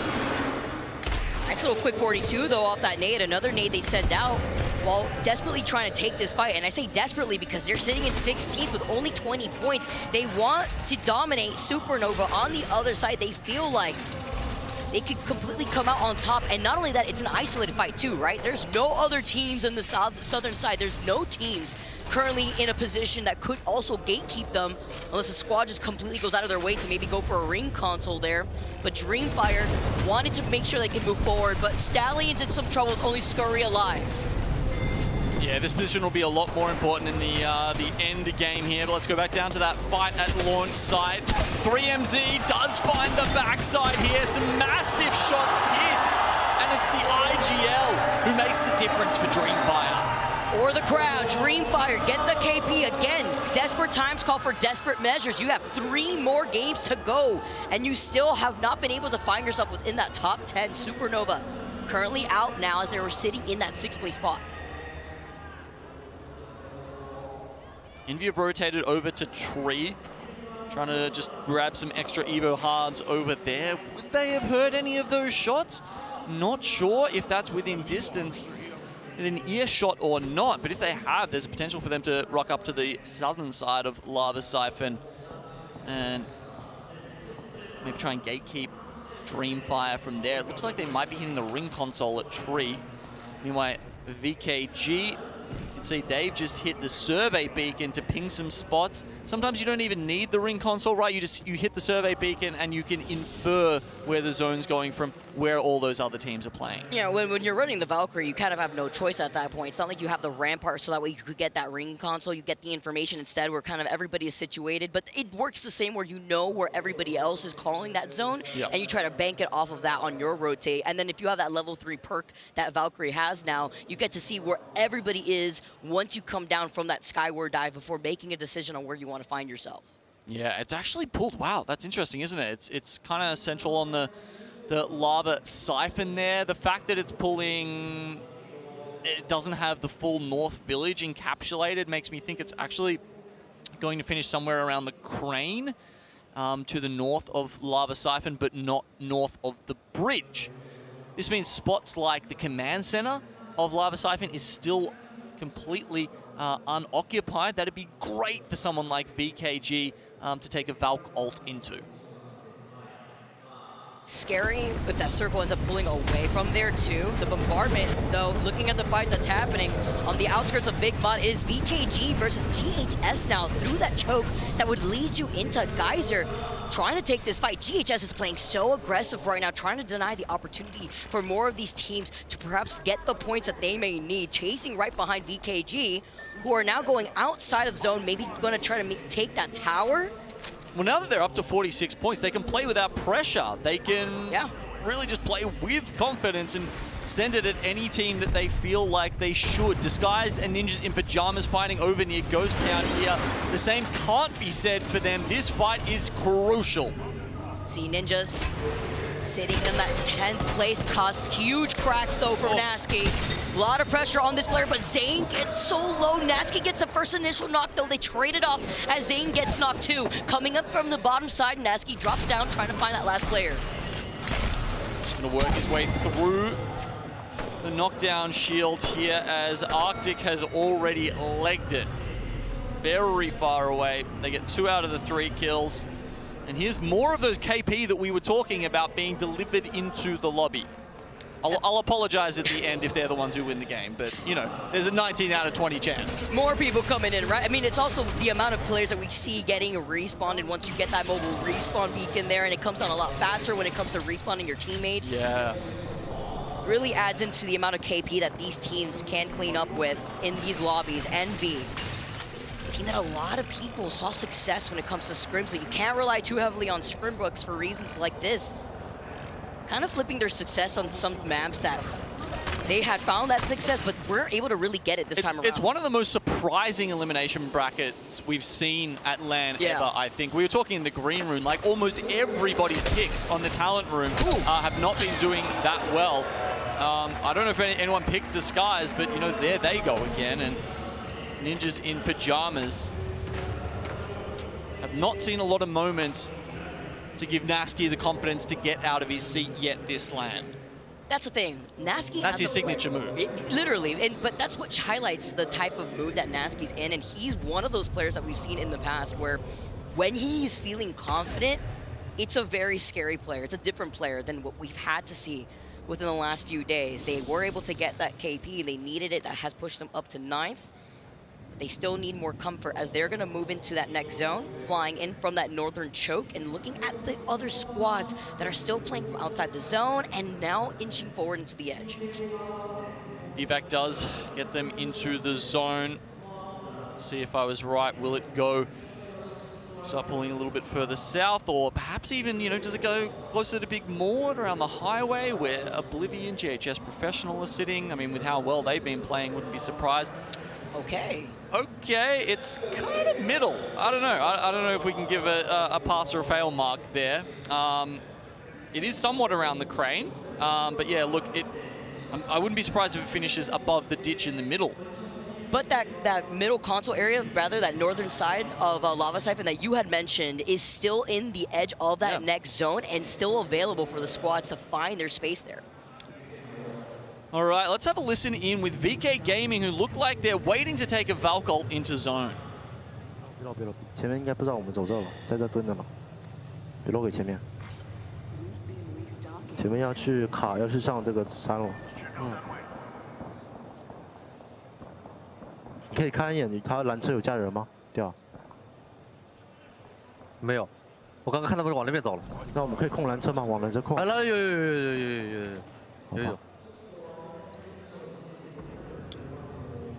我们10秒的时候按吧，因为我们这边就这边能飞了。没位置的话，就这个拐角，好吧？好，桥底也可以，其实。桥底，如果桥底没人就桥底呗。我是说如果。5秒按吧。16对，16对。7秒按，7秒。按吧，得蓄力的，不想吃毒。看一下。好，分开。我上开了。盘一下。桥底没人。我想先落这桥下好没有人，对着墙没有人，来桥下。好。给个道。Ooh, surviving with a sliver of health, finding a landing spot from the Valkyrie, something that we were expecting, Genome, and playing now off the low ground of the bridge. Yeah, we were saying this ditch in the middle between Siphon and North Siphon could be where the game ends, and if so, BKG may have just slotted their way into a winning position. That said, they're going to take a lot of fire from above. Is there a spot where they can Valkyrie out of that ditch and maybe take the higher ground? Look, it'll be pretty tough. I think they are probably better off taking their chances down below. But either way, timed that perfectly. Oh, that G7 shots, though, from Rufa from the high ground has now allowed GHS to slide down to get even more KP. Meteor, the victims on the other side. And while they did drop down from the high ground, Oblivion may be looking to see if they can get involved, but a little late here as GHS finished that fight just as quickly as it started. Feels nice when you get that red armor upgrade off the squad wipe. JHS Professional just feel like they're playing for the home crowd here, you know? Rough day 1 and 2, and they say, no, we will not let our fans here in Japan go home without seeing our best. And the best is absolutely what they're getting. Now they get a chance to prove it all again tomorrow. Let's not forget, after the first 2 days, GHS was sitting in 39th place overall. That's why they're sitting here in the elimination bracket. Currently, they're trying to farm this lobby. KP that they've been able to achieve, sitting in 2nd place with 50 points in total. I mean, on the flip side, if we're thinking about teams who are now at risk of not being able to make it to that, 40-ish cutoff, Stallions and Meteor, 20 and 19, are both out already in this game, sitting at 3 and 7 points with 2 and a bit games, but only 2 games for them left to go. This is going to be incredibly hard for them to make it up that hill. Listen, my pick'ems are in shambles, but it's fine. We go next here as Dreamfire now slide down, trying to see with the team that were above them. That was Orgless and Hungry. And while they do move forward, there's 3 other teams in the building right to their right, north of Lava Siphon. GHS now look to take another fight. Trying to back away, though, without trying to overextend, but the Newcastle Wall just slowing him down slightly. That actually cost him as he gets knocked. The Newcastle Wall sent from the other side, now allowing them to try to get this res. Having to hide up right behind the rampart barrier, though, as GHS were able to at least get that res. Tider taking no chances there. He's resing behind the wall and the amped cover just because the shield are ringing out in front of him. Could have removed that cover at any moment. Looks like the team coming up on their back, though, dies to the zone and says, hey, guys, have some loot. They're a little lucky playing on the edge of zone there because now they just get the shield swap for free as well. So Oblivion, they were also getting pressured out, but the teams were shooting at them from the edge to that north side before they had to move in too, because we know that BKG are on the low ground. Dragons, I believe, is on the high ground of that bridge. Imagine just turning around and be like, oh, that loot box wasn't there before. For free? I mean, we'll take it. Dreamfire now in some trouble, playing inside the Gibby Dome as the Orcus and Hungry try to fully extend it after leaving them low originally. Nice cracks here.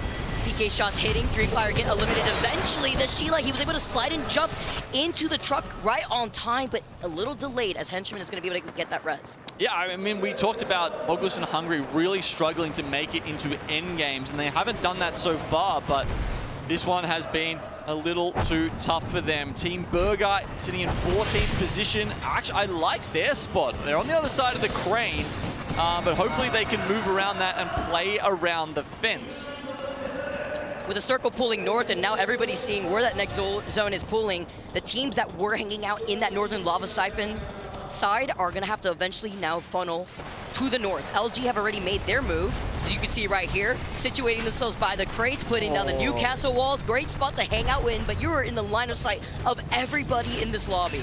Zero Tenacity, they've picked up another good spot in the zone, and they'll just be utilizing that Sheila to its fullest from inside the house. Source X and Y, they've got the house on the opposite side, and hopefully will be able to do the same. The Grand Slam here from Burger, as they are also able to find that side of the fence. NP2 have been able to move up. They heard me try to see what they could do here, because they absolutely need it, sitting in 16th, 11 squads still left. Source X and Y, Bocheck with only 9 arrows ready to fire. LG were also able to get that res. They're staring down at NP, and everybody from that north side Burger out of the fray have to look at Dragons and VK Gaming. Okay, Ninjas, they have to drop down from the crane. They were playing the high ground, but now all of a sudden they only have a Skerrick of zone to play. NB just deleted from the power position of Zero Tenacity. Now, an LG somewhere in the middle. The wall actually goes out to try and block entrance to this building completely. I like that. It's a safe play from X and Y. They don't have to go from kills here if they don't need to, especially when Ninjas are theirs to kill on the outside. And they don't have to cover the building. The Gibby bombardment coming down. Ninjas get eliminated. Source X and Y pick up even more KP. 8 in total, but they get fully sent up by another team on the other side. XD literally one shot. Only Johnny up and alive, but his back is against the ring. Too much pressure and no third party, as it was Orgless and Hungry that fully sent it onto them. Very good recognition to find that spot and that timing to take down Source, who were firmly entrenched in that building. By the way, VKG still down the bottom, still looking good. They'll have a Valcolt ready. There's a zip up the bridge if they need to take that at some point. May require taking some zone damage, but there's definitely options, potentially even some evacs in their back pocket as well. Dragons are set up quite well on this bridge, and a gold longbow will be ringing out as the other teams from the south now have to start to move. Oh, you hear them mowing down with the Sheila. Zero Tenacity get eliminated. Team Burger now make their move with the ring closing in behind their backs. So many other teams now, as Orcus and Hungry also lose out on one. Team Burger make the initiative with the Newcastle wall, but neighboring right alongside them is LG, holding on for dear life. There's 2 individual fights happening. They take down one team without any damage. That means they can immediately go onto LG here, who are stuck right at the edge of zone. They climb. I'm not sure Sharky's heard it though. Does he turn around at the wrong time? There's so many loud noises though at the same time. The bombardment, the Sheila's all ringing in their ears as Pricey's the last one alive for Team Burger. Often the solo remaining for Team Burger. Can Pricey pull this back? It was such a good start to this multi-team fight, but Team Burger may have given it up. Also, the fights have just been a standstill from the north side. VK Gaming now engaged with GHS. Dragons now move up. The bombardments have been called in. Team Burger get eliminated. GHS uncontested from the other side of this fence, looking to get even more KP. 7 in total here as Rufa jumps down from the other side. VK Gaming get eliminated. Last 3 squads left between Dragons, LG, and GHS.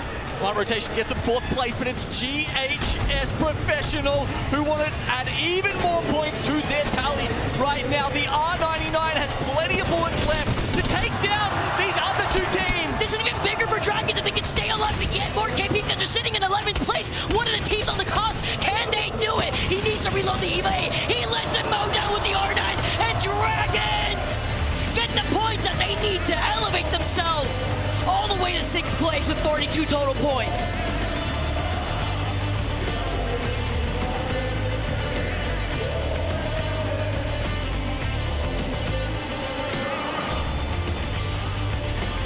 With 2 games left and the cutoff currently sitting at around 34. It could be even higher than 40, Vicky. We could be looking at a 44-point cutoff potentially. You're averaging that 5-6 points a game. I still think 45 will probably be enough to get us through, but remembering that we were erring a little bit on the lower side yesterday, teams now starting to worry if you are sub 30 points, I would say. Disguise Team Burger sitting on 29. Gonna take a long, hard look at themselves. 10 teams are going home. They're going home in 2 games' time, Vicky. Little to no time left to get comfortable here as Dragons with the 6 KP win. LG, 10 KP. We saw GHS trying to run it at every single squad with 10 KP in 3rd place. It's not like they need the points, right? They're trying to soak it up from other teams that may be at risk of elimination. They're, of course, playing for those POI draft spots as well. GHS continuing to put up big numbers there, but LG finally finding some form with 19 points. That pushes them up to 57 overall, so at least they can expect to be moving through as well. And, you know, they're not just playing for pride or getting their momentum back online. The way the POI draft works in the next elimination round is that the 10 losing teams coming from winners bracket will get the top 10 draft spots, and the top 10 teams who move on from elimination round 1 will get the bottom 10 drop spots. Yeah, so also just trying to fight to see if they could stay in to get that advantage here as we take a look at the heavy hitters. Rufa with the 6 KP was able to get 4, rather Taito was able to get 4 revives as well. LG, with the way that they were able to play on the outskirts of Team Burger, a little scary situation for them too. I just love how angelic Sweet looks like. It's like he's got the halo around him there with the LG logo. Maybe he should have been the one getting the revives off. Maybe also trying to finally see that LG has found their footing, right? Because it was a little scary in the beginning, but now having some room to breathe with 57 total points as we could take a look at the series results, the cutoff being that 10th place spot, 34 points. And then when you look at the other side, the teams that haven't made in that cutoff, Ninjas with 33, Disguise 29, and with 2 games left, you know, this could completely shift with how tight it is looking at those top spots.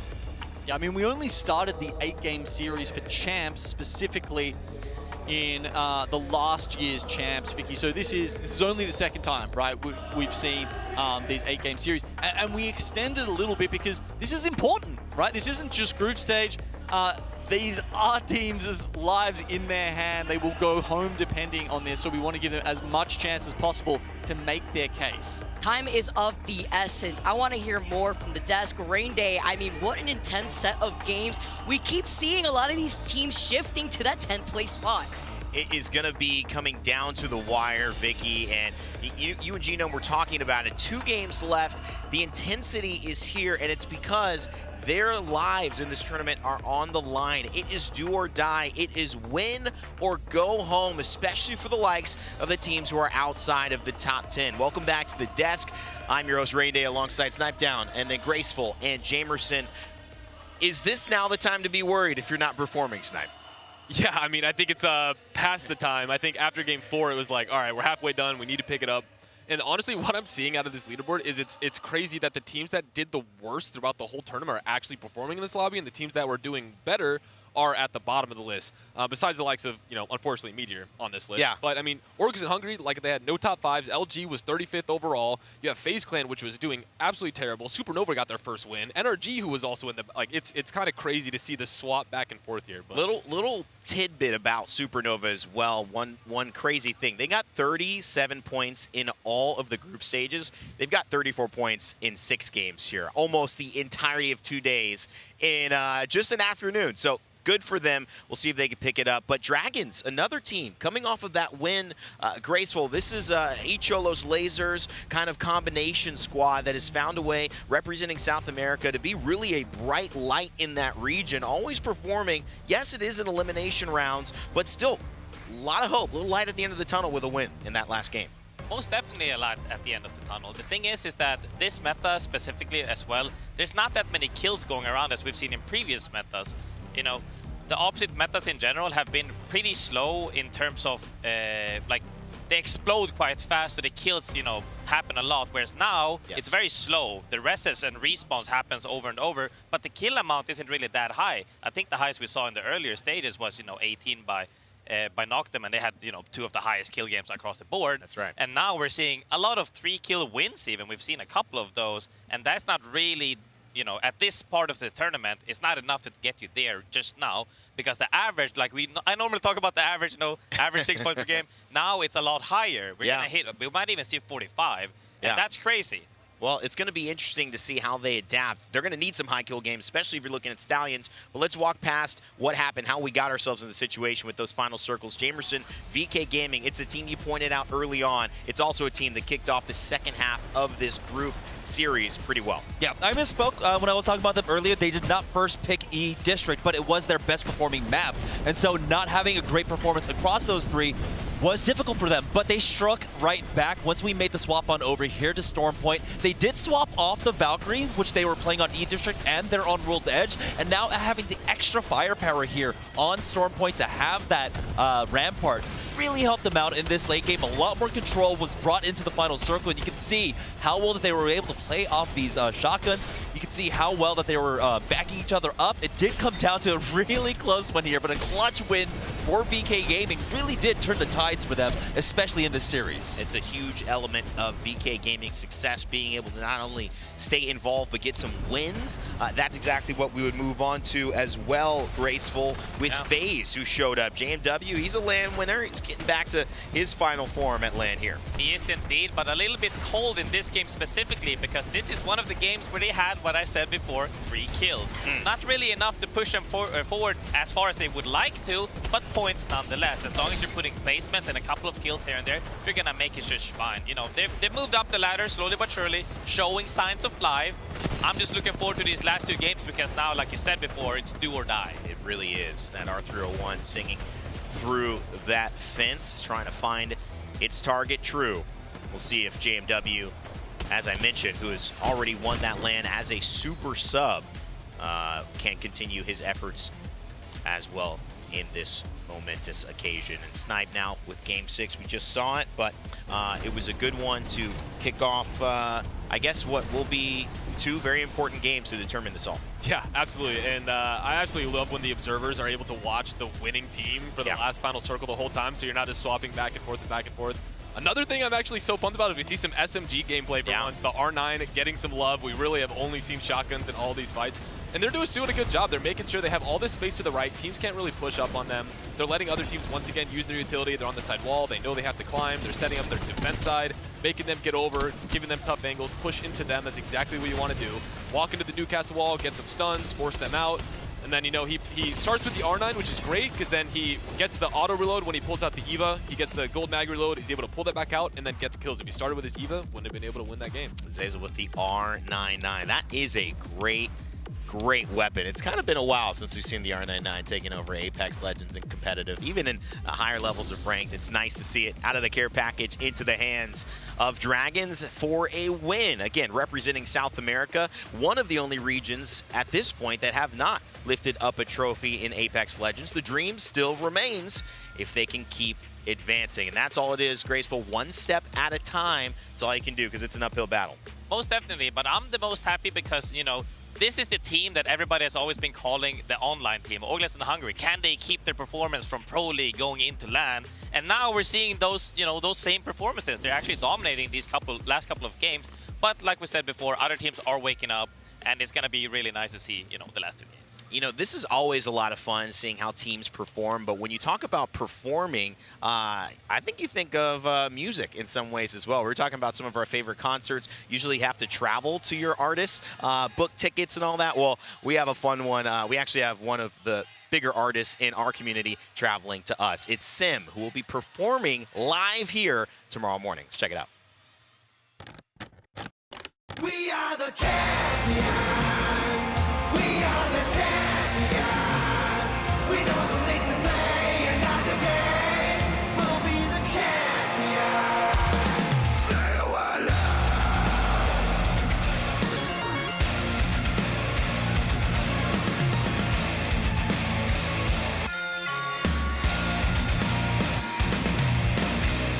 fight a win like we aim for, not ready to change my thing.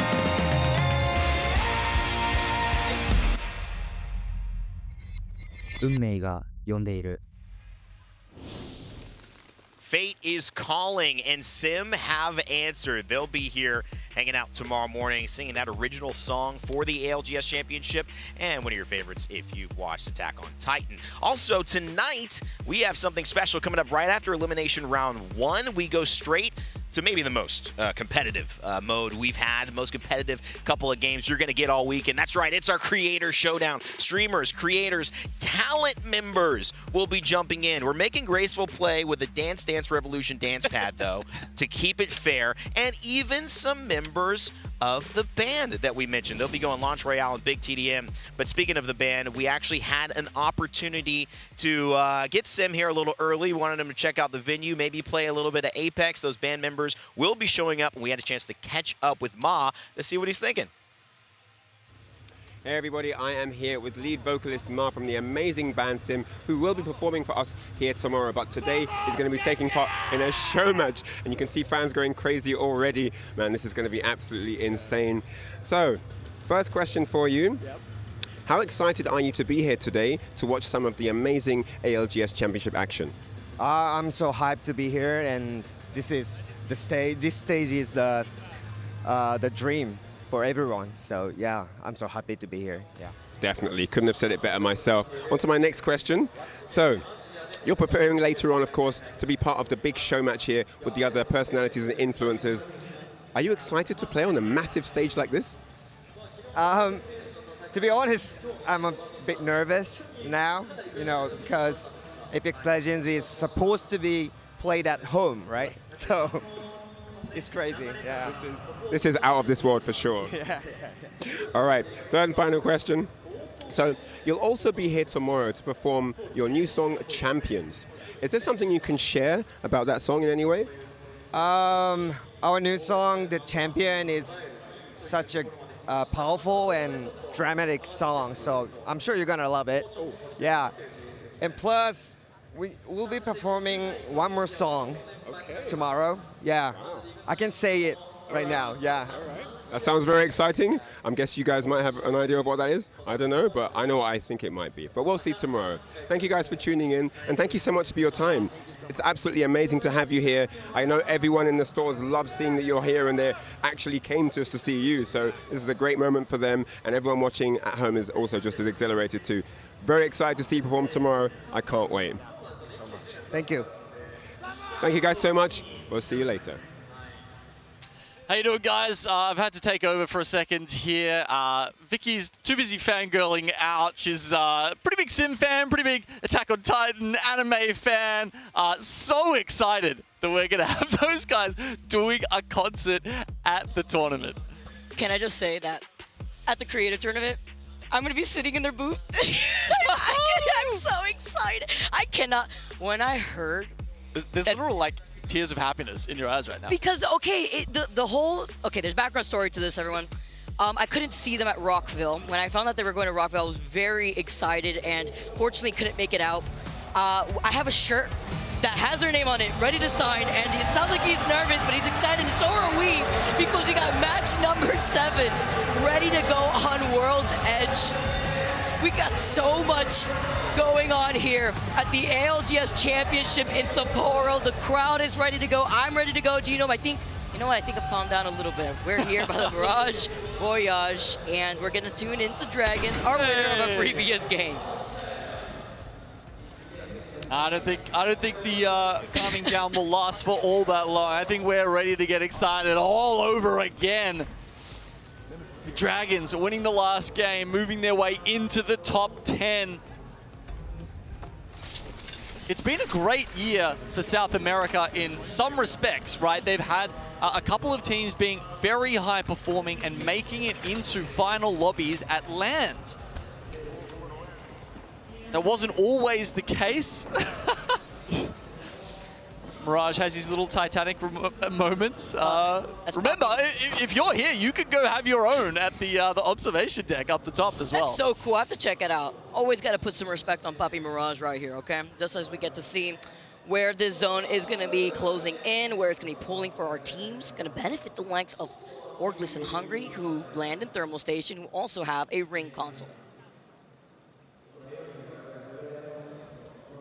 Southeast last time, switching it over to a southwest zone. And yeah, as you said, ALGS and Hungry, not that they need the extra help, sitting up there at 61 points, but the zone has zoomed towards them. LG also up the top, Dragons in 6. Dreamfire, they are probably the team who is going to benefit from this the most, that are going to be happy to see this zone. Landing down near Tree, they did not have a great seed coming into this. And it made it a lot harder for them not having, you know, the choice of POI that they would prefer. They also didn't get ring console, so hopefully they have realized that it's heading towards Thermal Station. What's a little scary here, though, something that we've seen happen to NRG before, and by the same team, by the way, it's GHS who slide in and take one member out of NRG, who are now forcing NRG to move out of their POI. Climatizer going over to Survey, where there is a replicator, but GHS are gonna obviously cut them off. There is a jump tower there, so they're probably just gonna chase them down, see what can NRG do to recover from something like this, especially when this is a team that really needs to show up. Meteor in and around Dome. They're looking to take out Supernova, who we highlighted on the POI draft, have made this interesting choice of taking that in 60th pick. They're on 3 points right now. They've had a single squad wipe effectively to their name. Ken looks like they might be able to isolate him here, using the VTOL jets to just get out. And if you can see on your top of your screens, they were able to get the res on Guild, but still one member of NRG who is splitting the attention of GHS is getting chased. So NRG needs to rejoin with that solo member as GHS are chasing after them. Just to put into perspective, NRG are sitting in 9th place while Meteor in dead last with only 3 points. Need desperately these kills. Okay, trying to retake the high ground here. They're gonna use the bubble just to do it. That is an expensive piece of util. But look, if it pushes Meteor onto the inside, I don't mind that so much. Oblivion also, by the way, may have heard this and are coming in from Stacks. They're on the north, they're waiting. They're looking at the kill feed for some knocks to happen, and then I assure you they will stream into this. And they are happening already now. This is the green light for Oblivion to slide right in. Let's jump into a listen to Oblivion as they clean up. I'm going scout. Got both kills, eh? Yeah. You back in here? That was just as quick as they were able to come in, and with 18 squads left, I want to look at the fight that's happening over to the north side because NRG were able to recover, look at GHS, but there was a third party in the distance. It was Ninjas who were able to approach and split the attention of GHS, kind of forcing everyone to back away as NRG will be able to get on top of that jump tower over by the train tracks and get away. They're fine for now, they're still alive, and will now be forced to rotate from the north side of Skyhook. Yeah, so they're trying to make their way away from GHS Professional, who have got 2 KP. But as a duo now. That is NRG as a duo, which is they're probably trying to get that reset off at like Skyhook right, but now Ninjas are over them. And by the way, Dreamfire looking to do exactly the same thing that Oblivion did to those other 2 teams, Meteor and Supernova. Oh no. Oh, Tasky says, well, my teammate's been... Oh, that was NRG. Sorry, that was Nocturnal, actually. Yeah, they managed to chase down. So now they've got the knock. They're like, well, he'll die to zone. That's fine. Well, it's even better for Ninjas, right? Because they're sitting in 11th place. There's 2 more games to go. They have 34 points. Meanwhile, we saw that NRG have 35 points. So literally right behind NRG with this cluster of teams that are still on that cusp. Yeah, it's going to be a very close race. I mean, we've had, I think, 3- and 4-way ties in the 8-game brackets before. So it really genuinely can come down to a single point or even tiebreakers when we're looking at these slightly longer series that we'll see over the next 2 days in the bracket stage. Majority of the lobby now has fallen very far south. And Zane having the purple perk on the Valkyrie, they're still trying to find the solo that is NRG. They're going to jump into the next jump tower. They do not see him in the distance. This is actually a saving grace for NRG to stay alive. There's a replicator south of Skyhook while just waiting out on that skyward dive there too, jumping in from the jump tower. Yeah, but GHS Professional are looking at it. I mean, they're on the other side of the Skyhook Vault Tunnel here. And they may also see him. As you said, he did have that purple perk. Oh, they found him. They found him. And it gives you, I think it's like an extra 40 meters of vision where it does show up the triangles to spot where they are. But yeah, as you say, it looks like they've very much spotted him out as Envy respawn down near Thermal Station. Hold up. Guild. Hold up. As they were I said, taking damage, but again, they double support. You still have the Newcastle that can just pop that one syringe. Should be good. Zane, though, can't say the same as he's got to forcibly pop the medkit. I like this. It's so smart. They don't chase him down and then die one by one as Gil picks them off like it's a horror movie. No, they say, hey, let's be safe. The one kill isn't worth our whole game here. We'll probably be able to get him later, and even if we don't, we are a trio.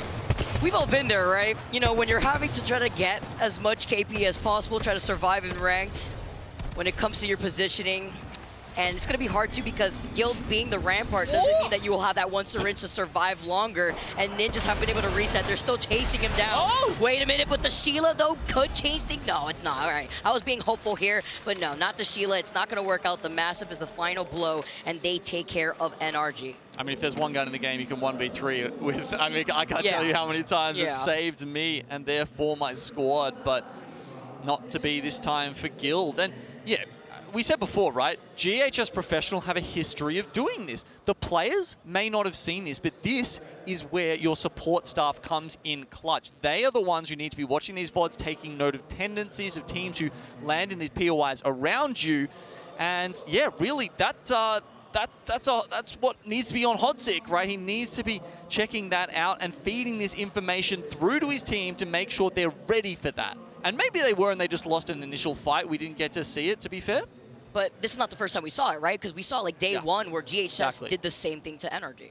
At this point, it is predictable. Anyway, Ninjas in pajamas after a long battle to grab just a few extra points. But we just said, how important are those maybe 1 or 2 extra points that you can get? The real question, I guess, is did they sacrifice that for a better position in the zone, which would have netted them more points in the end? That's always a real struggle for IGLs to work out. Really need a crystal ball to work that one. See how that's going to work in their favor, considering they have that Valkyrie. They'll get the Survey Beacon instead while we take a look at teams that don't have that composition. It is Zero, Tenacity that are able to get the knock to one of the members of Dreamfire here. Be careful. Falling low is going to be pop the syringe, get that reset just as quickly. Yeah, they are in the zone taking damage right now. Oh! The superhero jump, and he's going to follow it up just to chase. Why are you running? Why? He's going to chase right after him. You can't take that jump tower. You're going to be in their line of sight. Just trying to see if maybe you could isolate these 1v1s. That's really your only chance. Taking that jump tower. Has to pop the mobile shield, try and play the jiggle game here. But at some point, both of them have to pop a syringe. Or at least the player who's alone does, because the other player can potentially force him to stand there and take the battle and then actually just go and get revived afterwards. The lone player does not have that option. They don't know where he is. They are pinging that he's moving over to the left side because they were maybe expecting if you can take that geyser, you can try to get out, but then he'll just get mowed down by Bambino Sheila. They see him right in front of them, gonna take it out. He knows already at that point, where can you run? You're forced out of their line of sight, and the rest of their Tenacity are just gonna wait for you and just jump from the high ground. Yeah, he's only knocked, so he's obviously got a teammate still around. And the reason why you're seeing a lot more of these teams do this is because we are in the favorite part of this series. My favorite part, game number 7. Actually, you can see Dreamfire, the other teammate was probably just waiting for him to die because he's right on top of an already deployed Moby and a Crafter. Great moves here from Dreamfire, and I'd say it's my favorite because at this point, all these teams know how many points you need to feel safe. How much KP do you need to feel secure within our last 2 games before we eliminate 10 teams from this tournament? It's pulled up towards the train station in Thermal. We've seen more like low ground finishes in recent days. And that's going to be an annoyance for teams like ALGS and Hungary and LG, who we were mentioning and highlighting earlier. Dreamfire, 24 points to their name. A lot of teams fighting in the zone this game, Vicky. A lot of teams taking risks. What? He needs to pump the syringe. He needs to pump the syringe. No way! Oh no, it isn't enough. Dreamfire got eliminated. He has to get the KP, but it was too late. Did he have time there? I think if he did it a little bit faster. Late. Yeah, if he did it faster, I think he would have been fine, Genome.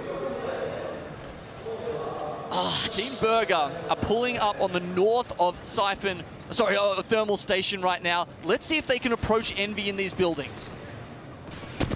He was in the other building. I'm late. Not with you yet. Coming. They're backing up. We can take close building. Everyone close building. Bob the other spicy. We have to. We're good. Come left.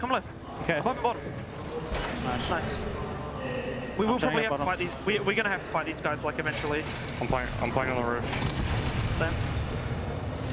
I have slam for like whenever. I'm just gonna hold it. Yeah. Does anyone have a 3x or a 2x I can swap for 2 to 4? No. Yeah. I have a 3 in my fucking thing. Yep. I just hate 2 to 4 flatty. I have 120 So light now. I got 160 heavy. Used a bunch. Just spraying shields out and shit. Yep. Team low ground side, thermal, high ground. Team flying kind of towards us. Don't know where they're going. Don't pull back somewhere. Wow. Far side. We kind of gotta have fight. to initiate on these guys. Yeah, let's start trying to kill them. Yeah, base up for now. Alright, got fucking hit instantly. Holy fuck, 100. I'm heavy, guys. Yep. Back up. That's good. We peek out roof? No, we can't. I'm peeking out roof straight after. Yep. They moving? I think so. Find the outside. Walking up. Oh, 150, 150 right now. I'm nading. I'm batting. Get nades in there. Yeah. I'm playing up here. Pop it a cell. They're just holding thing with rampart. Did a nade up the top maybe? I am thermiting it. They did it. Just thermiting again. Arcing them. Did it thermite top? Yeah. I'm ready. I got fire inside batting. I can bring it Chill. Tricky one. They buffed. Chill. Forced everything. We have 30 seconds. I'm ready. How many nades up there? Yeah, I'm ready whenever. Let's go. Give me. Rip off 100. Getting fucked. I got slammed. Give me one.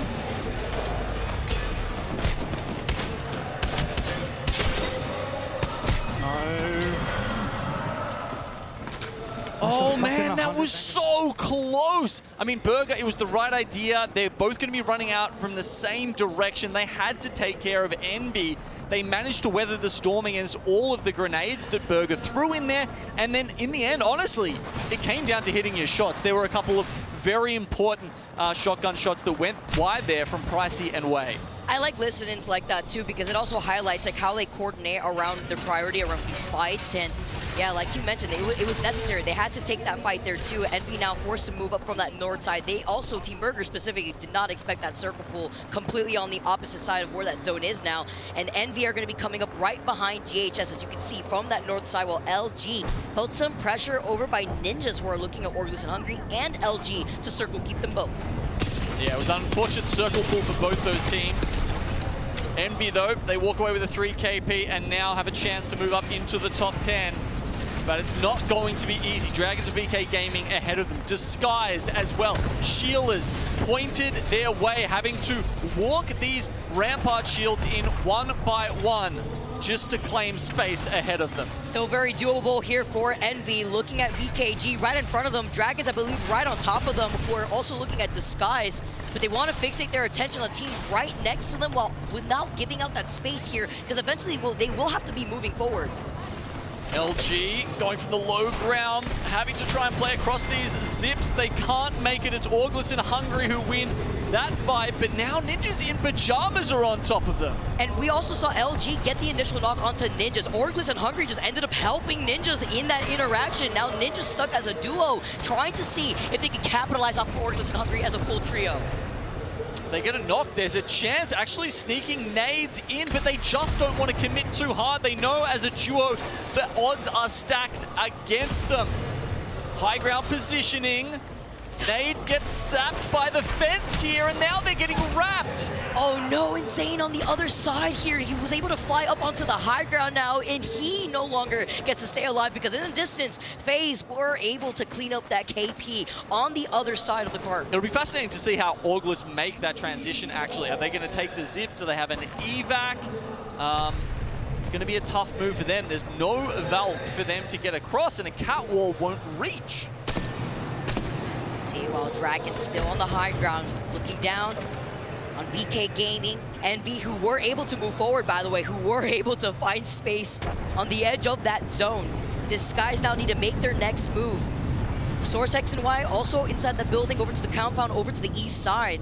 Dome has been used up, and Disguise have been able to now rotate on the other side of BKG, where they're going to get pinched. Yeah, I think Disguise may actually be able to make it to the bins and the side of the building. But no, actually Source going to try and take that space away from them as they look to go towards Shadow 3690. Yeah, they're forced to get out of the building now. Taking this fight could actually be some breath here for Disguise. They could look at this fight here, reignite, also trying to get the res here. Evchan, the last one alive here for this squad. He can't get the shield swap. That's right in front of him. FaZe now scoop up, clear up that side. Envy still were right there eventually before now trying to capitalize on the FaZe. Not too sure if they can come across from that as Disguise strafing Blame, letting the Mozambique seeing Shadow get eliminated. It works though. They use every single piece of utility on the way over, but now they have found hard cover and a position.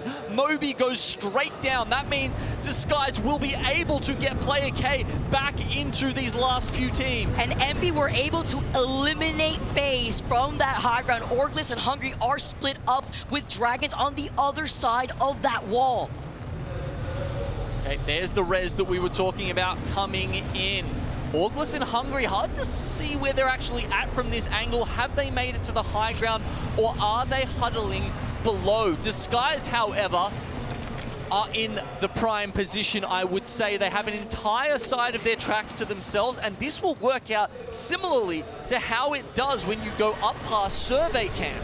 I'm just scared because it was Player K that had to get res, which means he won't have that Newcastle wall as the circle is closing in right behind him. And that's why these scout shots are so important. Every bullet he hits is another 3% towards getting that wall up. Exactly. They are able to get a knock and finishing blow onto Queso here as they're looking at the other team across from them. Disguise slowly approach VK Gaming, who are on the other side of the wall.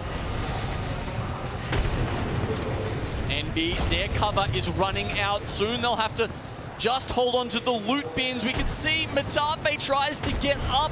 Still can't see the health bars of where his teammates are, but Dragons, they're taking all of the attention from NB right now. Disguised, I think they might have this one in the bag. Let's see, with VKG stuck as a duo, 5 squads left, Envy taking their time. Orgless and Hungry out of the zone, they can't come back up, they get eliminated. Dragons stuck on the edge of zone here too, looking at VK Gaming, while Disguise have to start moving forward. Perfectly timed Gibby ult here. This is going to cause havoc for all the other teams if the bubbles run out in time. Dragons still alive here. Go out with VKG and Envy. And Yanya is able to get the full squad wipe there too. Envy stay alive, the domes have been utilized, Newcastle walls have been put down, and Disguise have also had some time to build up their own ults. Does Player K have the wall available? Does Strafing Flames still have the bubble to use? The last vestiges of the Sheila are coming out now for Disguised. Still 3 squads. How have VKG not been eliminated at this point? Just hiding behind the sliver of cover if they can. That's why you see that Moby right in front of them. But the engagement starts. Gibby Bow for Gibby Bow, the melee to push him into the zone so he can take the damage. VKG get eliminated. Disguise versus Envy. And Disguise desperately trying to stay alive. But a huge Dark Star from Strafing Flame has allowed Disguise to take game number 7.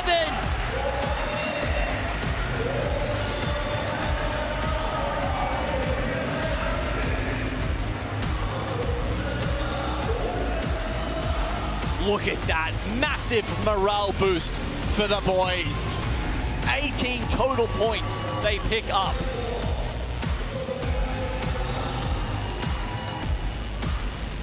That does move them into the top 10. It moves them to 47 points, which I think will be enough, Vicky.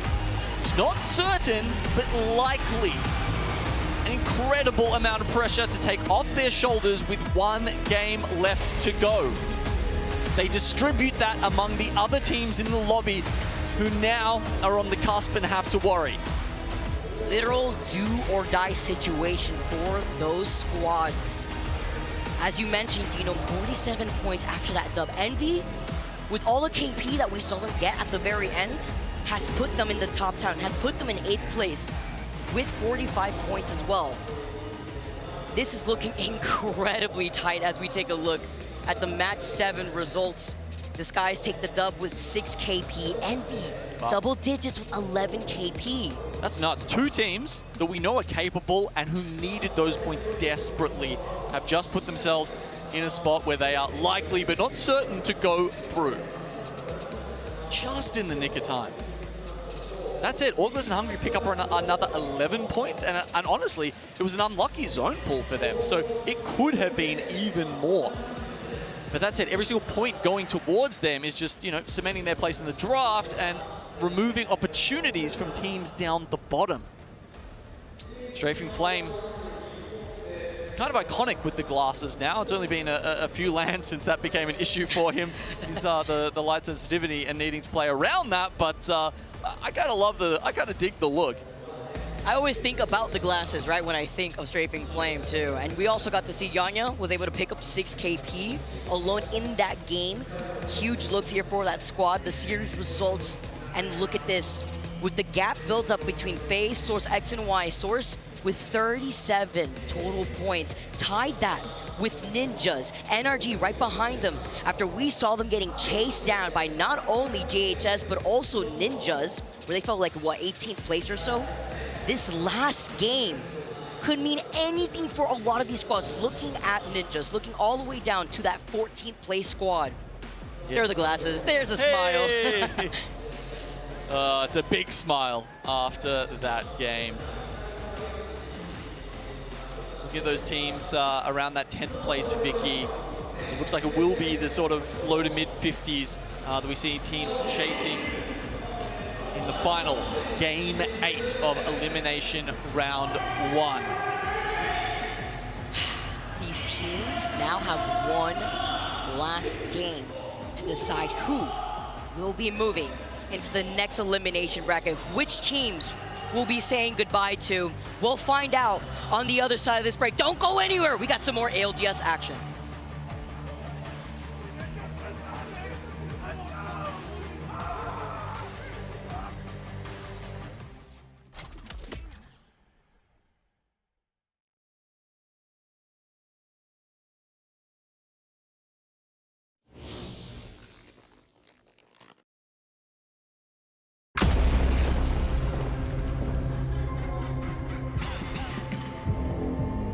Got a lot of blood on my hands. Now some of it is yours.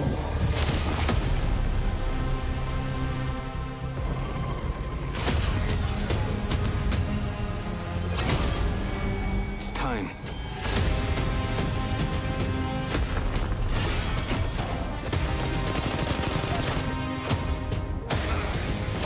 This is where it ends. I love a dying world.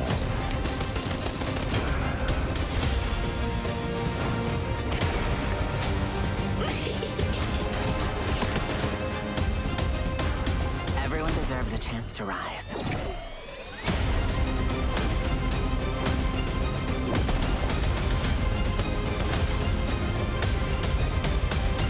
The truth will be known to all. Bigger the sword, greater the ruin.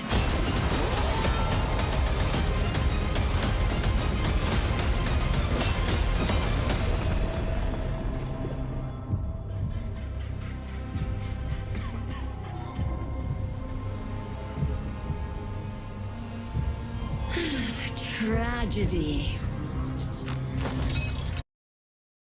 Sony InZone, the official monitor of the Apex Legends Global Series.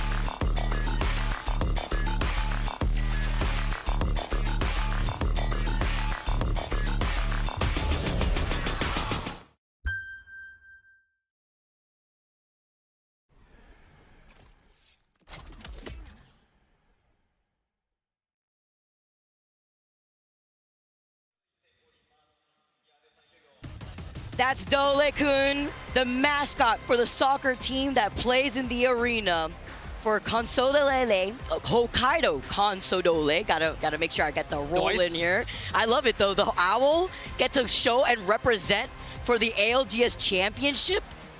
It's been a great time thus far, and you know what's great? To see our pros take their game to the next level. The InZone M10S has proudly been chosen as the official monitor for the ALGS Year 4 Championship and Year 5 live events, showcasing its exceptional performance. InZone is a gaming gear brand from Sony, meticulously crafted for core gamers with a lineup of high-quality gaming monitors and headsets. The InZone M10S is ready to provide an exhilarating experience for esports enthusiasts while giving you the competitive edge you need.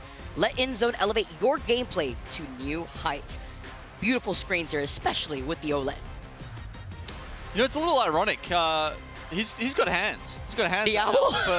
For you know, a sport where you only use your feet. I'm just saying.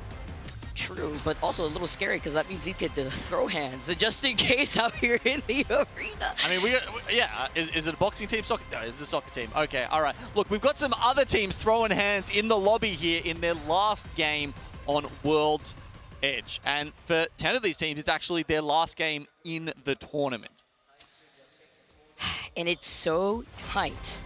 Looking at the cutoff genome, only 10 teams will be moving on throughout the championships. 10 other teams, though, our bottom 10 squads left after this game will have to say goodbye. And it is looking so tight once again. At how many points some of these teams have taken advantage of chasing other squads out into zone, making sure they can catch one off guard. Our final game here within the series for our first round elimination bracket. Yeah, I mean, the teams who have won the last couple of games are currently sitting in Disguised 6th, Dragons 7th, FaZe Clan 9th. So it's put them over the bumper just for now, but they do have to hold on to those spots. As we go around the arena and check out some of those scores, there is a couple of teams who have probably fallen too far to pick themselves back up. Stallions and Meteor yet to hit double digits. That means it's almost mathematically impossible for them to make it back up. But honestly, anywhere from further up there, Shadow at 22 points, we know that they can have banger games, right? We've seen this team come out and just shred a whole lobby. If there was a time to do that, it has to be right now in the final game of the Elimination Round 1 bracket. The crowd is ready. We're ready. Let's dive into our final game within our series, the final game on World's Edge, where we'll see which of these squads will be moving on. We saw what happened with Ninjas. We saw that they had no issue on taking advantage, utilizing Zane being on that Valkyrie, chasing down the teams that they want to cut off. Same thing for NRG, by the way. NRG, 35 points below the cutoff right now, below off the pace, I should say. Are they going to be watching out for GHS Professional a second time? You would think so, especially when we're getting what it's not certain to be, but it could be a repeat zone here, Vicky. It's definitely going down in the thermal station direction. Could be a little further up towards staging. And remember, no one's landing there for pretty much the first time in like tournament history in ALGS. Staging doesn't have anybody in it. And that's important, right? That means rotations can go straight through there without having to worry. It means that there's a ring console and a survey beacon there that people can use without having to worry that there's a team hanging around. Which it's crazy because Dragons know that as they exit out of Mirage, they have that ring console there, but instead of trying to pick up an Evil Harvester at staging while knowing that it is also free, they would rather prioritize their rotate into that next zone after having that info because they're one of the teams in 7th place with 47 points. They don't want to risk this, but Stallions thinkings here, though, as they are able to try to take some shots, but lost out on one of their own. FaZe taking this fight over by Big Bot as well. And on top of one another here, too. JMW taking the high ground with the PK in hand. Sheila rearing to go from next. Well, they do have the better position, and they're going to run down on Oblivion. FaZe, remember, in 9th spot, this is an important fight. They don't want to leave their fate in others' hands, and to do that, they have to get the win now. The res does come off for Oblivion, but they turn it around. That was too risky. It was the Newcastle res right in front of them, and they couldn't just fully extend on the Gibby bubble because the Gibby was still alive. The Gibby was right there to give them the cover that they need. FaZe, a team that could not have risked losing that fight, are the first out of this lobby. They could not take care of Oblivion. They sit at 42 points. In previous lobbies, that may have been enough, but I'm not so sure about this one right here, Vicky. FaZe will have to watch with their hearts in their hands. Worst feeling. We'll have to see. Ninjas. No issue. Trying to take these fights as we've seen. Stuck in that corner, Team Burger. L-Star in the distance. Forced to move up. It's 3 teams that are over here by Skyhook. Stallions were on that higher ground holding that L-Star. Ninjas have moved up to the north. Yeah, Team Burger, another one desperate for points. That's why I think they were plugging away at Stallions beforehand. Does look like they've got the res, but Team Burger still in the vicinity. As you said, Ninjas just above them. NRG and GHS Professional, looks like we're getting round 2 of that. Whoa. And NRG want revenge. Absolutely. Huge nades here, knocking them off the high ground. And here comes Nock. Here comes fun. Meaning business. Nock takes onto the high ground after getting those 2 knocks. GHS are at risk though, right? We already know they've been leading the lobby alongside Orgless and Hungry, but this is even better for NRG to get this KP. Oh, good crack there from Nocturnal.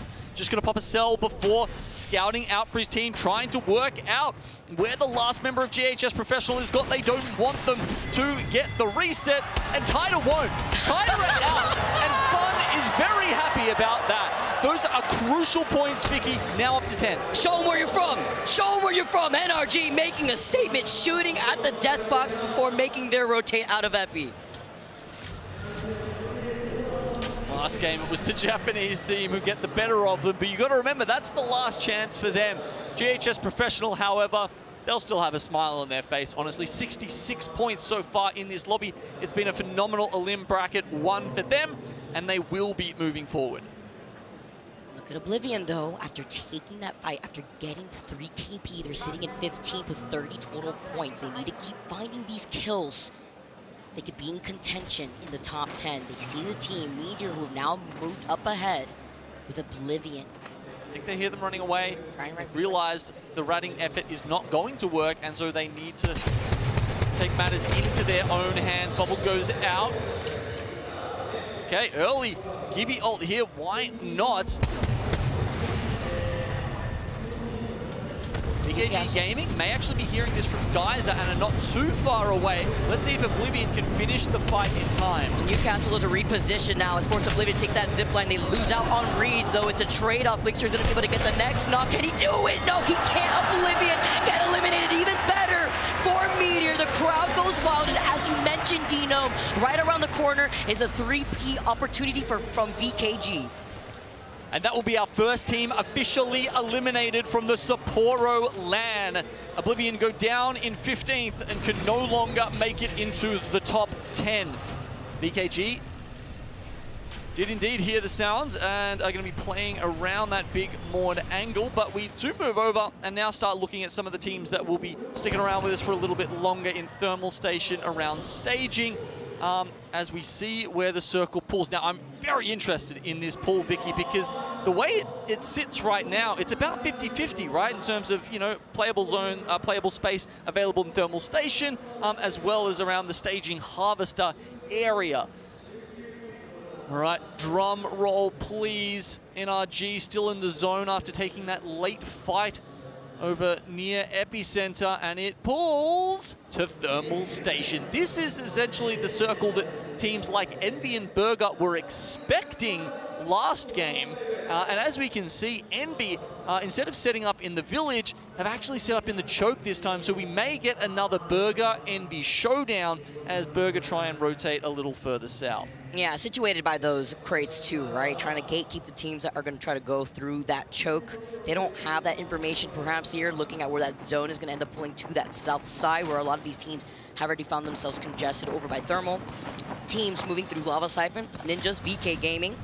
VK Gaming, as we noted, were able to take care of Oblivion as they're now moving away from Big Mon, looking at Meteor, who actually were the ones that were able to take care of Oblivion, who are coming out of that POI into that next zone.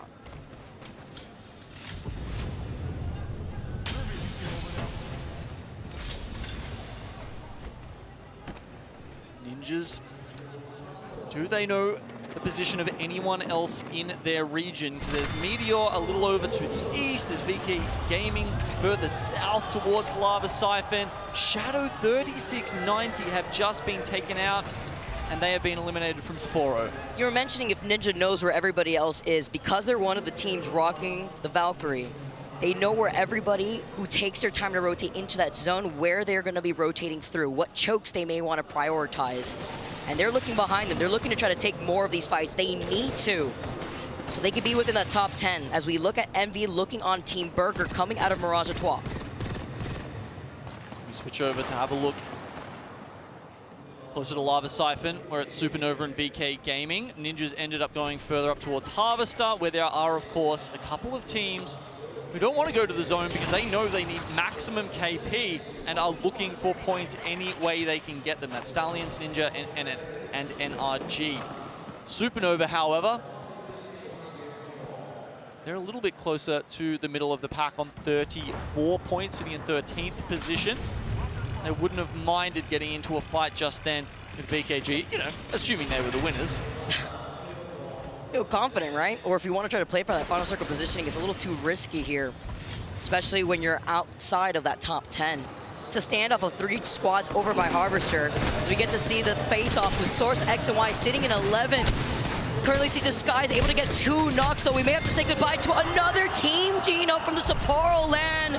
Source X and Y get eliminated. That was such a ballsy play. Look, I honestly want to give them credit for that. It didn't work out, but imagine being in 11th spot and making such a risky rotate. And if it pays off, right, all of a sudden they've got a killer spot and can very likely move on. But it's the ifs, it's the buts that we live in. That's the timeline. And unfortunately, this LAN, it doesn't go their way. Some decent performances for them throughout the first couple of days, but this will be their final tilt at the trophy. Here are the bombardments. Ninjas pinging her up ahead, trying to see if they can gatekeep this team right behind them, but they're not the only teams moving up. From Stallions coming in from their 6th, but Meteor are right in front of them. And that's also not the only team too, because Supernova are down to their south. As you mentioned, Dino, maybe looking to take one of these fights. They need to. They're sitting in 13th, so Ninjas have to stay alive here. Trying to play this safely around the double Gibby Dome. See the Newcastle wall coming in. 15 spots still left here, while Nasky misses out on these crucial shots with the Massive. They lose out on one, Zay falling low. Nasky gets hit from behind. This is the squad that we know is going to third party them. Meteor get eliminated. Ninjas get eliminated in 10. They lose out, and this is the green light for Supernova to slide in, but they don't feel confident. You can see the way they want to try to prioritize getting this res, but it's not going to work out here. They try to pull them all the way through the zone, but what? Oh, behind them, the Sheila! The Sheila! Tila is able to get the knock. Supernova gets to survive for now as a solo, but Stallions come up from the other side. That is absolutely insane.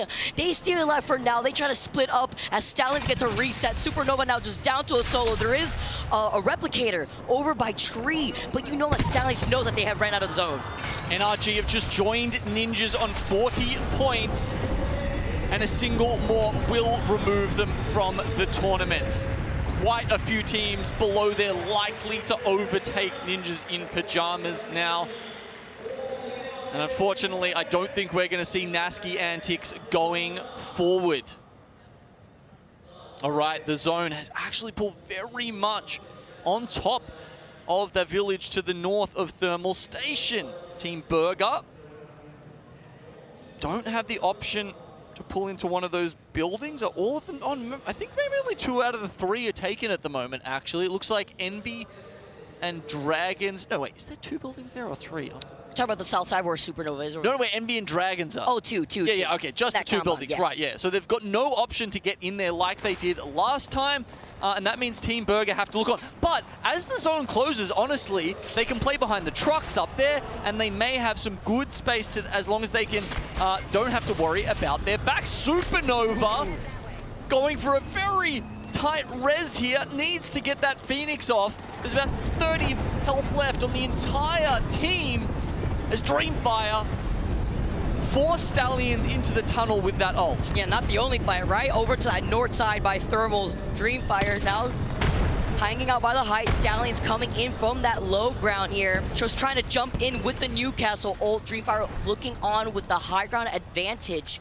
And they're not the only team, though, within the vicinity. A team that is playing very safe is VKG, who are by the choke once you exit out of staging. Supernova, after getting that res, they're quickly evacuated from the lobby. 11 squads left as LG picked that up. Supernova are down, and they are out in 13th spot there. They can't make it through to tomorrow anymore. The zone pulls even further northwest, and Team Burger, this might have been exactly what they were waiting for. That means all the teams on the southeastern side who are down at Thermal Station, who are below that top level, are really going to struggle. Teams like NRG that are going to have to zip up towards Dreamfire, with VKG looking on from one of those buildings as well. It's hard when you're NRG too and you're sitting in 11th with 40 points. Very difficult rotation here unless Stallions can move up and pull the attention away from Dreamfire. So this is just such a killer spot from Team Burger. They got unlucky last game, but their luck has been completely reversed here. Envy have actually moved out of the buildings. They are holding, they've read the zone very well and are sitting down near the crates, I believe, and will be watching over Auglis and Hungry as they try to make it up from the Dorito building. Dreamfire now trying to get into an angle, playing by the cards. We know that Energy rifled them originally, see how they're going to be able to move up instead. The action, though, over by the building, over to the left side, Zero Tenacity are in the other building. They're still in Thermal Station looking at them. Disguised go down with 51 points. That might be enough for them, but we'll keep an eye on it. And Energy currently have gotten the KP that they needed to be in top 10, but the fight has not stopped with Dreamfire getting that knock, but they trade up with Stallions, who won't be able to make it even if they get the most insane dub, even if they clean up this lobby, because they're sitting in 19 but only 14 points. Here comes Energy!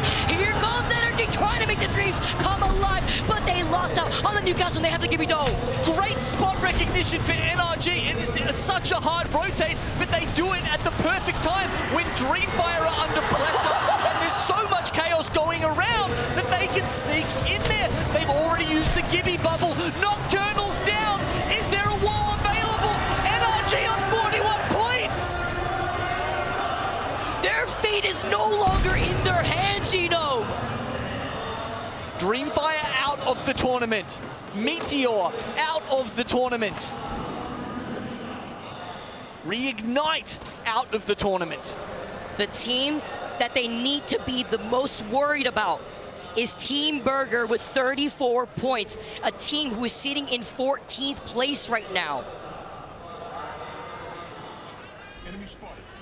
There are still 7 points separating Team Burger from 10th spot. there's not really anyone else around them who we need to worry about. So let's hear if Team Burger have recognized that position. Wait, you have to break even right side low ground. No, we have to force them to zip up into blue crate, and then we can get kills there as well. Yeah, these guys are going to zip there, I think. Maybe. Low ground. These guys are getting zip shot. You're gonna stop bring up 46, they walled here. Stop. They're gonna play right side. Stop. It's fine. I'm going up. Bucking him. Nice. Keep half your shield away. Keep half. Okay. I'm queuing here. I'm just queuing so I can stare at your edge. I think they're safe there. Alright. They're not. If they're not moving, I need you to watch left with me. They're there. They are there. They are high prior. I need to plan my watching, guys. Alright. My key's gone. Right. Yep. That's kind of all on your way. Seal this! I need you to seal this way! Coming. Yeah, I'm watching the right side. I'm stopping. I have an LOS on that. They're still here. Give me ulti, guys. Give me ulti. They walled in. I need another team behind them. I can't. Give me ulti, bro. Right. They're gonna wall me. I'm giving it up. I'm getting fucked. Yeah, just come back to us. I'm up. Still a team down here on my ping. Right. Behind that rock, I've still got wall. Yep. Team on left has blue armors. These guys might in soon. Look for kills. Fuck them. Top look left, up, we got a carry left, yeah. I'm getting on top of the rockway. They're running. They're going to third, I think. All right, there's still 4 points that Team Burger need. They gave up a spot there. You saw there wasn't enough pressure from Pricey's two teammates to help him out as the South American team Dragons moved further north. Envy had been eliminated, but will probably make it through another round. Currently right now sitting with so close points to match that with NRG. I believe 38 points while NRG have 41, and they have to keep putting on the pressure from both angles with Dragons to their side. There are 3 squads left, and Burger need 2 points or 3 points to secure it. 2 points, it would come down to a tiebreaker with Team NRG, who are currently sitting in 10th spot. This is going to be an intense final circle. Everything coming down to this for Burger, and they're holding on to height. They're holding down to that northern side of zone, while ALGS and Hungry are staring down Dragons, not looking at Burger on this rotate. If they make it into the top 2, they will get to 41 points. If they get just 3 KP, they will secure their spot for tomorrow. And I'm getting word that Team Burger would break the tiebreaker here if they tie with NRG. 39 points. They're looking at Dragons, who are trying to send it on to them. This may destroy their chances depending on how this fight goes, with ALGS and Hungry right behind them. Can Team Burger force the other 2 squads into each other? It looks like they're fighting. A great spot! 2 knocks! If they secure these, it's tomorrow for them. They do it! Make it through to the Elimination Bracket 2. 41 points! That means they win on tiebreaker! Team Burger will be meeting the rest of our top 10 squads in our next Elimination Bracket. Welcome, Team Burger, as the face down happens between Burger and ALGS and Hungry. Okay, still some work to do though. Pricey needs to get this bat off. ALGS and Hungry actually sitting very close to where the final circle finishes. That means they don't have to move their position necessarily, and as you can see, it's high ground, that's good.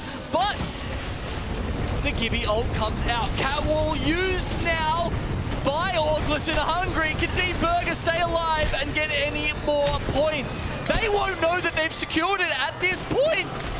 ALGS and Hungry cap off a fantastic Elimination Bracket 1 with 96 points and another dub. Wait until they find out. Look, this is the moment. That's the moment. ALGS, huge domination within this series. I think Sharky's waiting for confirmation, and they've just got it. We get the hug from the boys. There was some tense final moments, but there's some APAC South love and joy to be spread around as Disguised come over to celebrate with them. Incredibly tough, but the last couple of games See some late entries from Australia and the surrounding regions there making it through. I love this group hug. I love a group hug. Look at this emotions, man. This is amazing. This is what we're here for. This is what LAN is about. Nonetheless, a championship. Team Burger, you've made it. You are a 10th place squad that has made it into our next elimination round. The Burger in the crowds. Hey! Oh man, it's been a while. It's been a while since we've seen the Burger fans in the crowd. Since their very first appearance in North Carolina, they've made it all the way to here in Sapporo, Japan. 4 kills, every one of those necessary. History repeats itself, but in different ways, Genome. I was on the floor at that rally land, at that champs, looking at a different version of Team Burger. We had these plastic burgers out on the desk. To yeet it at the team, congratulate them. Again, emotions all the way around. I cannot believe it. Our match 8 results, Orglis and Hungary, they take another one. They started the series with a dub. They end our series with a dub. 12 KP for them. Dragons with 2 KP in second place, but it is that 4 KP, that 3rd place spot that has elevated Team Burger into our top 10. Just enough. Okay, this is where we see the 10 teams on the left will be moving forward to tomorrow and Elimination Bracket Round 2. 10 teams on our right, we say goodbye to. That's it for them here at Sapporo. I'll be watching from the stands from now on. Some valiant performances, but now they look to the next year of ALGS. A lot of things to iron out, but a lot of things to look forward to here. Our top 10, look how tight. FaZe making it 42 points. Disguise with 51. That's where that gap was that we saw before going into that final game. A lot of these points were soaked up between game 7 and then game 8, where we see a lot of teams have to make desperate decisions to try to get the KP that they've needed. Lovely to see some love from the fans for some of their teams that have just been eliminated. Not giving up. True fans standing by them right until the end. No, we also have to take a step back, though. While we congratulate our top 10 teams, we also have to say goodbye to 10 teams. This is one of those days where this is where the emotions really flow. We had to say bye. Sure, there's another opportunity perhaps, but it's very difficult here. When you see your fans in the crowd, you want to make them proud. Falling a bit short, you don't want to disappoint them. But knowing it's GG, go next, as it is when you load up into another game of Apex Legends. It's tough sometimes. It's yeah, it's a sad moment for 30 of those players, but 30 of them do continue on to tomorrow. And it'll be fascinating to see how many of those we'll get to see on Sunday. Who will make an impressive lower bracket run? That's the song when it comes to our tournaments here. And as we take a look and close the book on this lobby, I want to hear some more thoughts from you guys on the desk. It's been an emotional time here, saying bye to 10 teams, but then seeing how close our top 10 squads have been able to inch their way into that next zone. Thank you, Vicky and Gino. Great call to finish it off, and a lot of energy and emotion certainly palpable in the room. It can be felt through the cast, can be felt by watching the players and seeing in the reactions, guys. Snipe, Graceful, this is what you play for. Those little moments, you never want to be in them as a player, because the flip of the coin, you are not here. You are going home. But if you're in them and you get out of it, there's something special about just inching your way through. It's a cathartic release that's hard to explain unless you've been there. Yeah, I mean, for me, I feel like I get more nervous watching than I do when you're on the stage playing because you're so engulfed in the game that you're not really paying attention to all the surroundings. It's just kind of what's happening right there. But when you're watching and you're seeing, you know, Burger and the POVs on them the whole time, your heart's pounding. It's like, are they going to do it? Are they going to do it? It builds up, but I guarantee the release they had after the game was over and the just overwhelming like sensation of we did it. You could look back, it wasn't pretty, they got it done though, and that's all that really matters. The quality of a team is if you get it done. Yes, you can be fancy, you can be skillful, you can have all the experience in the world, but do you get the job done? Team Burger, they did that. And on the other side of things, Graceful, there are teams that didn't get it done. NRG comes to mind. So sad to watch and see their hopes of continuing on to a championship cut away. Ninjas in pajamas as well. Supernova, who bounced back, doubled their score, almost got their entire score in group stages in this series. Still not enough. We'll be saying goodbye to them. Definitely feeling stressed for this scenario for them, because when you're in that game still playing and you see your teammate go down, or even if you get double cracked or somebody gets ratted on, it definitely, you start feeling the pressure even worse, because now you're trying to live and you're just having a hard time to breathe. However, I think the ones who actually had it, despite everybody playing this game, the one who had it the hardest was FaCe Clan, dying 20th, I believe, being on the cusp, on the verge of making it, needing to see that whole game. And I've been in that scenario before for, you know, even Pro League, where like, we only make this if every team gets bare minimum or some team soaks the exact amount of points, and they're on the 9th place, 42 points, just barely making it as Team Burger, and everybody else was scrapping for the 10th place. Across these teams in our top 10, anything could have gone wrong. Envy had a very slow start and somehow pulled it through. Obviously, Orglis and Hungry, they got off to the races. They stayed in that position alongside LG, GHS, and VK Gaming. Dragons, again, from South America, that one win was enough to catapult them into a position to stay top 10 and then stay relevant. But it was also on the back of individual performances, which is why I want to go to our Sony in-game, in-zone kill leader. You can see across the week, we've got Koiful still leading the crew. And that just is a testament to Shopify Rebellion. But the man in second with 20 kills today is Kinda from Orglis and Hungry. Those 20 kills, those 20 points, certainly the difference in taking first place and cementing Orglis and Hungry's chances at becoming champion, at least giving them that chance a little bit more as they move on into Elimination Round 2.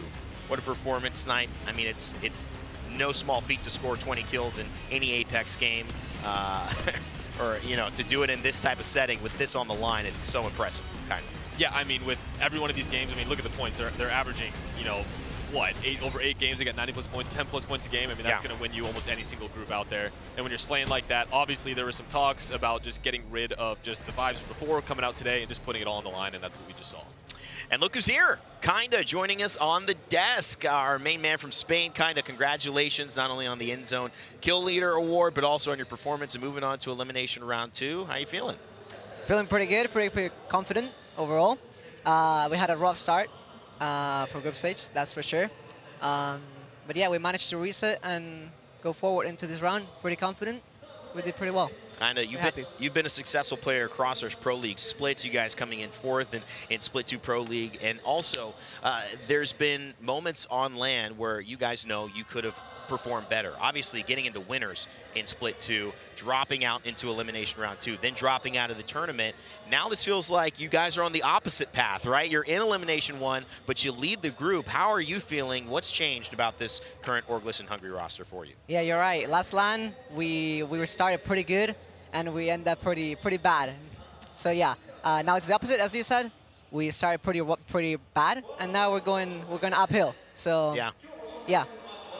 Sometimes those things work for teams, working uphill versus starting uphill and kind of working down. I want to go through your POV of that last match, or at least some gameplay footage we've got. And one of the interesting things to note for those at home, too, Kinda, you guys are playing a little off the meta in a way where you're rocking Catalyst. A lot of people filling Rampart into those shoes alongside Gibby and Newcastle. Talk to us about what your perspective is as a Catalyst in this super support-heavy meta. Yeah, well, to be fair, I saw in the lobby we were the only cat team playing today on this Elimination Bracket 1. It was actually impressive. I thought it would be a couple more at least. But yeah, I think having the wall gives us like this power of rotating a bit better, you know. For some Rampart teams and Newcastle teams, they can't really do that. Like their micro rotates are a bit harder. But now with Cat, we use the wall as a util for our rotates. So yeah.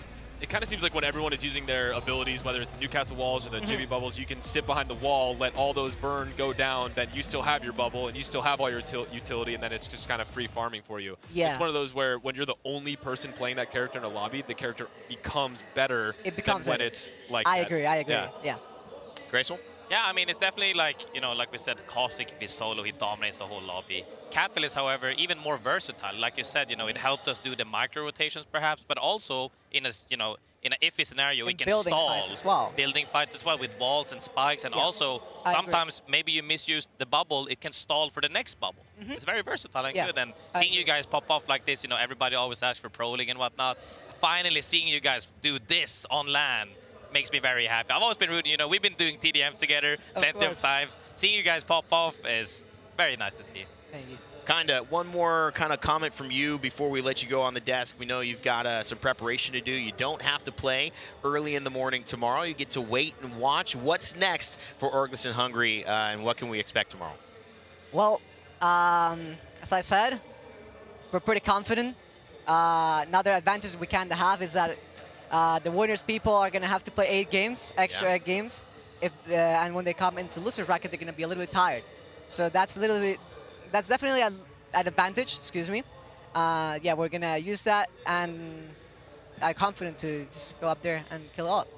Well, it's been a pleasure. Congratulations yet again to you and ALGS in Hungary, all your family and friends supporting. That's been our Sony in-zone kill leader and the winner of our Elimination Round 1 with ALGS in Hungary. We also have a team, though, that was right there at the end. They won in a different way. They move on, even though they're in 10th place, to play yet again. And Lace is standing by with one of their main men, Pricey.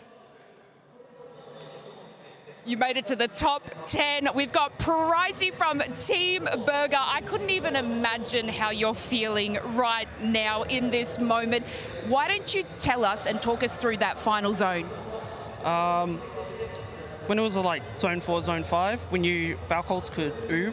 So we just played our space with Rampart walls and Newcastle walls. And I mean, from there, we were just shooting everyone away. And then I played solo by the trucks against the cliffside to hold more space until that final ring, because I knew some of the building teams would try to come up that way, because it's like they got nowhere else to go apart from jumping on each other. So after that, backed up to the massive rock and just kept pushing forward with like Rampart walls and stuff. Misplayed at the end, like we could have come second with an extra kill, which like definitely would have gotten us in instead of being on a tiebreak with NRG. But outside of that, I mean, the game couldn't have gone any better. Yeah, I mean, we'll take the tiebreaker, honestly, but, you know, we got a beautiful clip of you guys when you finally realized that you made it into that top 10. What's next for you guys? How are we going to take to the drawing board? What do you think you guys need to obviously work on so you sit more further up that leaderboard? A lot of games today were, I mean, I'm just going to say costed by me. Didn't IGL that well, but we won our fights when we had to win them and moved to spots when we had to move to them, because zone doesn't work. So we just started playing for like third beacon. And I mean, from that, it's just like the rest is history. Well, we like that you take a little bit of responsibility, but look, you get to spend another night in Sapporo. How's it been so far for you being in Japan at ALGS? It's great. I love the snow, but obviously don't see it much in Australia. Yes. So obviously I'm enjoying that. I'm enjoying the cold as well, because I prefer the cold over the heat, because the heat just sucks. I mean, the fans here are great as well. We have like a couple people holding up burger signs and stuff and cheering us on, which is nice. Didn't expect that, but I'll take it. So yeah, all in all, it's been a pretty good time so far. Thank you so much, Pricey. I know we're all incredibly proud of you. You're still in it to win it. Guys, back to you at the desk. Thanks, Lace. Pricey giving us his thoughts on how he likes the snow. And yeah, it's true. Doesn't probably snow that much in Australia. The snow is a beautiful sight here in Sapporo. And yes, they booked their ticket to stay one more night. Otherwise, we were kicking them out of the hotel room. That's right. They were on a plane, baby. No, it's not that deep. Jamerson, welcome back. I want to get your thoughts, this last set before we start to turn things over to what we have coming up this evening. But floor is yours. Yeah, I mean, really hope that they can carry this momentum on. Having a performance like that, especially in a grueling 8-series set, is incredibly hard to do. Or 8-match set, excuse me, is incredibly hard to do. So I'm glad that, you know, they were able to get it together because, again, in the group stage, it looked very, very dicey. But being able to rally together and have a performance like that, and a dominant one at that, it's really hard to do. So I'm glad that they were able to regain that mental. I mean, are we starting to maybe see a glimmer of what could transpire with this meta as we go into winners, as we go into E round 2? Catalyst?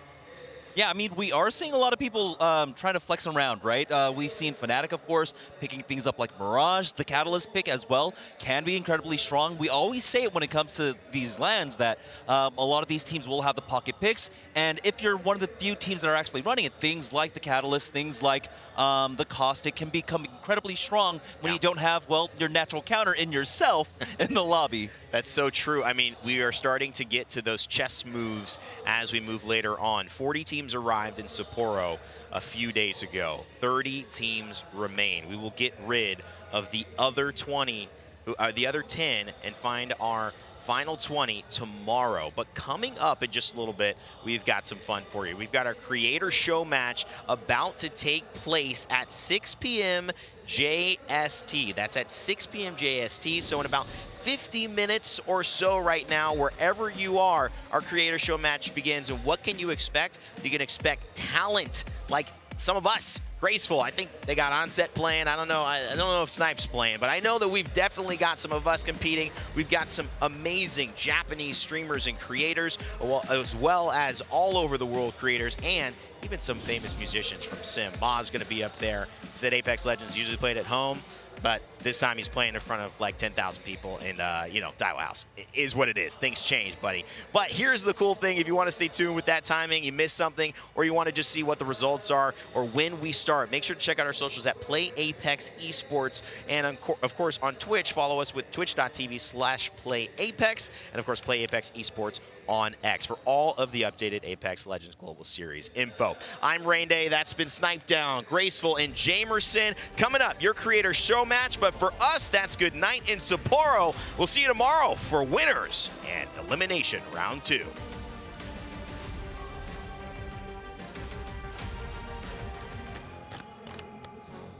We have arrived at the halfway point, and now we enter into the deadly round 1 elimination matches, where teams will be fighting for survival in the ultimate showdown. We fall till we fall, we fall till we fall. That's right. We here to serve them all. We fall till we fall, we fall till we fall. The final countdown. It's time to brawl. Okay, gonna push. Here comes Gassa. Slam comes in, and Source XNY fighting tooth and nail to try and survive here. A little bit of a fall down from Supernova onto VK. The last shot, Ninjas will be eliminated. We're into our top 3. And it is the last fight. It's Supernova again. Oh, break open the champagne, Supernova. You're the winners of Game 2.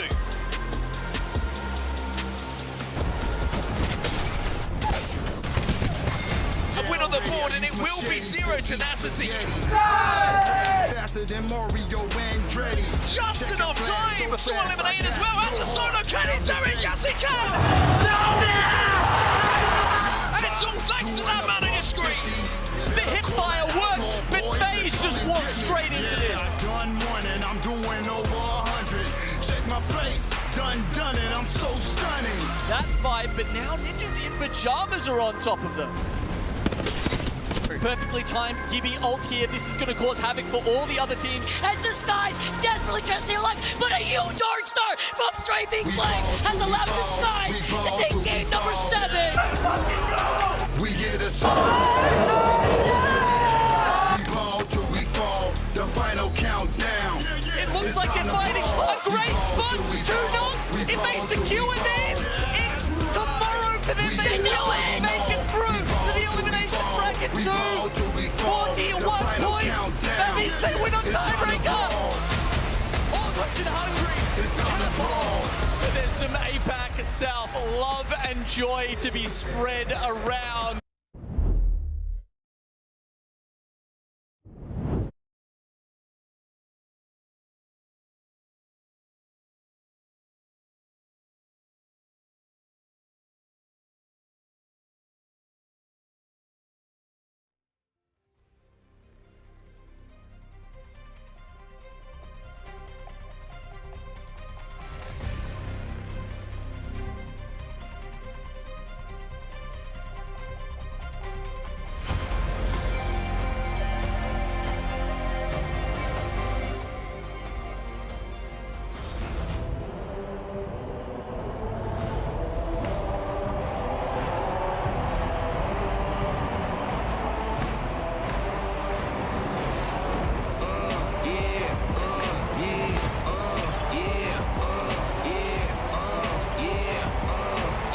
Wait a minute, get it how you live it. 10 toes in when we standing on business. I'm a big stepper, underground methods, top notch. Get them news, nothing less on. Protect your errors. Pushing culture, baby, got that powder you can measure. Then we gon' cut them off. My barber got me looking. Getting ready on that top grade. If you ain't walking out alive, you're where we are. They ask me how you be like this. How you be like this?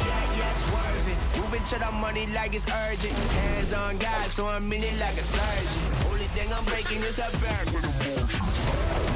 Yeah, baby, go bring out the goodies. Stuffing it inside the hoodie. Now we turn it up to boogie. It's food I eat to fight the bullies. Now I'm fighting up the dark. Guess some things don't leave me fully. The giant pushed me, then the giant pulled me. Better when I budge. If you die, then this come my boogie. What you think this is? We ain't worried about it. Watch this girl do it. They ask me how you be like this. What you think this is? We ain't worried about it. Watch this girl do it. They ask me how you be like this. How you live like this? How you live like this? How you live like this? How you live like this? How you live like this?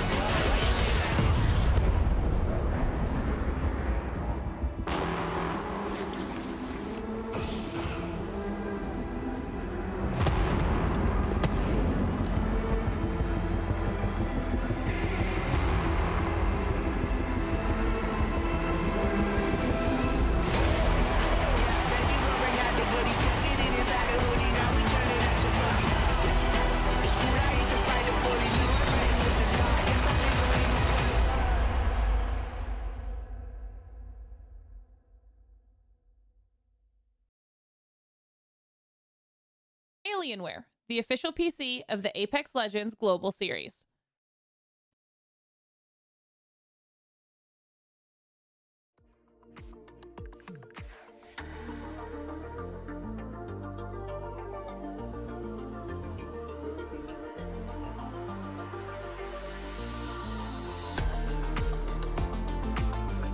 They're not a good play, not a good play, help me.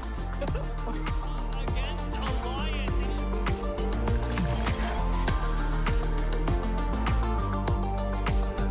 Beam coming in from empty. You're on Marty. Strong.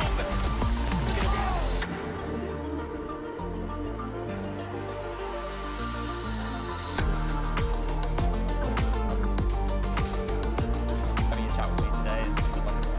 Thank you.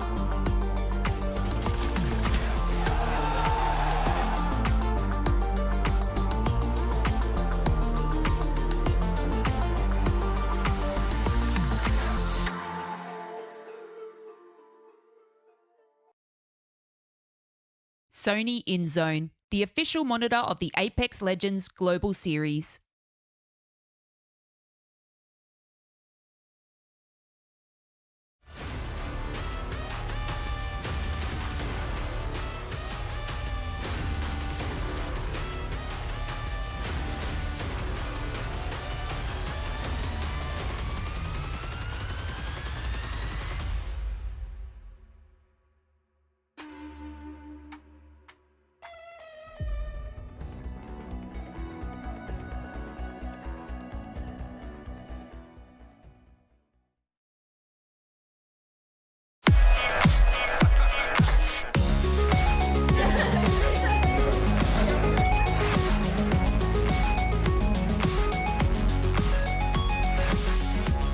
great to sit down with all you guys. You know, I mean, I just love talking about how we all came to be in this position. Like, we all have crazy stories. You know, for me, I remember the first day that Apex dropped, I reacted to it and I was like, this game looks tight. You remember that kind of cell-shaded trailer that they dropped? And it's Pathfinder and then Gibraltar and Wraith, and I mean, it was just like nothing I'd ever experienced before coming out of like MOBAs and hero shooters. One of my friends hit me up and was like, yo, you gotta check out this game, like Apex Legends. It's so cool, like you would really like it. I was really bad. And then finally I was like, I just wanna be myself. Like, I just wanna, yeah, I'm just gonna be freaky and if you guys like it, pull up. But it was like the vibes of playing with another person, like you can't beat it. I think for me, the first time I ever saw Apex, I want to say it was during season 2, somewhere around there. The movement looked cool. Yeah. A bunch of different legends, the map, and I don't know, just the whole, everything about Apex looked beautiful. Getting that first win, like you kind of get like a dopamine rush from it because it's like the ring is closing, there's like so much going on, there's like the blaring alarms and you know, you're trying to strategize with your team and like there's a million things happening and like all you're focused on is like just being that final team and my palms are, I'm shaking and I'm sweating, but you know, you got it done and like that, I'll never forget like some moments like that. Did you guys watch anybody when you were first starting or was playing your first experience? For me, it's all about gameplay. Like, since day one, there's nothing better than that. I think my best memory of you is when I was watch partying you. And you snapped on the end game. You don't remember that? No. She snapped on the end game, like went crazy, like had some insane play. And she talked her, bro. Man. And my Chad ate it up. They were like, let's go, girl, talk it, do it. And she was like, yeah. What the fuck off, girl? You know, Aprizzi, like, you've just always been like such a shooter, man. Such a player in this game. Oh my God, Bryce! Get your ass out here, What though started it for you? Funny enough, I used to watch Dizzy. I saw when he played Apex, and then I watched him play Wraith, and he had the most kills on Wraith. And then I started playing it a lot, and I was like, wait, I'm catching up. Yeah. So then I ended up getting like the most kills on Wraith, and then I got #1 Pred. Yeah. Wow. And then #1 kills on the game. Wow. And then that's when I met you. Yeah. I'm not trying to focus me inside. He's so bad. So Cal is the worst player. Cal is the worst player. Tell me on you right now. Tell me on you right now. We just showed up. We just showed up. We didn't scrim. We didn't practice. We're just like, hey, tournament this time. We're like, okay. You're so much better. Oh my God. Casey, did you play Battle Royales before you jumped into Apex, or was Apex your first BR? I did play a little bit of other BRs as well prior to Apex, but Apex just had me hooked as soon as I first started playing it. I think Apex just does Battle Royale right, where you just get that dopamine hit like every single time you get that win or you clutch up. Yeah. And like no other BR really did that for me, you know? No. Apex just hits the nail on the head every time. You get the adrenaline, I think, from some other BRs. I think that's just the nature of your life's on the line every fight. Yeah. But the satisfaction of like hitting a full clip in Apex or getting the right movement, and coming from like MOBAs and hero shooters, I was like, what a perfect combination. Yeah, you it's know? that sweet spot. It was that Yeah, sweet for spot, sure. right? High five? I mean, the thing, too, that's interesting about, like, that first season was how it's shifted so much in Apex and, like, the journey of the game. But the journey, I think, is more interesting is how we all got here and how you guys got to Apex as well as content creators. I mean, Daz, I want to start with you on that. I was just doing a side. I thought I was going to be an actor, to be honest. I thought I was going to do musical theater, of all things. And then I put out one guide of teaching people, because everyone always comes by stream, what's your sensitivity? How do you get better, right? I always asking the same questions. Got like 70,000 views. Wow. And I remember the first time I was like, boom, I like this. This is fun. And hey, accidents happen in, I guess, a good way, right? Got her. Let's go. Jesus, dude. Candy, I feel like, you know, yours has to be kind of at the beginning, the very beginning. I feel like your question is like, dude, where were you when Apex dropped? Yes, where were you? And there I was, like, I was working at a small independent news agency at the time, just, you know, for my day job. Yeah. But I was doing YouTube. I've been doing YouTube since 2015, and I jumped through different games, and I saw Apex drop, and I was like, dude, I just had this gut feeling that, like, this is my chance. I see a guy. Oh my God! Nice, sweet dreams. FA gonna be dead, man. That's gonna be the duo of E8 now gone. Well played. Wig, I feel like your vocal cords at the end of a LAN or at the end of the day. Sometimes you're streaming and I'm like, how are you still streaming? It's this time of night and you just did it all day yesterday. But I feel like that's now it's synonymous with your brand. The way I view it is I love Apex. It's something that I'm passionate about. And the fact that I get to do something that, like, the life I live is, I'm very lucky to live, right? Playing a video game or watching video games and being able to make a career out of it is insane. Like, that is something that, like, my dad couldn't even fathom when I first started it. That's how crazy it is, right? So no matter what scale of or level it is of doing that as a career, I will never go back. So, like, people are like, dude, how are you shooting 13 hours a day? Because no one's taking my job, and I'm not going back. Right. And also, I love this. Yeah. Like, the fact that I can literally go to my chat and see people there and talk to people on a day-to-day basis, there's nothing more gratifying. Oh, I'm different, I'm her. All I wanted to do was just to, like, share my love of video games and be myself and make connections with people. So, you know, like, I'm just hanging out with my friends. Like, I want it to be casual. I don't necessarily feel like I am the best at the game, and I don't have to be. I just think I have to be myself and crack jokes and clown around and just have a good time.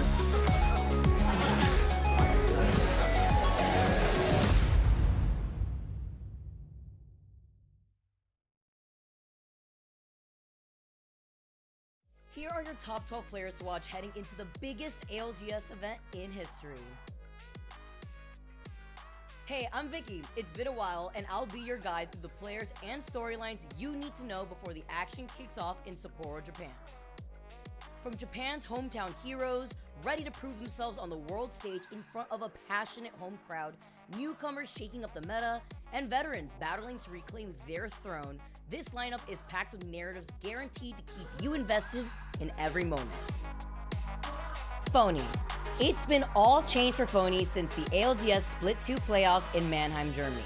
Less than a week after winning the playoffs, Space Asian Gaming parted ways with the team, with Phony also leaving Zainu and Koiful.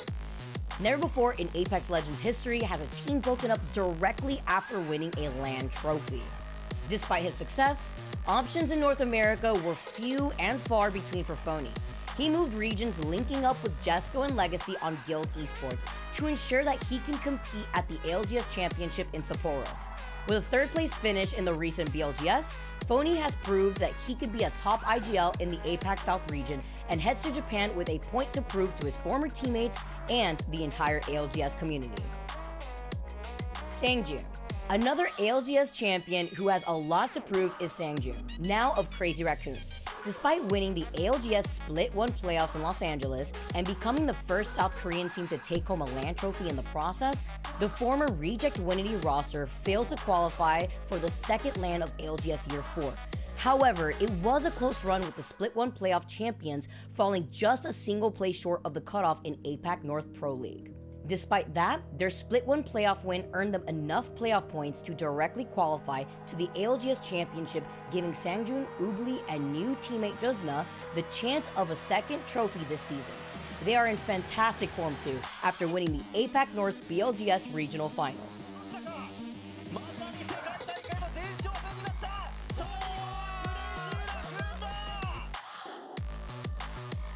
After replacing the departing Yanya with Cholos Lasers Kurev, Team Liquid also won their region of the BLGS. They closed out the Americas Regional Finals in a swift 7 games. Yes, I'm dead! T-Law wins! T-Law wins!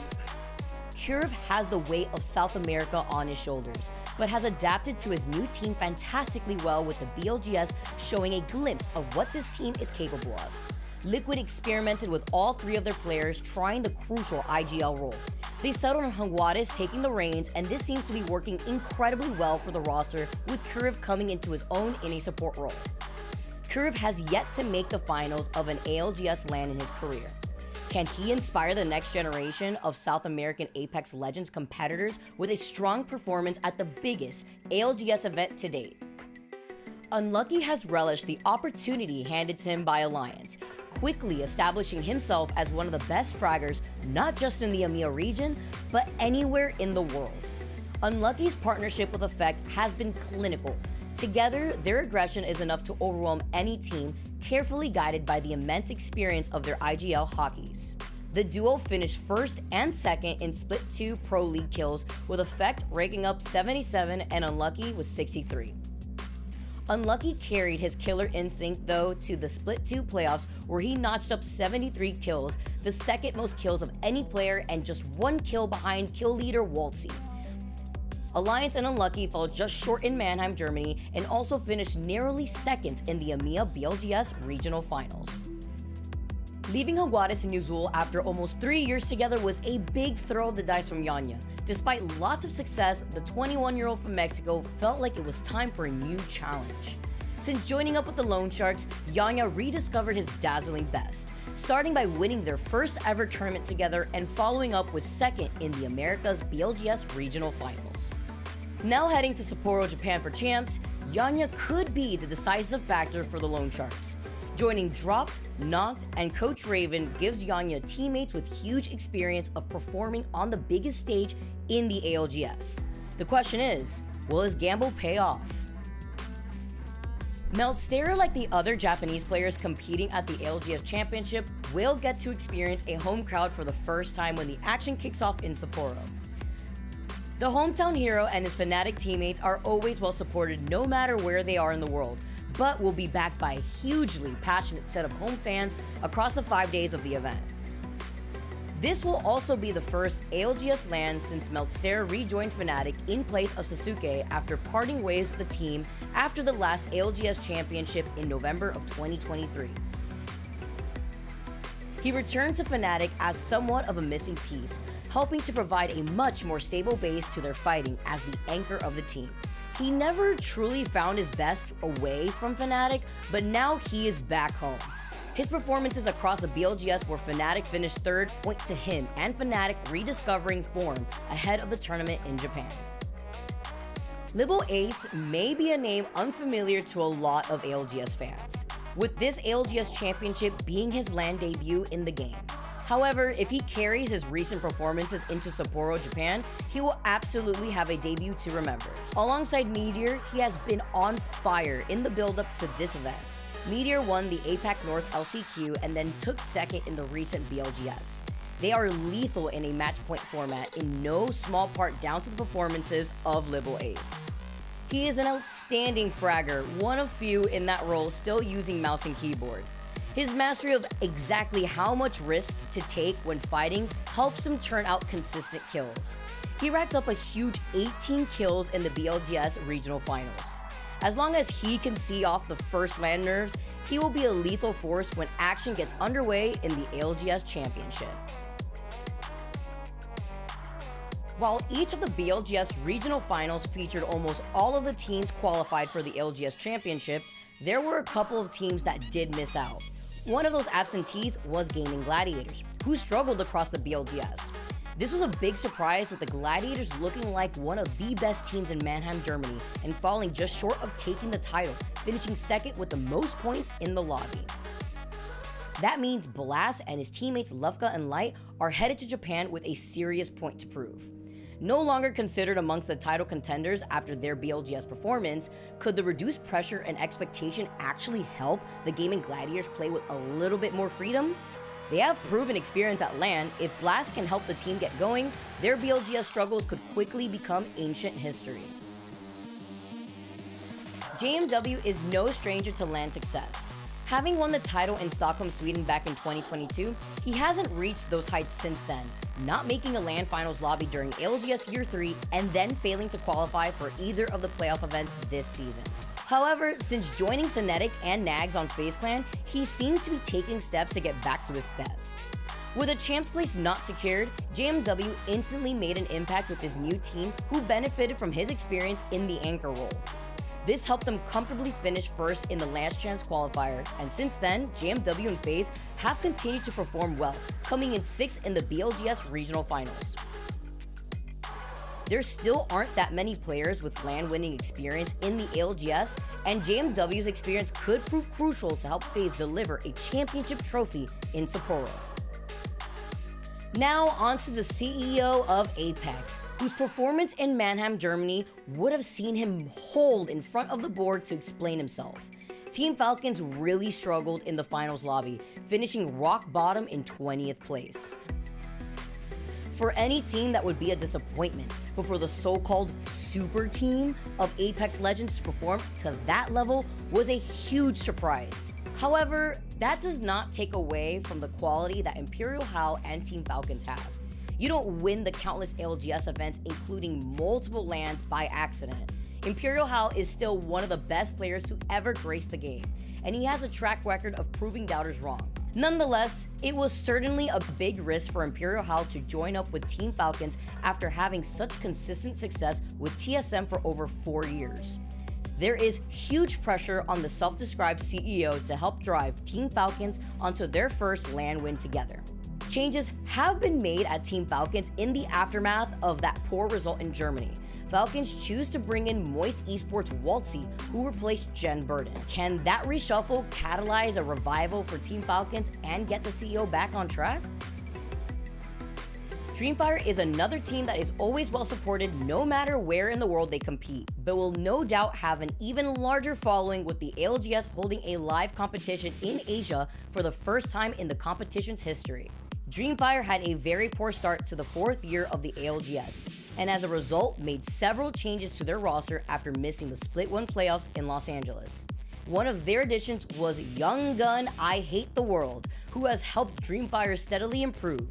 In particular, his fragging power and his hyper-aggressive playstyle has made Dreamfire a very big threat in any lobby, capable of going toe-to-toe with anyone they come up against in a fight. After qualifying from the APAC South Pro League in Mannheim, Germany, they finished in a respectable 13th place. Now, heading into the ALGS Championship, this team has significantly more experience playing together and competing on the global stage. JR has been on a dramatic journey so far in this year's ALGS competition, starting the year as just a rank grinder with no competitive experience to being acknowledged by Chinese fans as one of the best mechanical players in the country. However, perhaps even more notable is the approach of his team X and Y in regards to roster shuffling. The usual post-event ALGS roster mania sees teams all over change players seemingly at will. However, X and Y have committed to not making roster changes and see their team not as colleagues, but as a band of brothers. This is becoming rarer and rarer in the ALGS, with so many long-term teams and pairings parting ways over the last year. Their chemistry has attracted the attention of Source Gaming, who have signed the roster ahead of the event.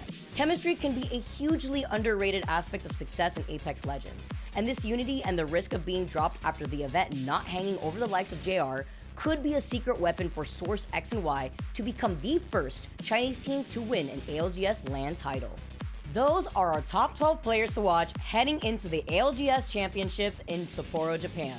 Whether you're rooting for the rising stars, the returning champions, or the underdogs looking to defy the odds, this year's champs is shaping up to be one for the history books. Let us know in the comments below which players you're most excited to watch. And don't forget to like, subscribe, and turn on notifications so you don't miss any of our ALGS coverage, breakdowns, and updates across all of our socials. The stage is set, the players are ready, and the only question left is, who will rise to the top? See you in Sapporo. I think my prime is now. I realized I had more value as a player than what I originally thought. Like, this meta right now is literally made for me. JSA, of course, our favorites, more than likely going into this one. They're already in early. First started playing, yeah, I think we were winning like everything. I think there was a period in Celeste, we won like 4 weeks in a row and the finals. JSA, your first victors here. Gave me the confidence I needed, and I knew that I could aim for something higher. We watched Cresta in the Oversight Women's Series literally last week, and Cresta might be one of the best players I've ever watched come out of that Oversight Women's Series, for sure. Making history in a game in general is just amazing, but doing it with people that you love and with so much doubt around you is just a different kind of feeling of domination.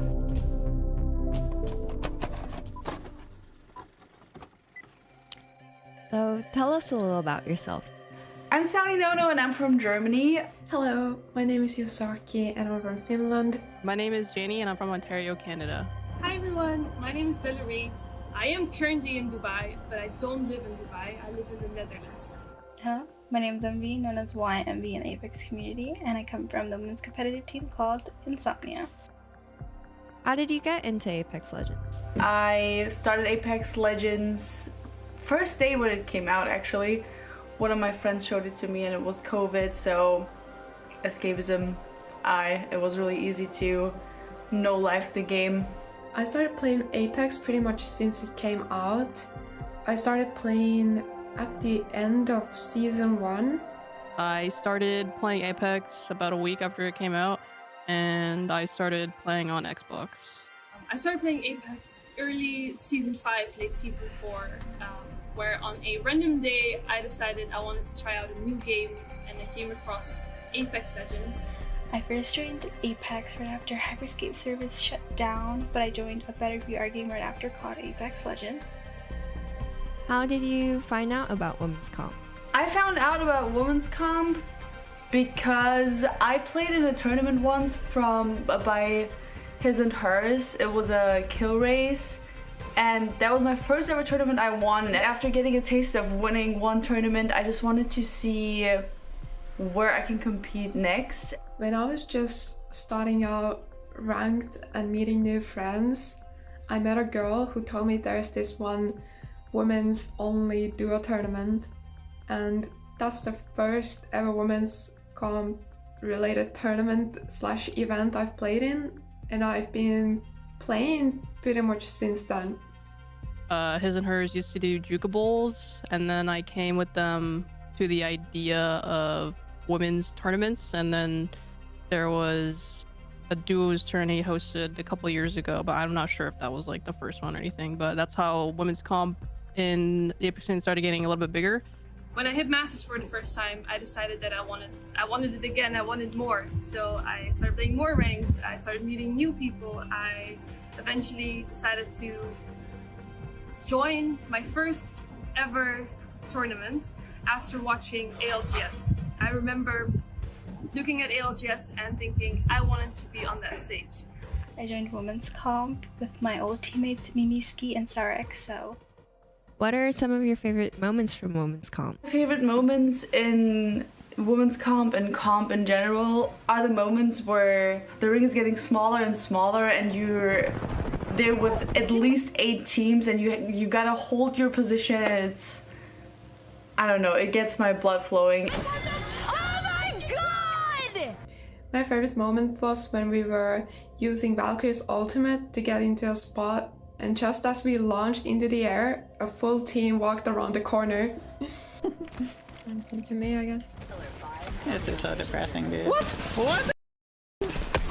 I'm done, bro. I'm done with this game. Wait, you're still with us? Yeah. Okay, go. Left here. What made it more hilarious was that we were already down points before that, so the timing was just so unlucky. One of my favorite moments was obviously when my whole team got signed, Ava and Sabs. That was pretty cool, being the first signed team. But also it was tier 1 team as well. And then I think my favorite experience was probably when I won Queen's Cup Finals with Maxine and Ava. I think after I got let go from my other team, winning after all that and like picking myself up off the ground was very nice to win. My favorite memory of Women's Comp I have 2. The first one is laughing constantly with my teammates Insomnia, Juliantic, and Celine 2K. My second favorite memory is winning the Oversight 10K tournament hosted by Minus Tempo. Shout out to him. And winning that just felt amazing and one of the highlights of my competitive career so far. How do you think Women's Comp could grow in the future? For the future of Women's Comp, I just wish that they continue to make tournaments for women. And I wish to see a lot of girls also compete in ALGS. That would be really nice. I really hope Women's Comp will grow and get the attention it needs in the future. There's so many talented girls in the scene, and I really hope all of them get a chance to shine. making it a separate scene and giving it a lot of attention and support is personally what I believe could help grow the scene. One thing I would say to make Apex grow in the future, specifically women's comp, would be more console girlies joining. I love console players, we all love console players. I came from console, so I'm a huge advocate for more console players to join the scene. And from what I did from switching to being one of the few teams to dominate the scene, if I can do it, you guys can too. So.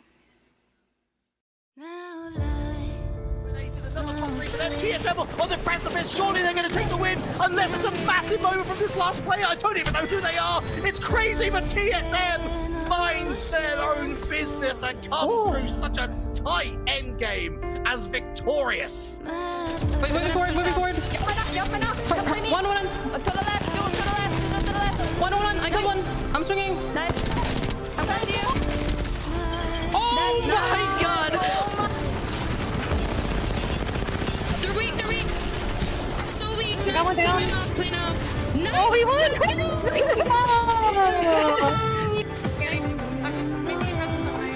They're resing here. I'm gonna go down there if we can. We have to push this. I'm pushing this. One left. They're like. Dead. Nice, you're good. No, he's not. You win it, baby. Please. You win it. Let's go! So much better.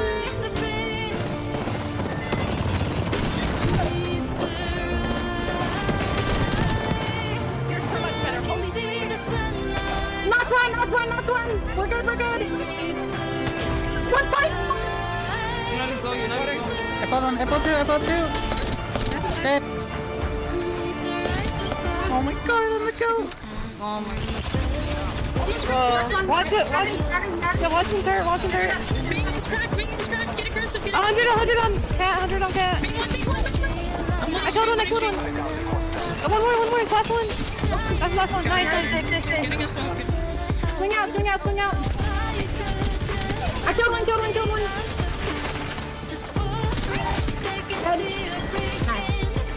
Of all of that, and Death's last one up again. RE45 in hand. This weapon can work miracles, but can it pull it off? Yes, the near go down as Desu gets the shield swap, and Flawless are still in this.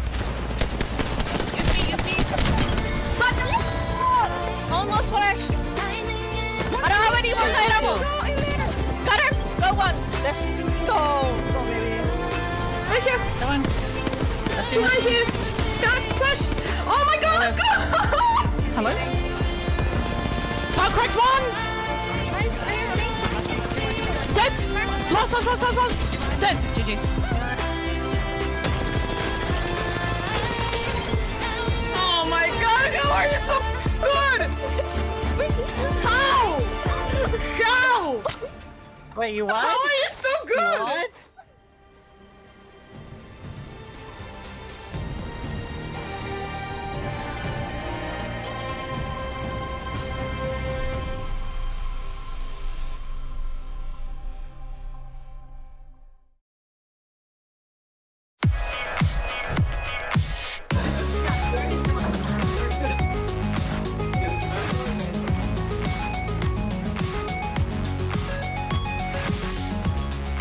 I've had moments, even in just streams here and there, that make me feel like there's nothing like Apex's gameplay experience. What are the moments for you guys that stand out? Even just recently, those freaking grenades that you threw. Last one's right here, Horizon. Jeez. You have angles? Yeah. Oh, I stuck him!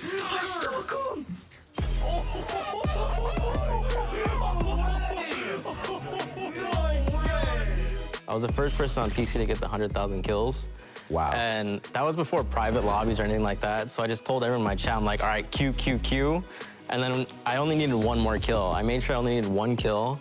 We all landed in, Refinery? Yeah, I remember that. We all landed in a refinery. Everyone got in a circle, and we put Watson traps to make a boxing fight. No way. And I ended up 1v1ing, I think, my wife. What? For the 100,000 kills. So cool. That's so wild. All right, I'm gonna tell you about a time when I knew I was that girl. Okay, so I was on World's Edge. Okay, City Girls Up, of course. I was playing Loba, and you know, a hot drop in the city is like something else. You know, it's like the jungle. Yes. You're fighting for a gun. You get a P20. You're like, what do I do? So, you know, someone's got a PK. He's coming at my back. I flip around. Bop, bop, bop. I'm her. His boy comes around the corner. PK, 2-pump, done, done, okay. The final teammate comes. You know, we battle it out. It's a 1v1. We're crouching, we're jumping, we're sliding, all kinds of stuff. But I finished full squad wipe, 1v3. I was like, dang, I really did that. Like, you know, I had to just give myself a pat on the back after that one. Like a week ago, I had a game where Kasha and I were duo queuing, and we got a level 7. He's like, yeah, I haven't played this game in years. Like, I'm just trying to hop in and see like what the game's about, right? Yeah. And so we're like, okay, like, you know, we'll help you. And so we're helping him like play the game, everything. And he's asking us like, is this gun good? Is this gun good? Like, what's the best gun right now? And we're like, oh, pick up the Mozambiques. Right. And so we get into a fight. He 1v3s and goes, dang, these things are busted. It was like a 2v3. It was like a 30-30 repeater you had or something. Yeah, Too, and right? a car with a 2x. Yes, I remember Car that. with a 2x. Yeah. And everyone thought it was controller because I hit all my shots from the horizon going up. Wait, I should know that perfectly. Yeah, I actually had the flu. That's what it was as well. There's a basketball player that had like a flu game. Jordan Yeah, flu. Jordan game Jordan 6. had a flu game, and that was my flu game right there. So funny. Next. Casey, what about you? I was on the front page of Twitch for, I believe it was for AAPI month, Asian American and Pacific Islander month, and that was my first time holding thousands of viewers. Wow. And I remember like all odds were against us. It was down to like the last few games, I believe. I just needed like one good game and I like was there, you know, to hit Masters.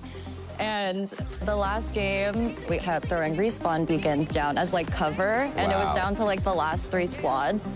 And we kept knocking and finishing the opposing team, like right across from us. But they also had a crypto, so they kept respawning their teammates with the beacons that we kept putting down. Yeah, and like they were close enough to them to where they could just drop right onto their stuff and reset again. DIY. Yeah, we did. we were able to like farm, you know, KP off of them, but like at what cost, you know?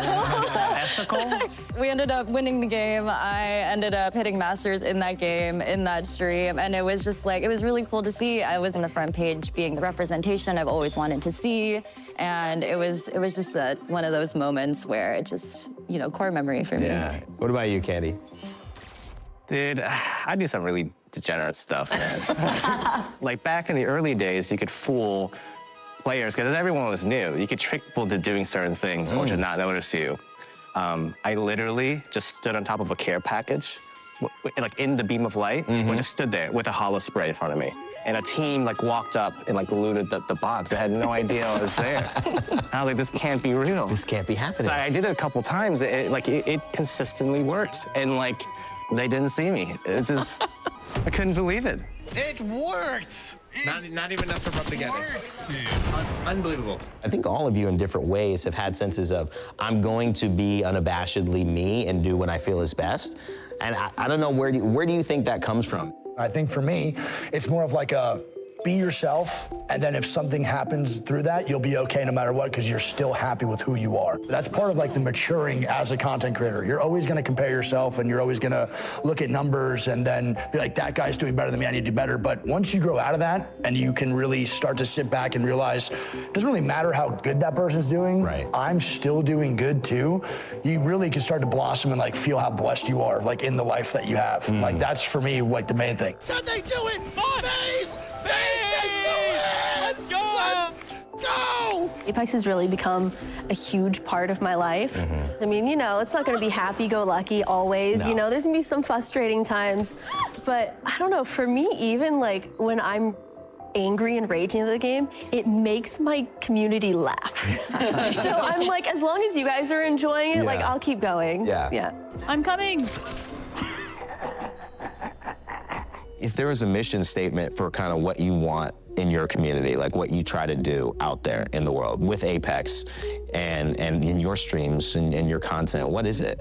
More inclusivity, I think, being nice, no matter if someone's a really good player or a really bad player, like just staying kind and staying grateful and staying good to people, because at the end of the day, we're all human beings, whether we're rank 1 or rank 9.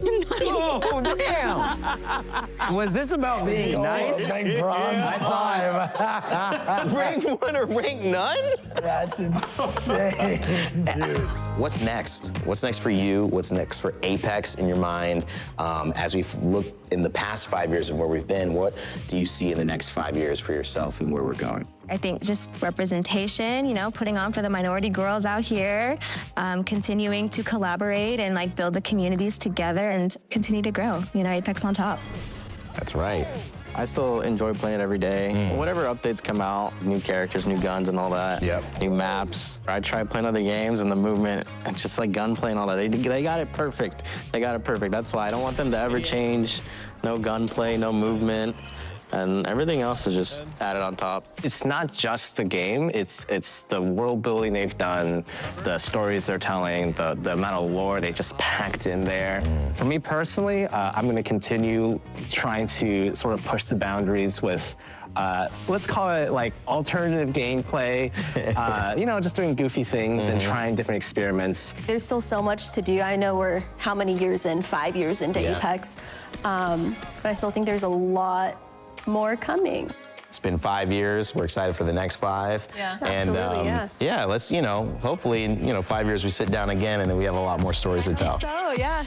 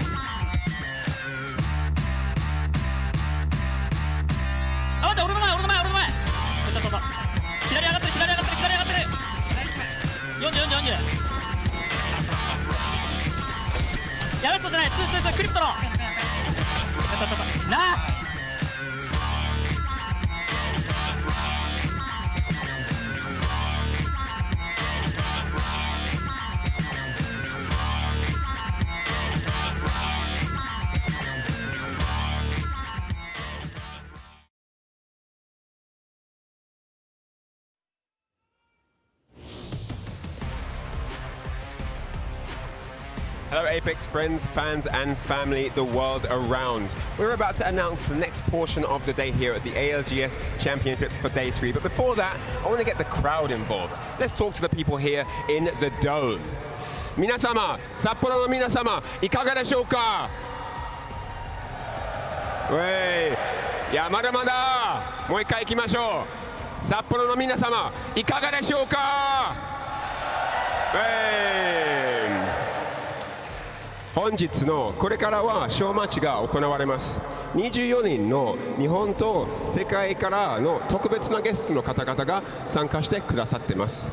とても面白くなりそうです。お手並み拝見というところですよね。すんごいゲストの方々がいらっしゃってまして、すごい自己紹介いたします。ですね、進撃の巨人、もしかしたら皆様聞いたことがありますよね。リードボーカルのマー様とギターの翔平がいらっしゃってまして、大きな拍手をお願いします。そしてゲーミングチームムラッシュゲーミングの持ち主でございまして、 YouTube やニコニコ動画で大人気中日加藤様、大きな拍手で、ファッションモデルでエンターテイナーとアナウンスをしてくださいまして、YouTube で50万以上のサブスクライバーは持っていらっしゃってます。飛鳥木島様でございます。大きな拍手をお願いします。はい、そしては英語に訳します。お願いします。We've watched the pros, but now the real competition starts. We are here for the Creator Showdown. Now, the skills may be a little bit questionable, but this is the main stage, so they are going to show us what they're made of. We have the broadcast talent, we have creators, and we have many wonderful people from the audience playing as well. What do you think, Ryan? It's going to be absolutely incredible. I can't wait to get this one underway. Let's find out from the crowd one more time. Showmatch が始まりますので、ご覧になりたい方、大きな拍手をお願いします。And that is that. I think with that we can. Let's get this thing started. Thanks so much, Lace and Ryan, for getting us kicked off here at the Sapporo Showdown. Now, everybody at home, if you're wondering exactly what's going on, we're switching things up a little bit here at Champs, okay? It was serious this morning, and we're switching to a little bit more fun. As you guys heard, we've got so many people behind us on the stage getting ready to get into completely different game modes, and we're going to see how they hold their own. So if you're wondering what those game modes are, let's break that down just a little bit. It's going to be nothing like you've seen on a Champs stage before. We're going to be starting things off with two modes. First, Launch Royale, okay? You're going to be a solo in this one. You're going to be getting 3 points per kill, and then your placement will also matter. Same points as ALGS placement though, and then you can get up to 121 points per match. Then we're going to switch it up. You're not solo anymore, switching it to TDM. Now it's 12v12 teams of our players up there on the stage. You only get 1 point per kill. Obviously, placement doesn't matter. It's just a slaughter fest up to 149 points. So like I said, this is not your stereotypical Apex Legends. And of course, I've got Dia and Jayhawk up here with me. We're going to be casting all of the action as it goes down. Dia, are you excited for this? I am. I'm really excited to swap some maps around as well. Launch Royale is really exciting to me because it takes me back to when I started playing Apex, and of course Big TDM is just going to be a mess. It's going to be a mess for all of us, for everyone on stage. We're going to be starting off Launch Royale on Kings Canyon, so an oldie and a goodie, Jayhawk. Absolutely, and if anyone remembers the old Kings Canyon, we have Skulltown, my favorite. Yes. And I'm so excited to see all these teams there. I'm also very excited to see them back on World's Edge. But I will say, these TDMs, I'm a little worried about the team that has to go against Graceful because, I mean, he's a pro. That's all I'm saying. Well, I mean, it's definitely Gaskin, Onset, and Vicky. They're going to have to be going up against Graceful, so we'll have to see how they can hold her. And you were talking about Skulltown. You get a full TDM in Skulltown. Mm-hmm. I really hope there's some contests, because if you guys know there's anything about me, I love contesting. And I know there's solos, but I want blood early in the game. I don't care if we're solo. I want people to have the gall, the chutzpah, to go to Skulltown and duel it out. This is the moment for it. I think they will. Honestly, if there's one thing in the show match that you don't need to worry about, it's people who want to find some clips. I hope so. Yeah. I'm sure that our co-casters have been waiting a very long time for this, but before we get into the action, we want to check in with some of our amazing creators that we have here as well, and I believe we have Ryan standing by with an interview. 飛鳥木島さんと一緒に今いまして、この場にいられてどういう気持ちを持ちますか？そうですね、初めての日本開催の ALGS ということで、そこにエキシビジョンマッチのゲストとして出られることができて本当に幸せです。はい。とても素晴らしいことですよね。で、このショーマッチに関しては、ちょっとドキドキとか緊張感はいかがでしょうか？そうですね、この会場に着いてから思ったより会場がすごく大きくって、その会場の広さに今圧倒されてちょっとドキドキしてるんですけど、楽しみながら頑張りたいと思います。はい。で、最後に人生の中でゲームを見つけてから自分の人生はどう変わったんですか？そうですね、仲間がすごくたくさん増えました。大人になってから友達を作るって私の中ではちょっと難しいことなんですけど、ゲームを通していろいろな仲間ができて、この ALGS も私たちの友達がたくさん見てくれてるので、はい、頑張りたいと思います。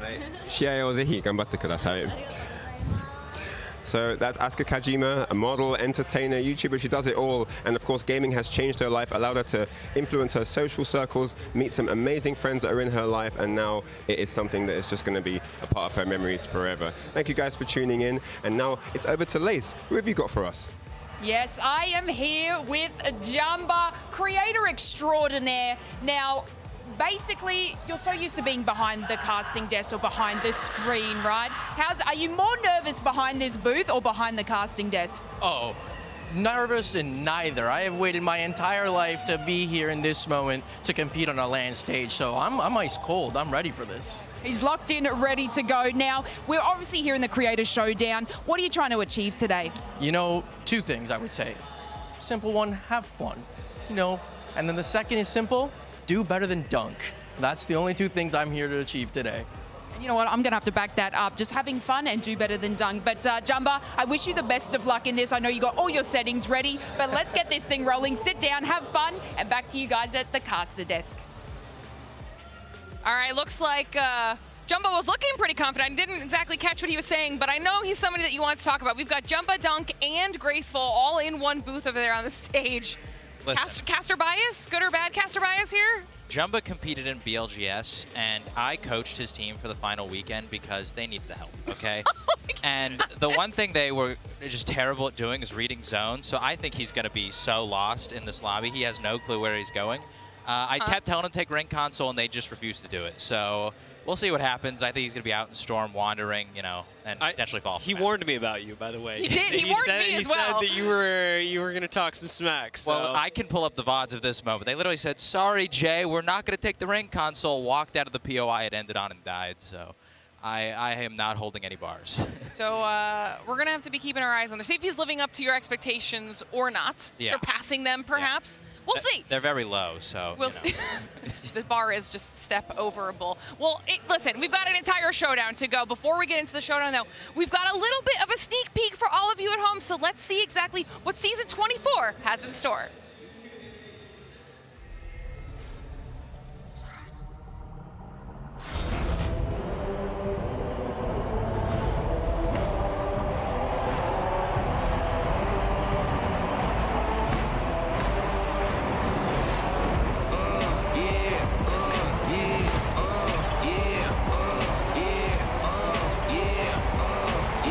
Wait a minute, get it how you live it. 10 toes in when we standing on business. I'm a big stepper, underground methods, top notch. Get them news, nothing less on. Mother, your errors. Pushing country, baby, got that powder you can measure. Then we gon' cut them out. My barber got me looking. Getting painted on that top grade. You ain't walking out of lies. You know what we on. They ask me how you get like this. How you get like this? Yeah, swerving. Moving to the money like it's urgent. Hands on God, so I'm in it like a surgeon. Only thing I'm breaking is a bag with a motion. Yeah, baby, go bring out the goodies. Studying it inside the hoodie. Now we turning out to boogie. Yeah. It's cool, I used to fight the bullies. Now I'm fighting in the dark. Guess some things only do good.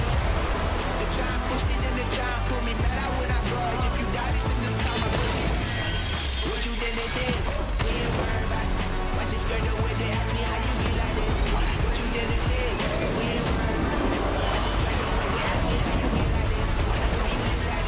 How you live like this? How you live like this? How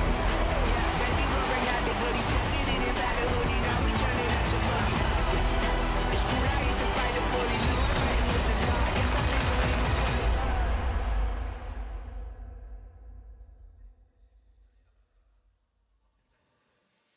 like this? Well, that was my first look at that trailer as well, and that was so freaking cool, Dia. Yeah, very exciting. Very nice storytelling. I liked the way that we followed Octane, and I really liked the song. We were both all talking about it at the start. That actually really grabbed my attention. So I mean, I'm very excited to see what the next season brings. And Fuse was hot. Little bit of Alter love in there as well. Yeah, Alter was looking really good. I don't know if you've seen the recent Alter skins, also looking really cool, but I do have to agree on Fuse. Fuse are looking very hot. Shout out my boy Walter Fitzroy. So hopefully you guys are as excited for Season 24 as we are, as we prepare for our Sapporo Showdown. Another quick shout as well. You guys heard Rain talking about it during that Elimination Round 1 bracket. We do have Sim competing in our showdown as well, and Vicky is in the booth with them right now. I feel like she's got to be losing her mind. Oh my God. Yeah. She changed her shirt. She's To a wearing Sim a shirt. fan shirt because she loves them so much. I do too. I'm kind of jealous, honestly. Well, if you're looking just right down there, you just pop on over to her booth. You can go say hi. Might have to. Let the record show we all did look. You couldn't see it, but everyone's trying to figure out where exactly that is all happening. As we get a chance to take a look at all of our amazing Japanese creators. Everybody getting set up right now for this showdown. Could they really, though, have prepared for the modes that we're about to throw them into? I think the best way that you could have prepared is to qualify, which is a weird thing to say because most people didn't qualify. Most people were just invited. But some people up here actually did qualify by playing through some rounds in the fan stage. So I think that those people who managed to show up to the event and then play some 1v1s in order to make it here are probably also the ones that have the best shot because they've played the most Apex in the last couple of days. We've all been sitting here watching a lot of Apex, and that's very cool, but I don't think it's about to win you any TDMs. Absolutely, they're warm, and I'm very excited to see the demons that Japan has to offer going against some of our peers. I'm just looking forward to seeing all these people that we talk to behind the scenes just, oh, I've hit Masters, I've hit Diamond, I've hit Pred. Onset flexes a Pred badge. Does he actually have what it takes when he gets into that arena? I would like to go on the record as stating that Gaskin also did want me to let everybody know that when it comes to the legacy side of things, he did hit Pred in Season 2 and feels like that's relevant specifically for this showdown. It actually kind of is relevant. So you wanted me to say it. It's weird that the time that you peaked all the way back then, now people call you washed, but here in this moment, you're actually born for this. Like, Gaskin might perform. I don't know. What if he still has it? He's been waiting his whole life for this moment. Also, do we know if Onset is in MNK jail? I don't know. Oh. I think he might be. He's sitting pretty far back. He might have a roller in his hand. He just had a controller in his hand. Yeah, let me. I'm just gonna wave at him and see. I'm gonna go look. He's locked in. I'm gonna go look. Yeah, go ahead. Go ahead. You go look. We'll be go, here. go. You go do that. Check in on Onset. Let us know what's going on. Yeah. Because it matters. If Vicky was talking about not having her specific roller for this, and then she had already started saying, you know, if it doesn't go well, it's because But we have the Battle Beavers. That's what I said. Yeah. I think she was just trying to come up with an in-case situation, but they've got a pretty stacked squad for TDM, but like you were saying, you've got Graceful on the other side of things. A little dangerous. Yeah, I do want to report back. Onset is using a controller. I had a little look of disappointment. I am a controller player myself, but I gave him a look of disappointment, and he seemed confused. But I hope he got the message. Well, as long as we know that he's set up for success here in the showdown, and then all they really have to do is try to work together in the TDM. As far as the solos goes, there could very much be one of our creators, or like you're saying, the people that played it and that could just absolutely take everybody down. Yeah, I mean, there are also some folks up here that have experience across now multiple creator showdowns that we've run over the last couple of lands. So there's a chance that gives you a bit of a competitive edge as well. I mean, Zoom in! The zoom! I gotta say it. What a beautiful man. Honestly. What a beautiful man. Yes, yes. Fantastic looking glasses there. The on dead Gaskin. eyes into the camera really got me. He was prepared, Dia. It was his moment. He was going to take it. I do want to go back to something you just talked about, though, Dia, saying that, you know, some of these people have experience playing in previous lands. And there's a man that I have my eyes on, and that is Mr. Dunk. Oh. Oh, yeah. He did play you're at right. the Split 2 playoffs in Germany. But unfortunately for him, the highlight of his time there was getting absolutely dunked on, pun intended, by Fade. I just think that's relevant to bring up. I think so. I am wondering now that we're... show the clip again. Yeah, I wish we could show the clip. I don't know if we have it. If we do, somebody play it, please. Because that'd be fantastic. But I am interested to see, you know, that was a movement demon, a really good player who absolutely just schlapped him. I'm wondering, does Japan have many movement demons who are also going to do the same? Or can he overcome those demons and his past failures and maybe, you know, slap somebody else and get his own Twitter clip? Did Germany send him into a massive training arc? Yes. He just spiraled after, had to get as good as possible Doug's to prepare gonna for be the next wall jumping showdown. this entire time. He hasn't been making content behind the scenes. He's been grinding Apex Legends for this. Respect, honestly. Okay? He might win one of the prizes. Because there are prizes at the end of this. There's merch prizes at the end of this. Really? Now you're regretting casting, you want to go play, right? Yeah, no. I volunteered to play and they put me up here. I do think it's because everybody was a little scared of Too me dangerous. out there. Yeah, Yeah, but, you know, obviously. well, I don't know. That's what you get for being a threat, you know? That's your own fault, Do we really. get merch prizes? No. Okay, well. Because you have to win. You only get a prize if you win, obviously. And since we're not even competing, we're automatically losing. In a weird way, I think that this is our prize. This is not a great prize. I'm not so sorry. I'm not buying or selling. I'm not buying or selling. I'm just saying. I've seen I think this the is hoodies. it. I would take the hoodie. Yeah, the hoodies are sick. The hoodies are sick. Okay, well, while we're waiting for our lobby to get set up and all of our creators to get in, we've been talking about them a lot, so let's go check in with the duo, Onset and Gaskin, and see how they're feeling about today.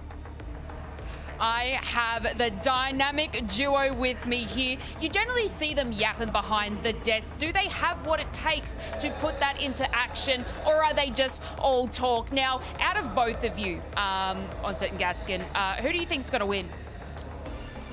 Me? I have to back myself, right? You have to back yourself. You have to. I mean, you have to back up yourself there, and I don't think you're going to take that attitude, are you? I'm always Mark's duo. I'm his support, so I think he's also going to win. I'm not going to help him, but I just know he's an aggressive player, and he usually needs me. That's all I'm saying. Well, make sure you cheer them on because they're usually behind casting, but now they get to play. Back to you guys. We're going to get this thing started. Listen, was it just me, or did Dan look taller there next to Mark? He did look a little bit taller. Taller than Mark? No. No, next, like in that situation, I think look Mark of looked a little similar shorter, height. honestly. I am wondering if maybe they gave him the box. not to break the fourth wall here, but we do have a box for certain people of certain heights to stand on. Luckily, I don't need it today. Yeah, luckily you got it. Okay, no. Also, though, from that interview, I feel like Gaskin was already playing mind games. You heard Mark say it. He was. Trying to say that Mark's definitely going to win, obviously. Yeah, he's obviously going to win, but then he threw in at the end there, I'm always his support. He needs me. He wasn't lying. Yeah, but that feels like a dig. Yeah, That's like saying you're going to push and die. And I bet at this point, Onset's probably in his head. He's like, do I need him? Exactly, that was the Like, point. is he trying to help me? Yeah. It's all started before the game, but the game has actually started. So fair play. Everybody's starting to land right now, and we're gonna get our first look at the game in just a few seconds, right here in good old Kings Canyon, where it all began. And everyone at home, you'll notice that the area that they're playing on for the map right now is obviously a significantly smaller portion of Kings Canyon as we jump straight on board with Graceful. You know what I noticed is that Graceful is the champion. Loading into this match, that's fair. That I noticed, and it looks like not entirely alone. KH is actually right next to Siki, who's outside, so Skulltown already a happening place. We also have a potential contest over the Caustic Bunker. I think they split up, but at first they were all right next to each other. I do notice that Graceful and Onset are very close to each other on that northern side of the available circle right now, so that could potentially end up being a fight. Meanwhile, we've got Vicky, Gaskin, and a few others all out in Bunker Town, the no-name POI just outside of the tunnel. She hears them. Oh my god. Literally the highlight behind the door as well. And Graceful found Onset. And he has an R9. The OG R9, the gun to be using. With a digi threat. He's not. I forgot about it. This is all going to be Gaskin's fault here if Onset does go down. Oh my Meanwhile, god. How many nades do you have? Where did he find these? How many nades do you have? Oh my, wait, but on the other side, is that purple shields? Oh, he did get purple. Reminder for that's actually big. Wait, never mind. Graceful's 75 HP. Graceful peaks. Graceful needs one more shot. Onset takes it down. What? Mark! He's cheesing so hard. He killed the pro. Look at his health. Gets away with barely any HP. Oh, here comes the third party. Takes out Graceful. Yeah, that's fair. There we go. That's fair. That was close. That was, well, not as close actually as Graceful's going to be thinking about that for a long time, though. He'll be thinking about it till next match at least. That's when they'll be back. Meanwhile, we've got Vicky, Dunk, Gaskin, and I think at least 1 or 2 creators in this area as well. Vicky's already got a kill too. Wait, who did she take out? I missed that. Did Gaskin die? I don't even see him on the map. I think Gaskin might have died. And Vicky dies. Very nicely done. We're starting off early and often, and I'm loving this. I asked for contests, and I mean, I'm kind of getting it. To be fair, Tangleoya just really absolutely owned that 1v1. By the way, I do want to take this moment to remind everyone that in OG Apex, you do not have Evos. You do have to loot your armor. So there is a bit of an RNG factor off drop, as we saw with that purple armor from Monza. Yeah. That purple actually, it might get passed down from player to player. The blue for Dunk is actually going to be a small advantage, but R99 in his hands, that is a great opener. I think you've got this kill. Tangleoya going to go down. Yeah, and he absolutely clean. Wait, was that some BM that we just saw? just to start things off, we've got Urice here near Ma being one of our members of Sim. Being near Urice is terrifying. Absolutely, but he looks locked in. If you look at the players here, that man, majestic when it comes to his musical talents. Can he be majestic with his aim? Some are wondering. He's got a scout. He has a wingman, my personal favorite gun. Yeah. From the OG days. Isolate. I miss it. Devs, bring it back. Isolated 1v1. On the low ground, going to be taken down by Obo with the Prowler. It's a quick kill for a Pathfinder, but you already know that there are a couple people in this area. We mentioned the north end of the map was getting crowded. KH going to take down Hendy in the meanwhile. And Siki with purple armor playing around Gauntlet is going to grapple on forward. Has the high ground, has a health advantage. Manages to connect those last 2 shots to take out Asuka Kojima. And also the kill leader now with 3 kills for Siki, so feeling pretty good on that Pathfinder as some shots do come in now that she's drawn attention. And unfortunately for her, we do have 3 other players that were attracted by that. One being a Bloodhound, which I don't know if they realized Bloodhound in the early days wasn't great, as we see a lot more Pathfinder and Wraith, but you do have to respect the pick. Maybe it's them sandbagging to try and flex on the lobby. Now, we've got quite a few creators that are going to be caught here on this edge, having to force their way in and then start to fight with pretty much nobody where the zone is shifting in Relic. Yeah, I mean, there's so few players at this point that just going and finding kills, actually not that bad. Jumbo's running around. He's already collected a kill so far, but he's walking into another player. Oh, and he has a Mastiff. What's happening there? Oh no, Hanjo! Hanjo was lost. Not much you can do there. This wingman's actually working for Jumba. He's got time to heal as well. A portal for safety, but he's going to end up going for the shield swap on Hanjo's body.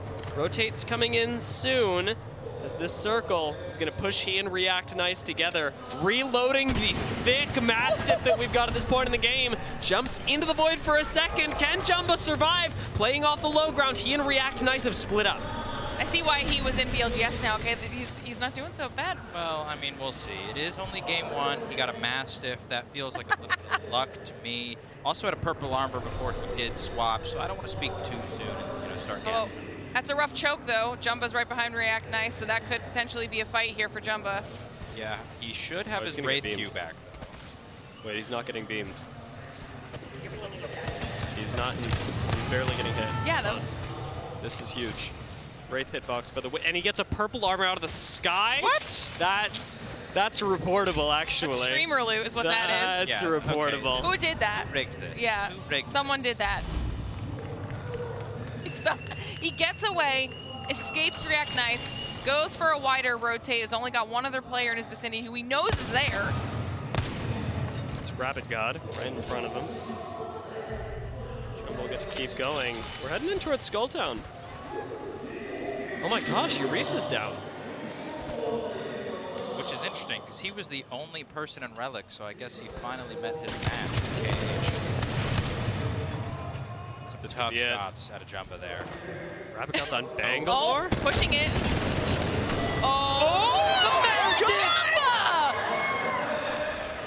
I think that's just Mastiff diff, That is, I mean, realistically, you're right, but it looked very good. He did play his angles well. I'll give him some credit, but that Mastiff hits like a truck.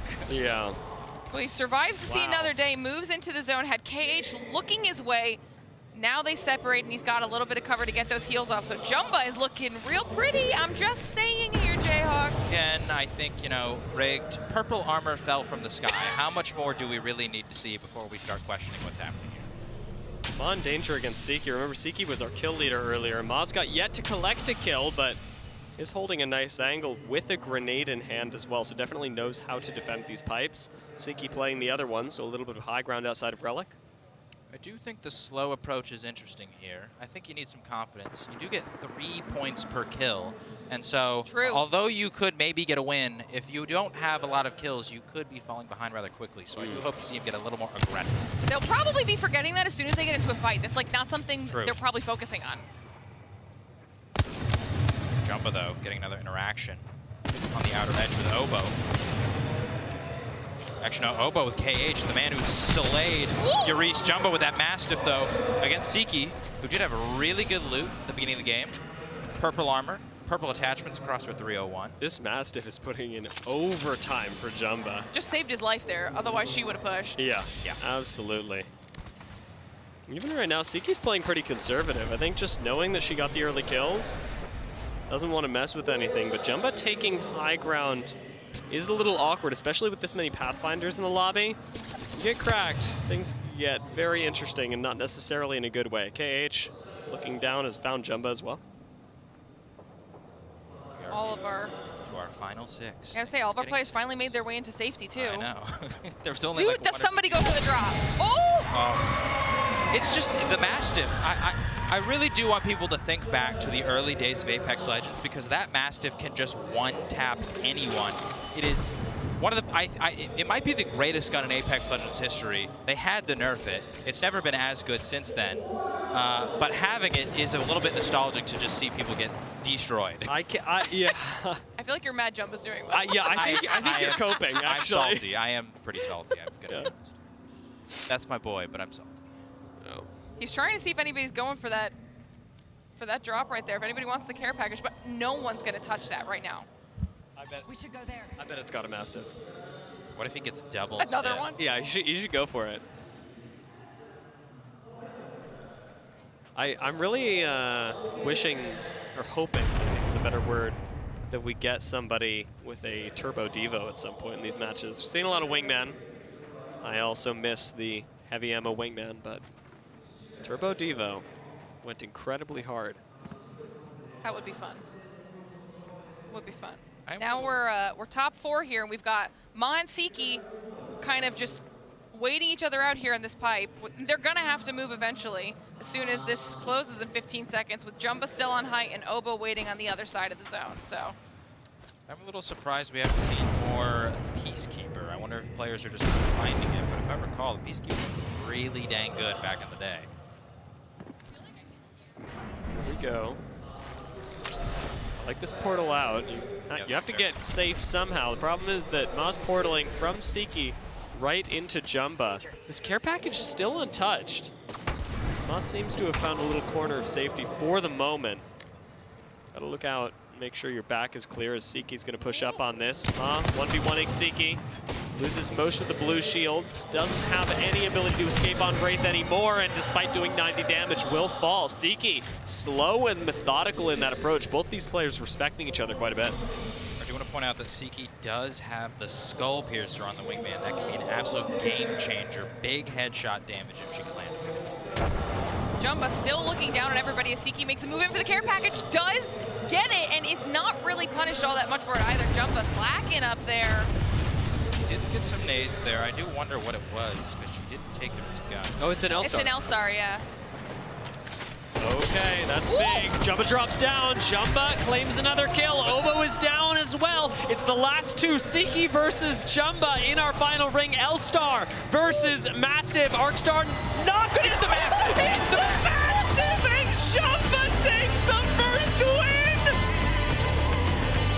Wow, the whole booth looking real happy. I feel like it's scripted. By who, you? By somebody else. I'm the person who came in trying to talk trash about the kid, and all of a sudden he goes out there, gets a Mastiff, and wins the first game. with like 7 kills. That's crazy. I saw, dude, I swear to God. I thought you were gonna get a stick. Dude, I swear she was full health. Yeah, like, y'all called it cope. The Mastiff can do 200 with 1 bullet. 200. You can call it cope, but I know how gross that thing is. I really thought he was about to get stuck too, so. If he doesn't land that shot, he dies. Oh, 100%. Yeah, yeah. So maybe it's never been a bunch of games. I don't know. Dang, Where was that Jumba. BLGS? Dang, Jumba. Well, you should have given him the Mastiff at BLGS. Okay? There was no one-tap Mastiff in the game. Sorry, yeah, I meant the OG Mastiff. If only BLGS was in Launch Royale, then maybe, just maybe, he could go pro. To be fair, we saw a lot of good out of a bunch of our players here. Ma alive, all the way to top 3. Siki was dominating for a really large chunk of that. We saw the most epic initial battle between Mark and Graceful. I just want you to know that Mark's already giving Graceful a hard time to chat. That's already happening. He said, how much high ground do you want, or are you nervous? Wow! Wow! Graceful, you can't let that stand. He said, it's okay if you were. You can't. I would be too. This is going to turn into a reading of the chat transcript for the lobby. I will say that that is one part of general ALGS, BLGS, any custom Apex lobby that should be public. I understand why it's not, but it's very funny. Some of our pros like to say some things that maybe shouldn't be public. Well, they're entertaining for sure. They're entertaining. I'm talking about you, Monsoon. You're one of those individuals. Maybe they should be anonymized. Yeah. Well, then we would just know, like, okay, when that message happened, that was probably Monsoon. Yeah, That's a safe bet. All right, hold on. While we're getting ready for match number 2, which, by the way, everybody home, don't forget, we're switching to TDM for that second match. While our players are getting ready, we have Ryan standing by with Junichi Kato, one of our co-streamers. 中日加藤さんと一緒にいらっしゃってですね、ショーマッチに参加してくださっていかがでしたでしょうか。そうですね、試合の内容も結構良くていい成績を残したんですけど、やっぱ皆さんとね一緒にプレーできたっていうことが一番嬉しいです。楽しかったです。 So he played the show match and he's actually really excited that he was able to play with his teammates and share the experience together. そしてこの場にいられてもうすごいでかい会場で Apex やることができてどういう気持ちなのでしょうか。そうですね、普段は家の小さい部屋の中でやらせてもらってるんですけど、こういった光栄なことにこんな大きい球場の中でやらせていただいてすごい楽しいです。ですよね、本当に有名でしか見れない光景ですよね、ここは。So I asked him what it's like to play in this massive arena, and he said that it's absolutely a very, very unique and special experience in comparison to just playing at home in his tiny rabbit house bedroom. So there we go. で、最後にゲーム見つけて人生がどう変わりましたか。小さい頃はほとんどゲームとかやってなかったんですけど、Apex を始めて、Apex やその他のゲームを始めて、皆さんにたくさん見ていただいて応援していただけるような人生になったんで、本当に感謝してます。はい。So I asked him how his life has changed since he found gaming, and he said that, since he started picking up games, and especially Apex, people have come into his life and started supporting his movements, and he's internally grateful to these people that have made his life changed forever. So that's it from me here. Hope you enjoyed that. He had fun, having fun. I know you're having fun too. I'll see you for the next one. Thank you so much, Ryan, for chatting with one of our co-streamers. We've got so many fun people here, and that's such a good question to ask them, because when is the time that any of us really are ever going to be playing in a location like this? I mean, this is a once-in-a-lifetime experience. It is. I will not be playing today, but after having seen that first match, I understand why. I probably am not going to do that to a whole lobby. And Jumbo with 30 points now to start off in the lead. And of 4 games, this is a pretty big lead to have. Like, dang, Jumbo. I mean, that means he was able to get 6 kills. Yeah, because the 12 points for his placements as well. Good job with the quick math there, Jayhawk. That's what you're here for. Yep, talk about my quick maths. Fantastic. It is a big lead, but at the same time, with those 3 points, if another player can absolutely pop off when it comes to the KP, they could catch up. Say someone like Zeki, who actually. Not far behind. Listen, maybe I think I'm looking at the other side here, and we're gonna need maybe Graceful to do a little catch up here. I am surprised that both Urice and Graceful are down at the bottom. I thought those are probably the best 2 players in this lobby. We'll see if they can pick it up.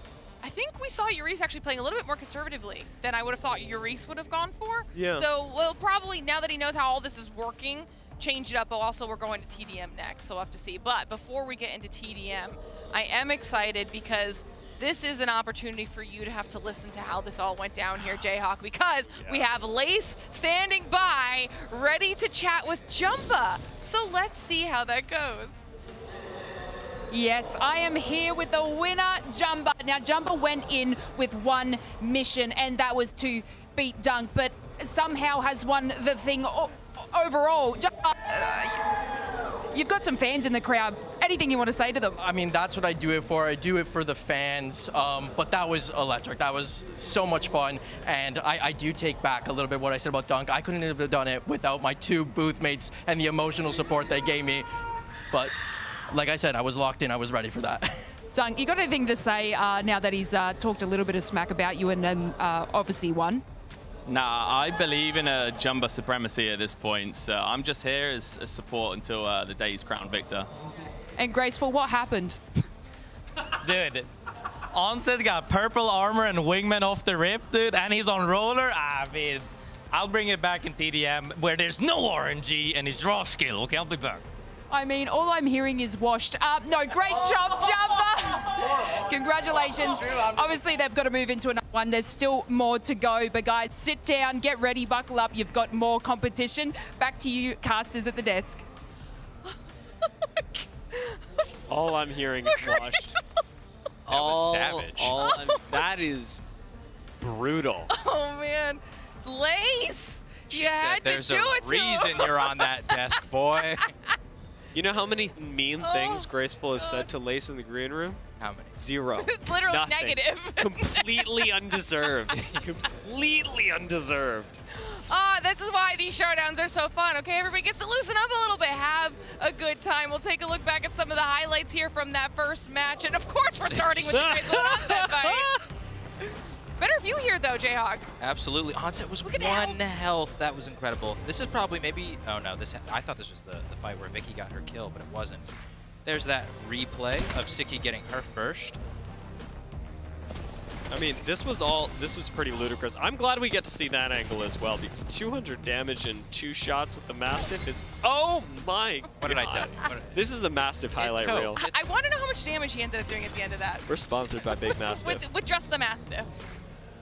Wouldn't be surprised if it was only Siki. Okay, wait, okay. I actually want to see the last fight. I swear she's full HP. Well, do we get it? We get Jumba's POV. Yeah, just 10 health. I want to see the number. So low. Look at the number. Oh, is she just a... Oh, the 144 to the head. 144. If she just didn't peek, you might have died to that nade. I gotta say, though, that is a championship level celebration. I am proud of the boy after all my trash talk. I gotta give him some props there. That's what I want to see. A lot of our competitors across this tournament honestly need to be taking notes, because some of these teams have been winning games and they sit there and give a little quiet fist bump. You just won a game in Japan. I was fascinated by Synetics when FaZe won earlier today. He just sort of like lay back and put his arms out like he was bathing in glory. I mean, that's also fair too. Yeah, I'm that's pretty good. Calling out the teams that give almost no celebration as if they didn't win the game. Oh yeah. Give me some sort of emotion. He likes the personality. He wants it. Something fun. That's why we need more dances, is what you're saying. I will say, I think there's a power if you're in like the long form tournament. I think there's a power in being completely unfazed during group stage and just, Dio wants stoicism. Yeah, check the boxes. In finals, You're still doing in finals, a lack of reaction is unacceptable. Yeah, I mean, but And teams are going to do it. And here. Well, in finals, I do respect it because it's like you're ice cold, you're locked in. Okay, now this is we still have games to win, especially if it's like early. But if it's like groups, this is time to have fun, have some energy, get it all out there. Okay, I like it. I like it. I see the perspective. I see the perspective. Although in finals, I do want big. Like if you win a big game, I do want you to go crazy, especially if you, like hit match point. Games like today. Yeah, games like today were nuts.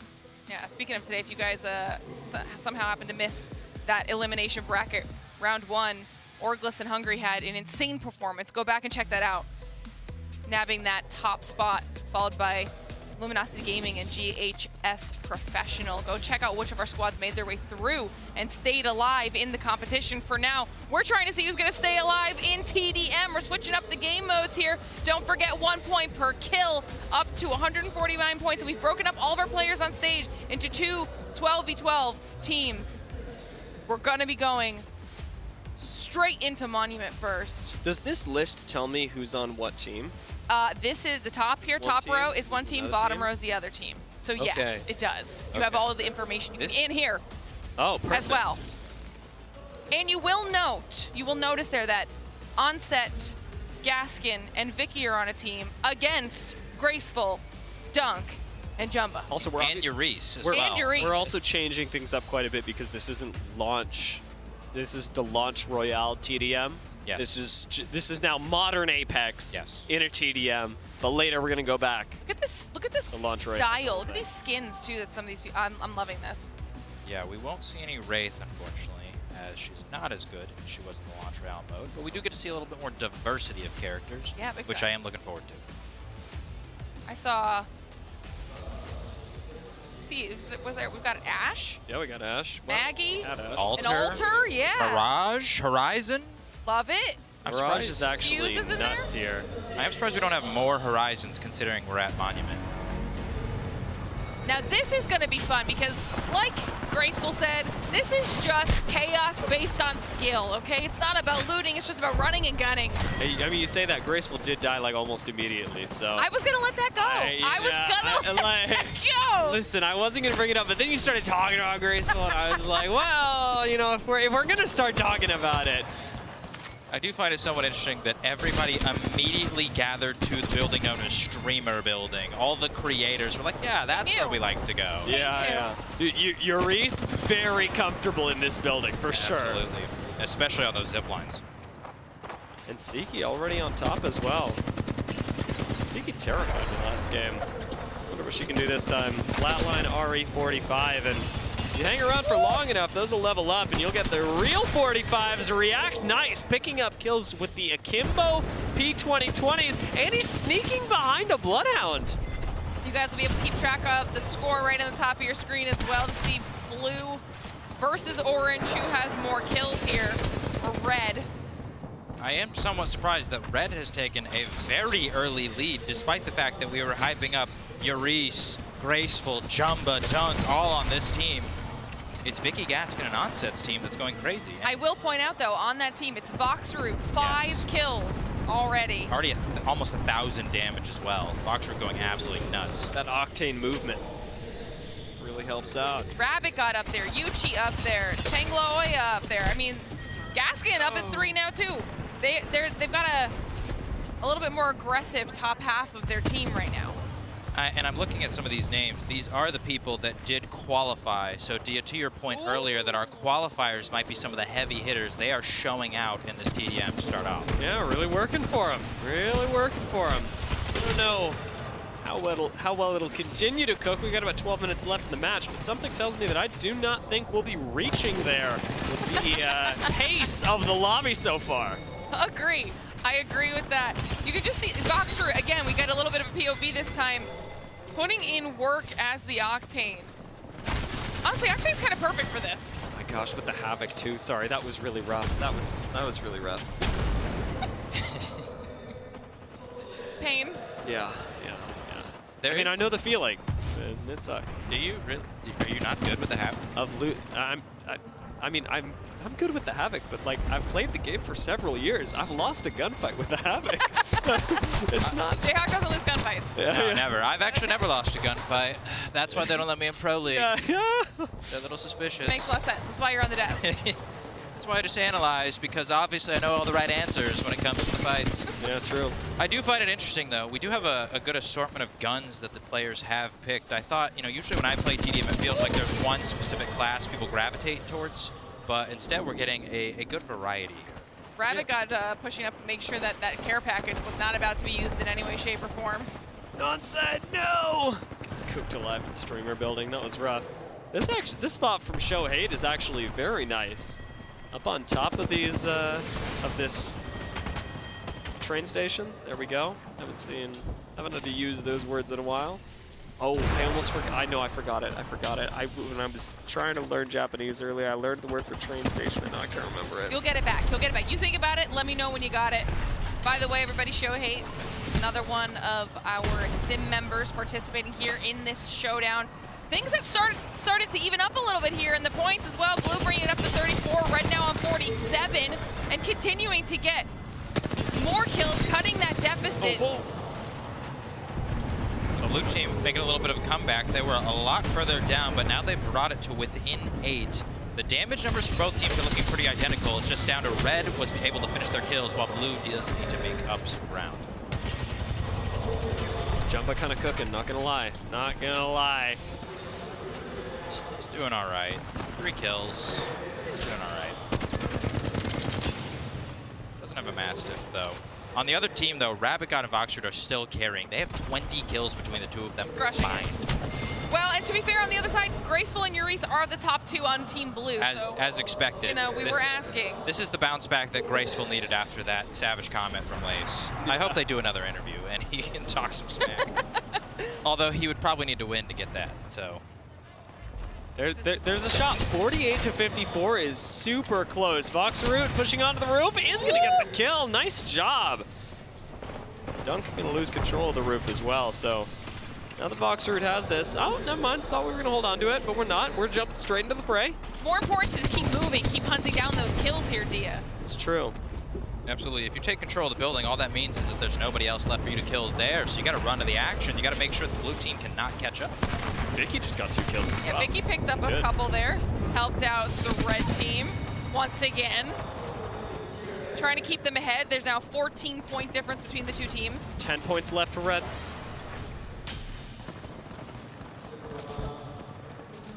KH is not going to be doing much from up here. On Ash, that is not the move, unfortunately.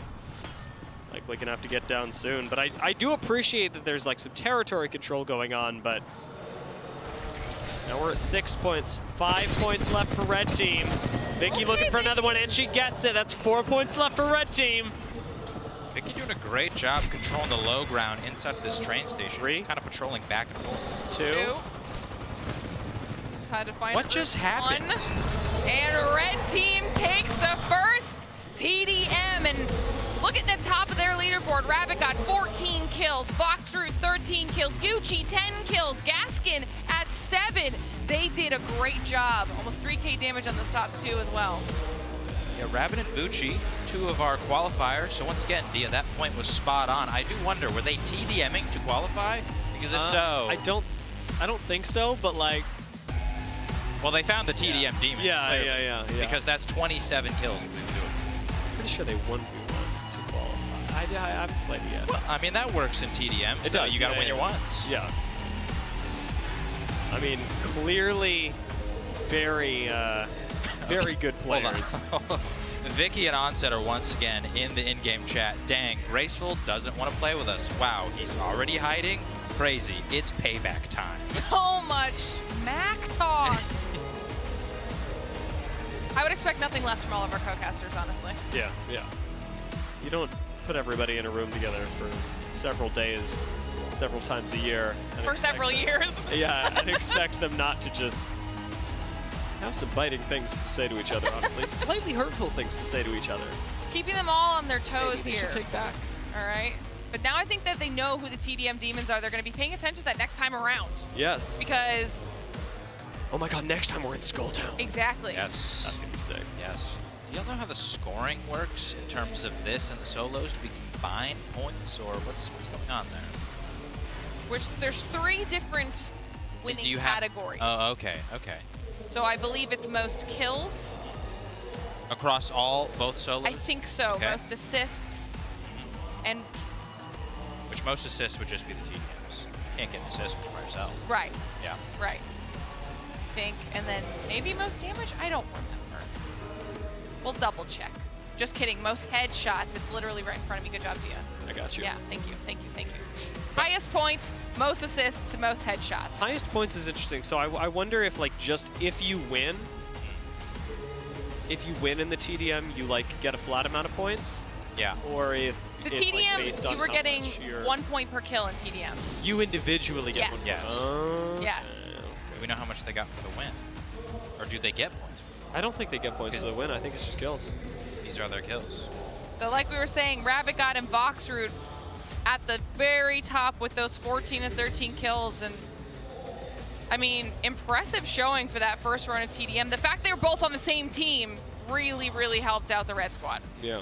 Yeah. I do want to say, although Graceful and Yurisa are 4 and 5, I do think they need to step up a little bit for their team as these Japanese qualifiers put on a show. Absolutely. I think they got to carry a little bit more of the workload from top.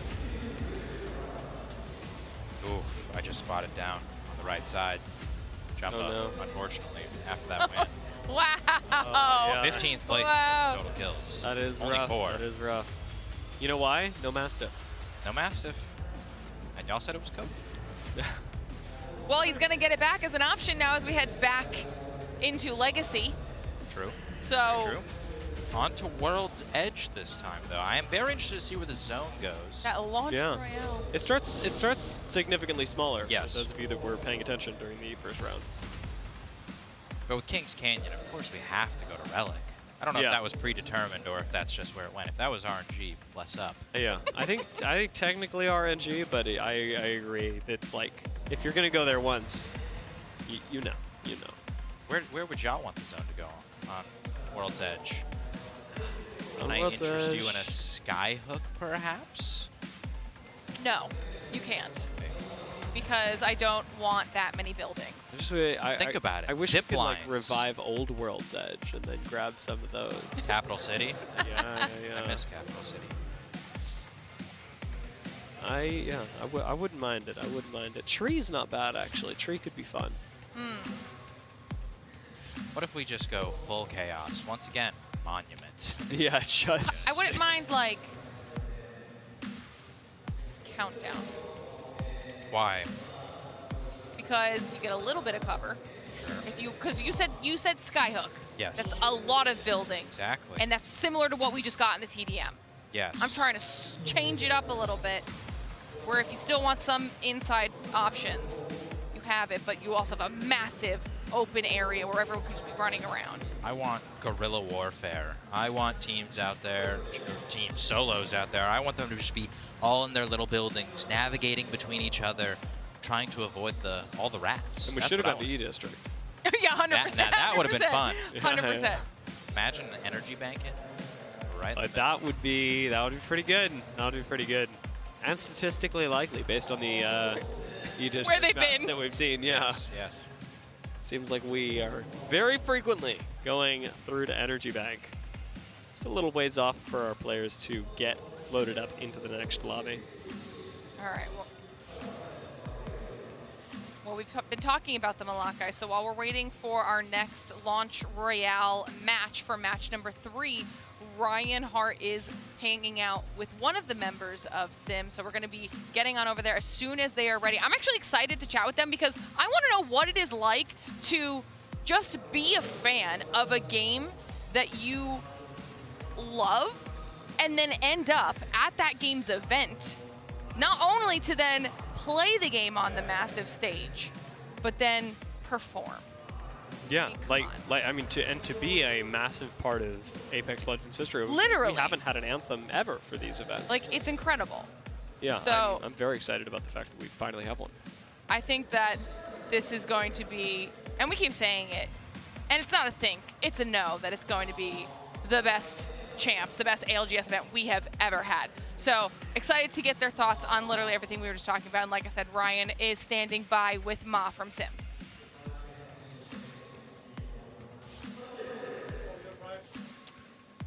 I'm here with Ma as 2 rounds of the Showmatch have concluded. And I want to ask him a little bit about his history with Apex Legends. Ma 様、Apex Legends の経歴をちょっと教えていただけますか？どのぐらいプレイされてますか？シーズン6からなので多分4年か5年ぐらいやってます。はい。So from season 6, he's played for about 4 or 5 years, he said. Now, my second question is, of course, they're going to play Champions tomorrow, the new song, and I want to know how this collaboration came about. 明日歌ってくださる「チャンピオンズ」という曲ですが、どういうふうに作られたのでしょうか。最初は EA から、SIM のある曲をここで演奏してほしいっていう風なオファーをもらったんですけど、でもだったら新しいものを作ってこのもっと特別な日にしたいっていう風に思って今回「チャンピオンズ」っていう曲を書いて。かっこいいです。はい。かっこいいですね。So originally they were offered to perform an already existing song that they have, but he thought, well, the band together thought that, you know, this is a very special occasion and we want to make it memorable for all the attendants, all the attendees that are going to be in-house. So they literally created a brand new song just to perform here for you guys live in the dome and watching at home. It's absolutely incredible. Really, really nice touch. Are there any nerves though? You know, we know he's good on the stage performing, but what about playing games? I'm going to find out. What can we expect from you on stage today, and is there a planned win for tonight? 最後にステージの演奏でもご経験はもちろんですが、ここで試合マッチはなんかなるとまた違うのではないでしょうか。緊張感はいかがでしょうか。緊張されたりしますか。でも一緒にやってくれてるビッキーとか他の人たちもすごいフレンドリーにやってくれるので、緊張はしてたけど今リラックスしてできてるし、でも余計この選手たちへのリスペクトが増しますね。この場であんだけのパフォーマンスを毎回やってるんだっていうのは。はい。勝つための必殺技とかでも何かありますか。必殺技？もう最悪切断じゃないですか。So I asked him about, you know, the nerves, and he did explain to me that initially he was nervous. You know, he was playing in this big, massive arena. Normally, like, you just play at home on a small monitor in a small room, but he's got everyone watching him here. But actually, once he got started, everyone was so friendly and so supportive that it really relaxed him. Now he's warmed up and he's actually ready to take the gold here. Let's see what happens. But for now, it's over and out from me. I mean, I'm pretty sure everybody is so excited for tomorrow morning. If you guys are wondering when the performance is going to happen, it will be tomorrow morning to kick off day 4 of our Champs event here in Sapporo, Japan. So make sure you're tuning in to see that. It is going to be so exciting. And honestly, I don't know what he's talking about. He didn't even need to be warmed up. Very first game of Launch Royale at the gate, he gets top 3. Ma was killing it. Yeah. I mean, what was really impressive to me, because you know, I know a lot of people that naturally, being around Apex Legends all the time, that play a lot of Apex, and watching the way that Ma was playing, I was really impressed and happy to see that it was a very, like, you know, conservative play style as well, but he'd clearly been playing since the beginning. Absolutely, he definitely had knowledge of the ring. I mean, he rotated pretty well, got into the end zone. Well, one of our other successful creators that is here went up against Jumba at the end in the first Launch Royale match, and we have Lei standing by with Siki. I have Ziki here, who is very close to being at the top. Of course, they will need to take over Jumba on top of the leaderboard. Now, Ziki, you're currently second place. You're doing incredibly well. Do you have a plan on how you can beat the first place creator?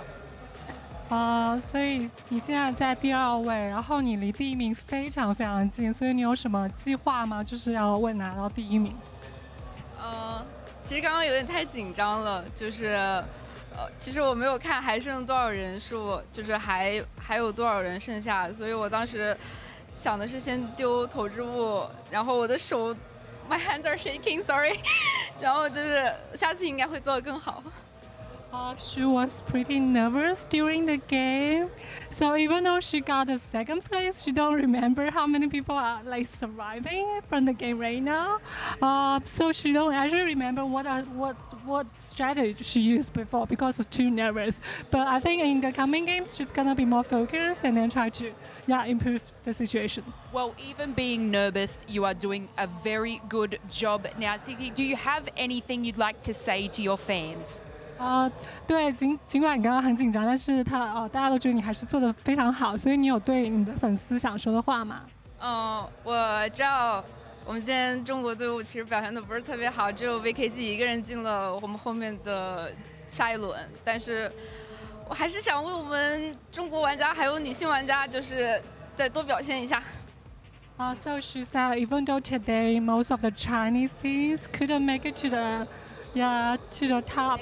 Yeah, next round only the VKG got the chances, but she wants to try to fight here, fight for all other Chinese players, also for female players as well. Well, you know, I love it when the ladies win. Best of luck for the rest. I believe you have what it takes to win this thing. Casters, back to you guys.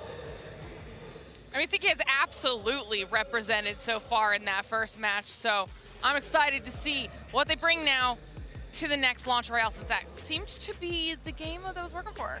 Yeah, I mean, Siki looked incredible. She got really good loot off drop, so clearly knew where she wanted to go that would have it going over to Gauntlet. So she clearly has great knowledge of the game and was able to put it on full display when it came to fragging out. It took me a while to get used to Pathfinder. Actually, I wasn't a big Pathfinder player at launch. I was almost exclusively playing immobile folks running around. I did play some Bangalore. I eventually got into Caustic for a long time, but Pathfinder I only picked up probably in the last 3 years. Really? Yeah. Pathfinder was so fun in the beginning. Super, super fun. Now I'm only experiencing that through Launch Royale. Yeah. Well, I'm glad you get to. Yeah, it's very nice, very nice. You know what? Mark was handling a lot of the Pathfinder stuff for you. That was Mark's bread and butter, so it's fine. That's true. You know, not everybody, you have different Didn't retain it very well, it seems. Wasn't able to escape that third party, that's all. Jayhawk is ready every single time as we give you guys a little bit of a refresh here on how exactly Launch Royale is going to be working. Okay, we're throwing it back to OG Apex Legends, and don't forget 3 points per kill. That's why we saw everybody being so aggressive last time around, because those kills are really important. You'll get standard ALGS placement points, and then of course, it's every single player for themselves here. Solo dolo, running around, and we did it on Kings Canyon the first time, moving on over to World's Edge as our players are getting ready to get into match number 3. Do we have any predictions now that we've seen both a Launch Royale and a TDM? We saw which of our players were ending up at the top. Jumba takes home match number 1, and then we saw just the absolute domination of Rabbit and Vox. So what do we get here this time around? I mean, I can't say that I think it'd go to Rabbit and Vox. I do think that TDMing and 1v1ing is a pretty specific skill set that doesn't jive nearly as well with the first couple of years of Apex, where everything was a little bit more random. I think, if anything, that level of skill expression has gotten a lot easier and a lot more consistent with the addition of Evo shields. And so, since we're going back to Launch Royale, there is going to be a fair amount of randomness here, and I'm expecting that it comes back to being a little bit more swingy, unpredictable of a match.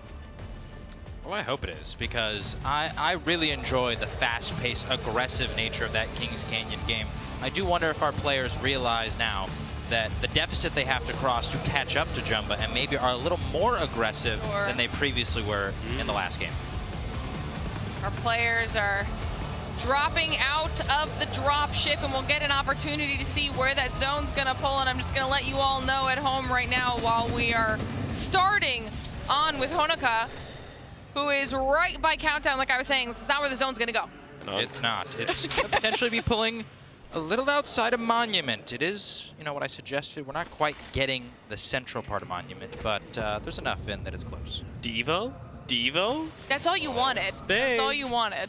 And I wanted the Peacekeeper, and there we go. There we go. 301 too. Actually pretty nice. I mean, it may not have that sort of classic feel of the Wingman, but the 301 is in a pretty good place for a very long time. That was one of the guns that was in the hands of Siki in the first Launch Royale as well. We do have a contest over at Harvester. Looks like they're both going to back off, though. Just some warning shots. We move over to Obo over at staging, and he's potentially going to be fighting Onset, who just stepped up. Oh, they're going for it. Nice little 50 damage and the grapple with the Mozam. Yo, Bozam, not the best spot. 45 flesh and a reload is gonna do it. It's gonna do it. Onset picks up the first kill of the match, but now we've got Tagloya coming in right after that on staging. Why is Mark so unkillable for that first kill every single time? This is both games, though, that he's got a wingman off drop, and yeah. that gun is a game changer if you can get it. Well, he's getting out. Hendy, however, is not. Asuka Kojima, nice cleanup on that with the 301 at the very end, and Yurice picking up kills with the longbow. Asuka Kojima, by the way, did get a gold helmet, I believe, from that box. Big smiles on her face as she got her first kill. Love that, love that. As we check in with Graceful and see exactly what he's got going on by himself up in, well, almost by himself up in Skyhook. Trying to see if he can make a safe little rotate as we check in with our winner of the very first launch royale in Jumba. No Mastiff to be seen this time around, Jayhawk. This is true, but he does have a wingman with the Skull Piercer. Great gun to get off drop. Was getting gate kept. He's going to move down towards Fragment. Unbeknowingly, though, Hanjo is waiting for him. Dunk gonna throw out some nades. This is towards Rabbit God, so not somebody I'd want to take a 1v1 with if you played the TDM that literally just took place in this POI. But Dunk has no way of knowing that. He's just gonna play conservatively, back off for now. Jumba dipping into the bubble with this Gibraltar. Jumba has talked to me many times about how he is really good at bubble fights, so let's put it to the test. Doesn't have a shotgun, though. Doesn't have a bubble either. That is gone. React nice. Gonna go down, and Jumba gonna fall as well. Hanjo giving it to him. Some are saying Mastiff Crutch. Some being me. You know, I thought he was going to make it through that door for a second, but unfortunately our previous winner does go down, opening up the door.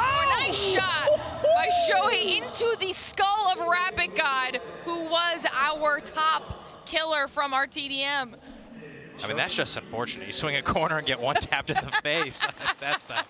Now you got your Reese coming up on you. Monument is still the happening place. As Onset finally has a little bit of space to heal up, but does have another person jumping up on him. Voxroot, another player to be scared of in the 1v1 as one of our qualified players. And one of our top fraggers from that TDM. So this is scary, but Onset does have the armor advantage with purple, but Voxroot with the height advantage. Good place Thermite. Could fish him out. Cooking. Oh, but Tangloya in the back trying to third party. If Mark can escape here as Wraith might be able to see if he can. No, it's not gonna happen. Not gonna happen. No. Wait. No.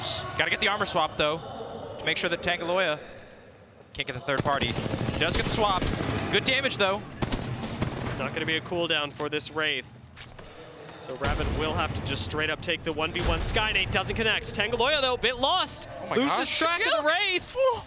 And the Voxroot gonna get to reset. 1 health, but the movement. No way. And got the bat off. Oh my gosh, and he's got the cooldown back. But the Pathfinder Q, the R9. We got trades. Tangaloya is gonna go down, and it's a third party that helps out Asuka Kojima, helping Vox survive as now Vox gets the chance to heal up again. Double Arc Star not gonna connect. Asuka Kojima looking behind the truck, but Vox is no longer there. She does need to play this slow though. Dunk coming in for a potential third party. She doesn't want to get too aggressive. Both players are going to back off. Guys, we're on 5th and 6th parties at this point. Everybody just waiting out these fights to see if they can move up and clean the next one. There's just so much chaos. You've got Honoka Nishimura in the side. Dunk with the Mastiff this time. You got to hit those shots, and he does. If Dunk wins this game, I want y'all both to take back the Cope comment. Okay. Yeah. No. I accept. Can we agree? Can we agree? If Dunk, fine. We'll play nice. I'll shake. Okay. I'm not gonna shake on it, but I'll do it still. Okay, I appreciate that. He does have his work cut out for him. That's only fair. Otherwise, Jumba supremacy. Yeah, otherwise Jumba supremacy. He does have his work cut out for him, though, because he is out on the edge by landslide. There's like 4 players all kind of grouped up over there, and they probably all have to funnel through the same tunnel. This is going to be a tough spot here for Honoka. That is like a raid boss. Trying to fight down below with Dunk pushing up from above. Oh? Yeah, well, I mean, there was already low health. At a loss for words. When that Mastiff hits you, that's what it does. That's what it does. It's beautiful. It's Graceful eliminates Mom. How does Graceful still have white armor? That's Launch Royale, baby. Oh, God. Boy, Dunk is just another running through one. people right now. And that was Boxer who does go down. You can see Dunk laughing. He knows. He's He knows. cheesing. That's what that Mastiff does, though. When you Vicky. get that thing, it's so fun. Vicky's by Dunk now. Look, Oh. she's right in front of him. I don't think he saw her. Vicky's about to get Vicky's sneaking up on him. so upset. Don't do this. Go the other way. No way. Oh, Vicky didn't push it.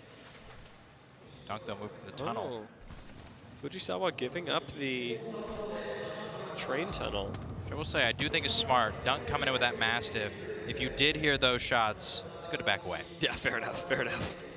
Also with that white armor, Dunk coming in with purple, you have to assume they've killed a couple players, they have a Mastiff. They're very kitted up. Vicky's going to be following this still. Dunk with some showmanship. A little taunt. Dunk about to be in a fight immediately after that, too. Oh, okay. Both players one shot, but Dunk cleans it up. Oh, this is Vicky's moment. He does get the armor swing. It's not Vicky's moment. What happened? This is Vicky's moment. Vicky, what is happening? Urice maybe could do something against Dunk now as he tries to heal up. We are down to our final three, and it is Graceful, Urice, and Dunk. Urice has a Kraber with his eyes set on Dunk. If he doesn't close the gap, he will maintain the advantage. Because Dunk has the Mastiff. You want to maintain that distance with that Kraber, get a nice juicy headshot, and then finish him off. If there's one gun that can beat a Mastiff, it's a Kraber. If there's one gun that can beat two Mastiffs, I don't think it exists. Unfortunately, Dunk has two Mastiffs. No, so if this there's one may- gun that can beat the two Mastiffs, it's Graceful. Look, Oh, yeah. coming in. Graceful with white shields, if I'm not mistaken. It's about the raw skill. Yeah. Okay. Ooh, Urice knows he's spotted. Notably, both other players do have blue helmets, so Urice landing a headshot is going to put them both down. There's nothing they can do about it. Try and line him up. Collab. Urice wants this too. He knows exactly where Dunk is. He's just waiting for the right peek. Scary peek. Gets it. Oh, he's running for it. I don't know what that panic Mastiff shot was. He's going for the no-scope. He's getting stylish, but he doesn't know that Dunk has a Mastiff. He has to queue away. Now he knows. Can he run? Dunk's not even following. Dunk's focusing on life, focusing on more positive things. Urice gonna miss the first shot, gets a shield swap as well. Now pops up and takes him down.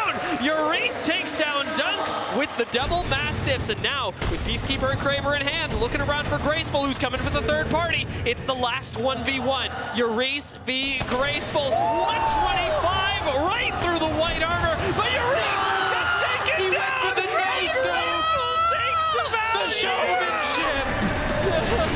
He said washed goo. That's showmanship. What can I say about Graceful, okay? That was sick. That was He's gonna sick. come in clutch. And the biggest win, Jumba Supremacy. Still that booth, Yeah. to be fair. Both Launch Royale wins stay in that booth. It's true, and I mean, Dunk popped off in that did. game, so maybe that booth specifically is just absolutely blessed. Do we know if Alliance or Fnatic or anybody's out there? Oh, that's a good question. Maybe it rubbed off on them. Yeah. By the power of effect. Bless me. Imagine. that was so fun, actually. Wow. Graceful said you're gonna land a crab shot, I don't care. 125 Don't care. to Yeah, white don't armor. care. To Still gonna live white and then win. armor in the year of 2025. Listen, Urice went for the clip. I respect it, honestly. He went for the Yeah, I mean, he did. It was cool.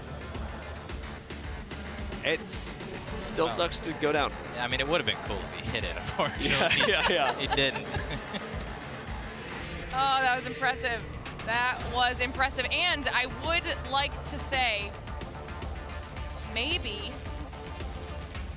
analyst desk buff, caster buff, talent buff for Launch Royale. Are we because Jumba and Graceful are the two winners. We have another follow-up from the in-game chat. Okay. Onset just said, now come IGL me, Graceful. I'm a big fan. He's changed his tune very quickly. Well, now Graceful has the opportunity to, right? Or are they? I'm double checking if they're on the same team. Somebody help me.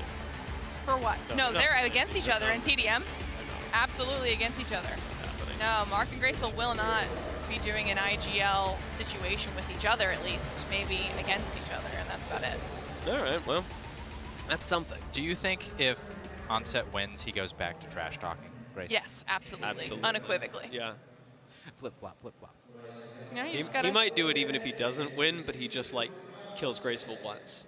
I mean, if I killed Graceful once, I'd probably talk trash too. Yeah. I'm not a pro. You gotta take it while you have it. I've never competed on this stage in a non-show match. Yet. True. Well, I mean, Don't count yourself out. I don't think I'm ever going pro, unfortunately. It's not because he's not capable, it's because he likes us too much. No, it's once again, they won't let me. I'm just too good. Never lost a fight. Yeah. Nobody has proof. Okay, all right. Well, while we look for the proof, we're going to check back in with Ryan because he is standing by with Tatsuya Fujisawa.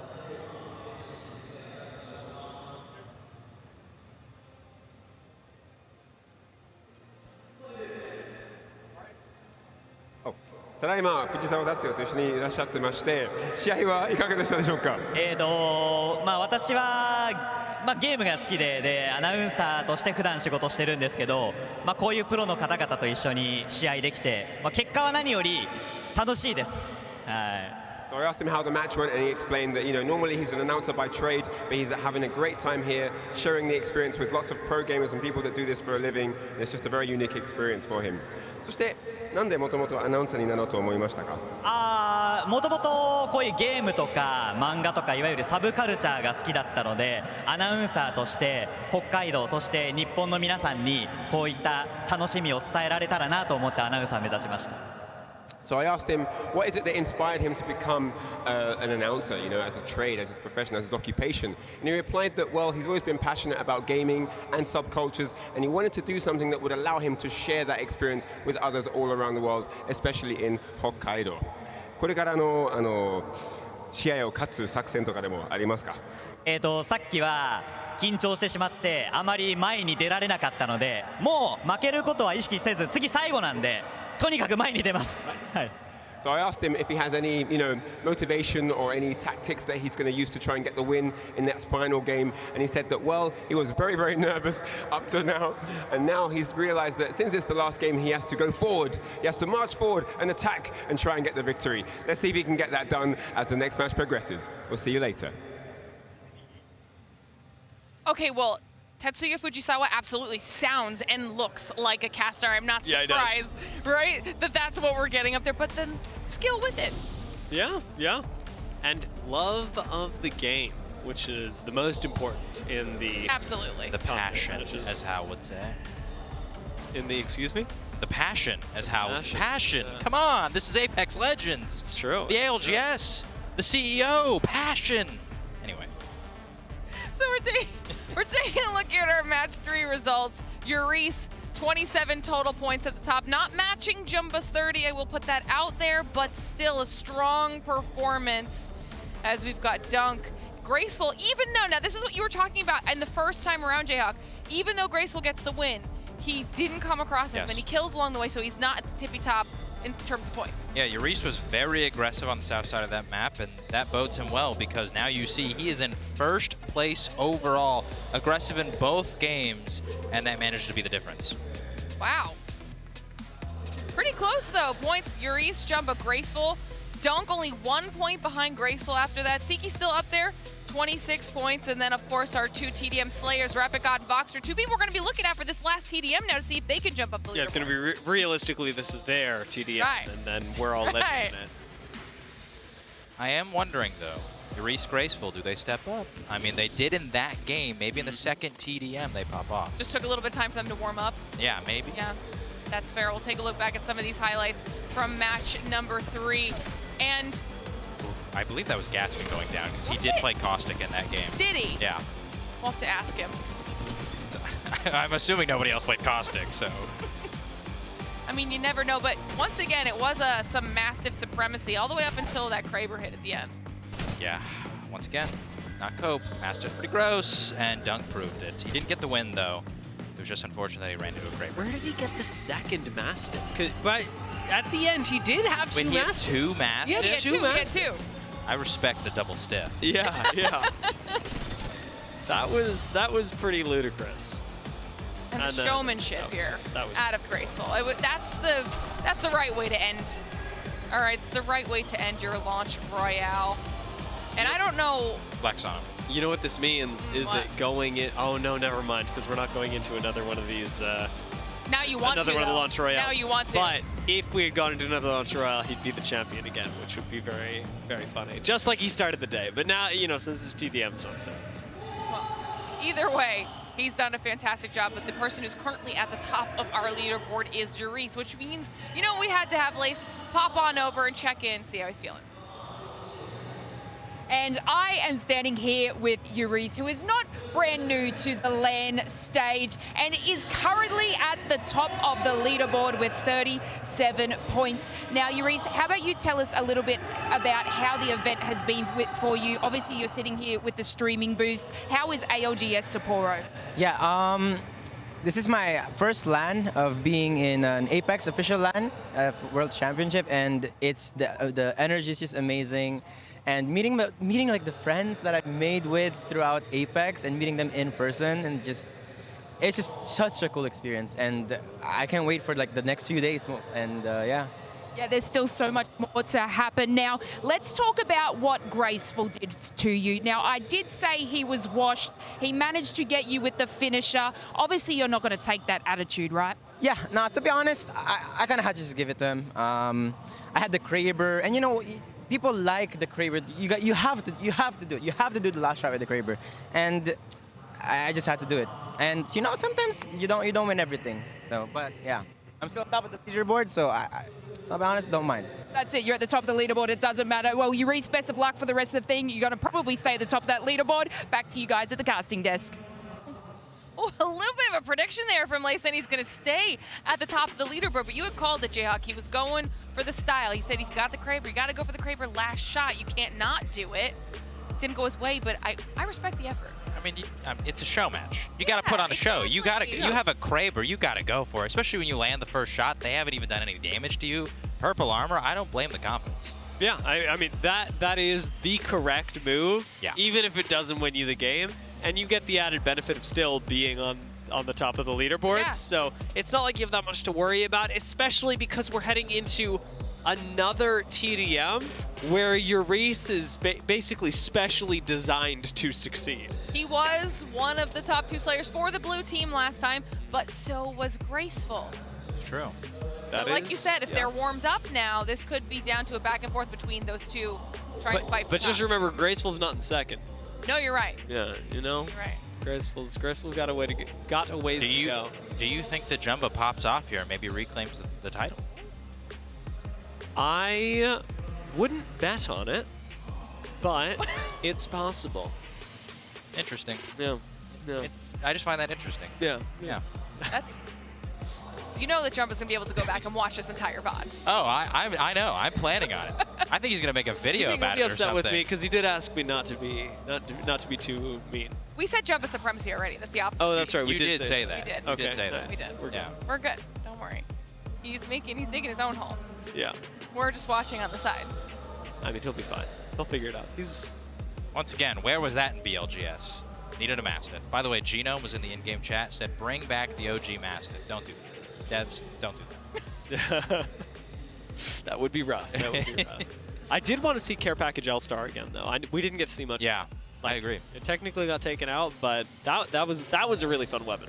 The good old days when the L-Star couldn't have a sight on it. Yeah. That's the only downfall about it, but it does slap. Mm-hmm. Took me a while to get used to as well.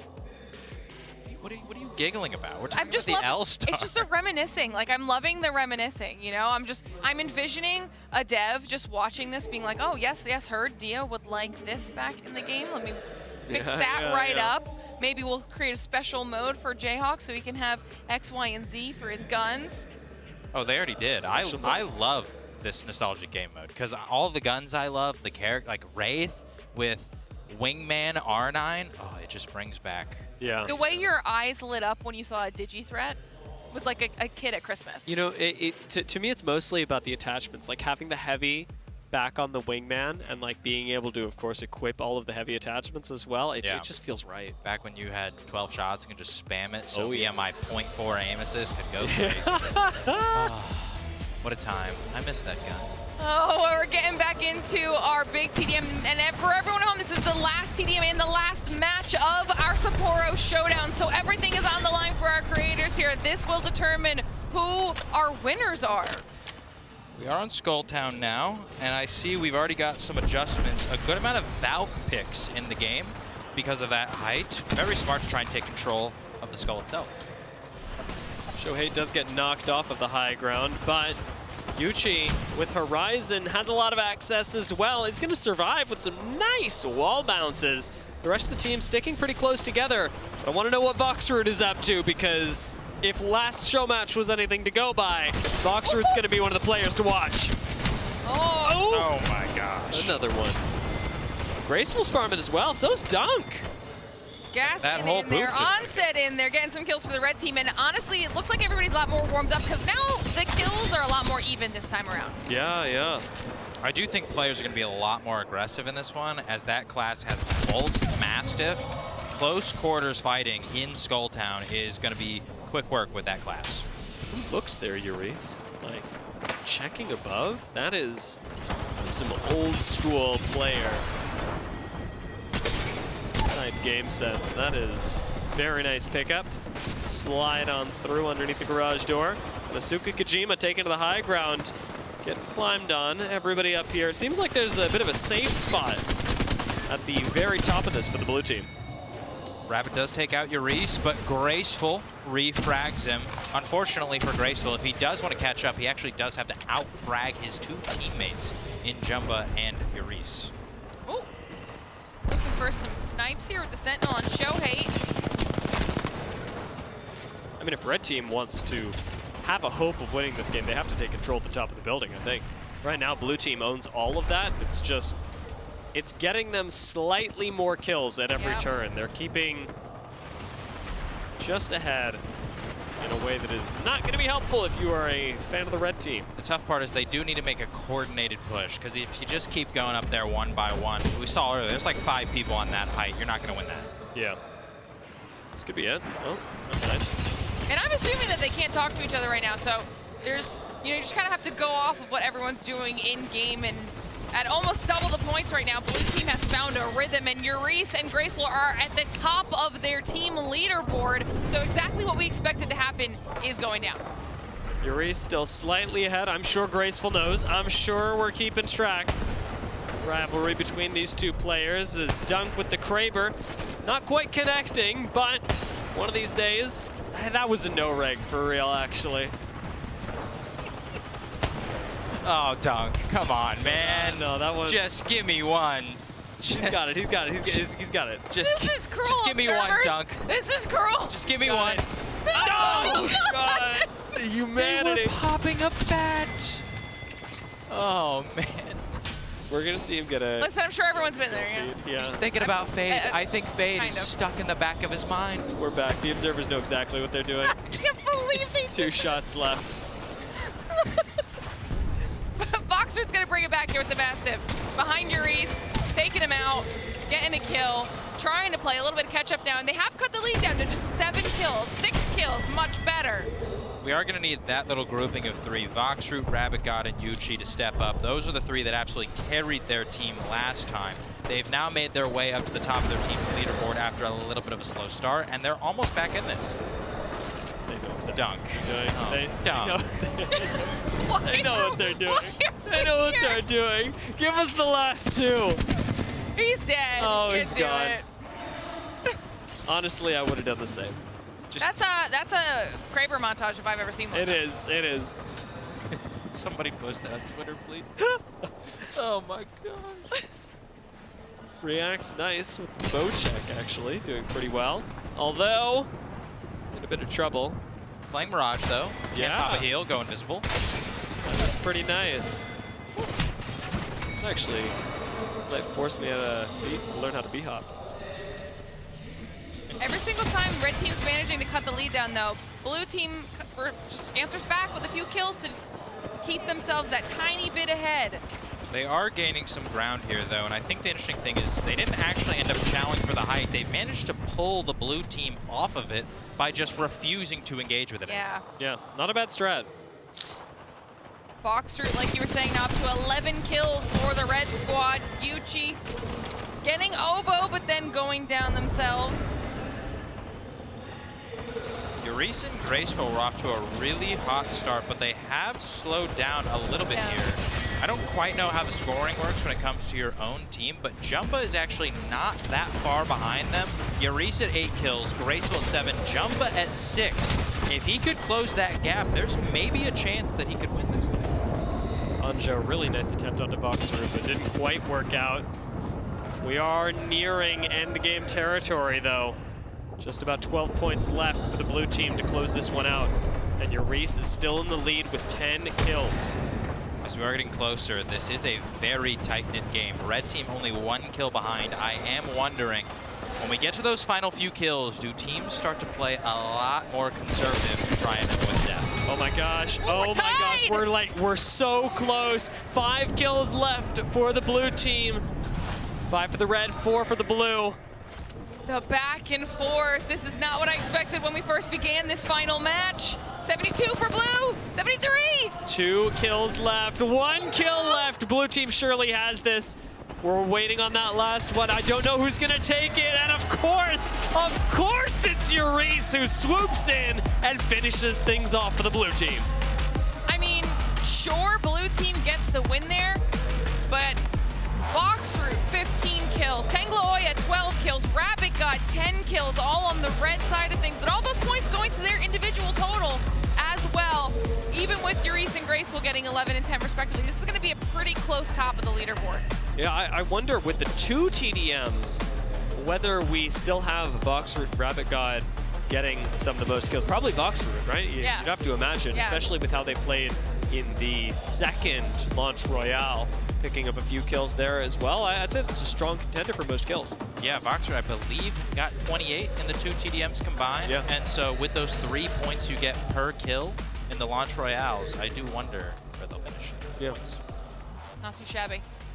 Not too shabby a showing, to say the least. I'm excited to see where our leaderboard ends up falling when we get all of those numbers tallied up, because I think that Yurice might have just barely been able to at least get the most points. Definitely got the most points. The 11 kills at the end, because I don't think anyone was catching up. The only other people were Jumba and Graceful that were close before that game, and they were on the same team, and Yurice was the top fragger on the team, so I'm assuming that Yurice takes it. And I don't think Jumba got close to as many kills either. No. But that means we still have to check most assists and most headshots. We caught a Which few is of the those. unknown. Yeah, we caught a few of those on camera, but we wouldn't know all of them. Yeah. So that won't be interesting as well, because I think that they could have been focusing that in the TDM and really going for that. Yeah, it's true. It's true. Especially if you're picking something with high fire rate. Yeah. So we get the match 4 results here. Like we said, Voxer 15 kills, Tanglaoya 12, Yurice 11, Rabbit and Graceful tied at 10. So it was just a destruction there out of our top 5 players. Yeah, once again, Voxer, one of our qualifiers, went through the gauntlet in the fan zone. Now we know why. Made their way onto the main stage, and yeah, that's exactly what happened. Now we know why. Meanwhile, checking out where everybody else is on here. Jumba getting 7. We're seeing about where he was going to fall there on the leaderboard. He'll still be somewhere at the top for most points, but definitely did not keep up with some of those double digits. Dunk up there. Not a great showing from our peers. Gaskin with 2, Onset with 4, Vicky It's with been a long 4. day. It has been. It has been. I'll start the excuses now. Yeah, I was going to say, Dia was ready with the emotional support right away. Yeah, ready? Yeah, they're a little sleepy. And there it is, the overall standings. Yurice does take it. Jumba still in 2nd place. Graceful was not able to catch 1 up point. despite out-fragging him in that TDM. So Jumba takes 2nd and Graceful in 3rd. Voxer made a big jump, though, all the way up into Yes. 4th after that 2nd TDM from all those kills. 36 points. So still a very, very strong showing. Vicky on that first page there. Not bad. Shabby. We'll take a look back at some of these highlights here, maybe catch a couple kills that we missed along the way of our final TDM match. it was so much closer this second time around. It was. Blue team really managed to pull things together because the first round, they were falling behind at a pretty steady pace throughout the early game, and well, they managed to get together at the end. This time I felt like, you know, blue teams, they started out strong, and it was red that had to start pulling things back, which was really cool with the way that we saw them interact with high ground. Yeah, Vox, Rabbit, Yuchi, they started off a little slow, but once they started to pick it up and were fragging like they did in that first TDM, they brought it within one. It was tied at one point. Yeah. They were right there. But the clutch genes from Yuris, Graceful, Jumba, and the crew managed to get it done. You know that they wish that they had hit their stride a little bit earlier in that TDM because of how close it was. But overall, that was insanely fun. I'm hoping everybody that was up on the stage had just as much fun as we did because the game modes were awesome. You got to see the guns that you missed so much, and we got to see the chaos of a TDM in Skulltown. You wouldn't get that anywhere else than ALGS Champs. Yeah, and with the amount of people up here, the amount of creators up here, it's been really fantastic to celebrate, not just, you know, the talent that we were very often poking fun at who were playing on stage as well, but a bunch of the Japanese creators who came out and supported not just the event, but brought their talents to the stage as well. Absolutely, and the fans that made their way through the fan zone. That was really cool, and I think a very special moment to be able to go on that stage. Yeah, well, we're going to check back in with Ryan because if I'm not mistaken, he's standing by with some more notable players. Let's see who he's got. Hello everyone and welcome back. 今日の本日のショーマッチが終了となりまして、ちょっと保証と商品があります。そして最初に一番高い得点集めた方、most points を一番集めた人はヨリスさんですね。おめでとうございます。12インチのネシーをもらってとても可愛いですね。それをなんか手に入れてどんな気持ちでしょうか。やっぱ他のメンツ見てやっぱめっちゃ自信があったんだけど、最初のソロマッチちょっとうまくいけなかったので、それやっぱ本気でやるかなと思ってて、まあなんとか上がったっす。おめでとうございます。So yeah, he just explained that obviously, you know, going through the matches, he didn't know what was going to happen. It was all to play for. Everyone's good here, but he's very happy he made it through and survived. And he has a very cute Nessie in his hands. And then of course, yes, holding that very nice T-shirt actually. So, 一番大きくアシストした方、手伝いに来てるだけ、most assists が飛鳥木島様でございます。大きな拍手。どうですか、お気持ちはいかがでしょうか。はい、皆さんのアシストができたなら幸せです。はい、楽しかったです。ありがとうございました。She was very happy to deliver the most assists throughout the entire match, and she's just really, really excited to be here. And then the third and final award to give you. ですね、一番大きく狙撃兵シャープシューター大きくヘッドショットで撃ち殺しまして、これパーカー、かっこいいネシーのパーカーがあります。Thank you so much。おめでとうございます。カメラに見せてください。So that's it here. These guys have got their prizes. They're very happy. Tomorrow, winners round 1 starts at 11 a.m. Japan time, and we're going to have the absolute honor of watching Ma perform here for all of us. Thank you so much from the Daiwa House Premise Dome. It is goodbye. Take care, and we'll see you tomorrow.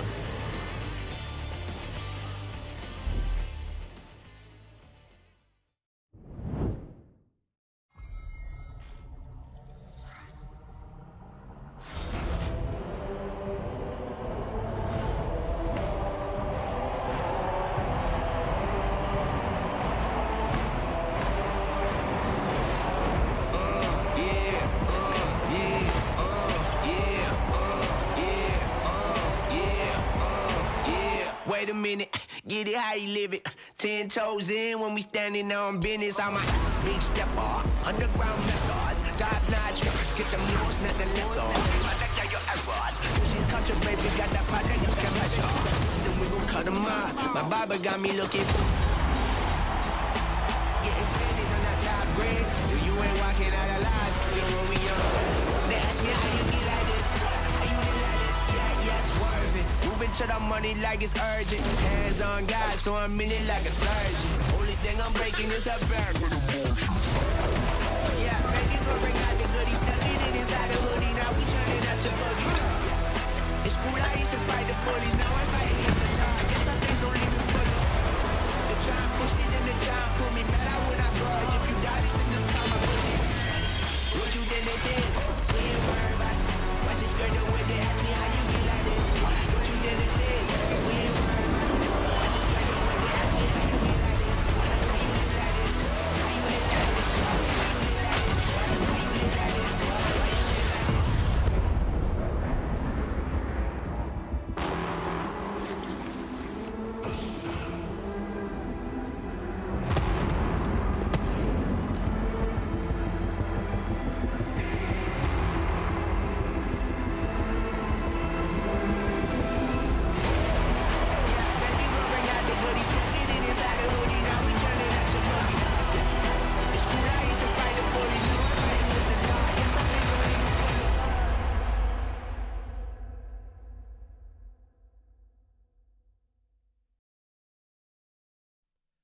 Alienware, the official PC of the Apex Legends Global Series.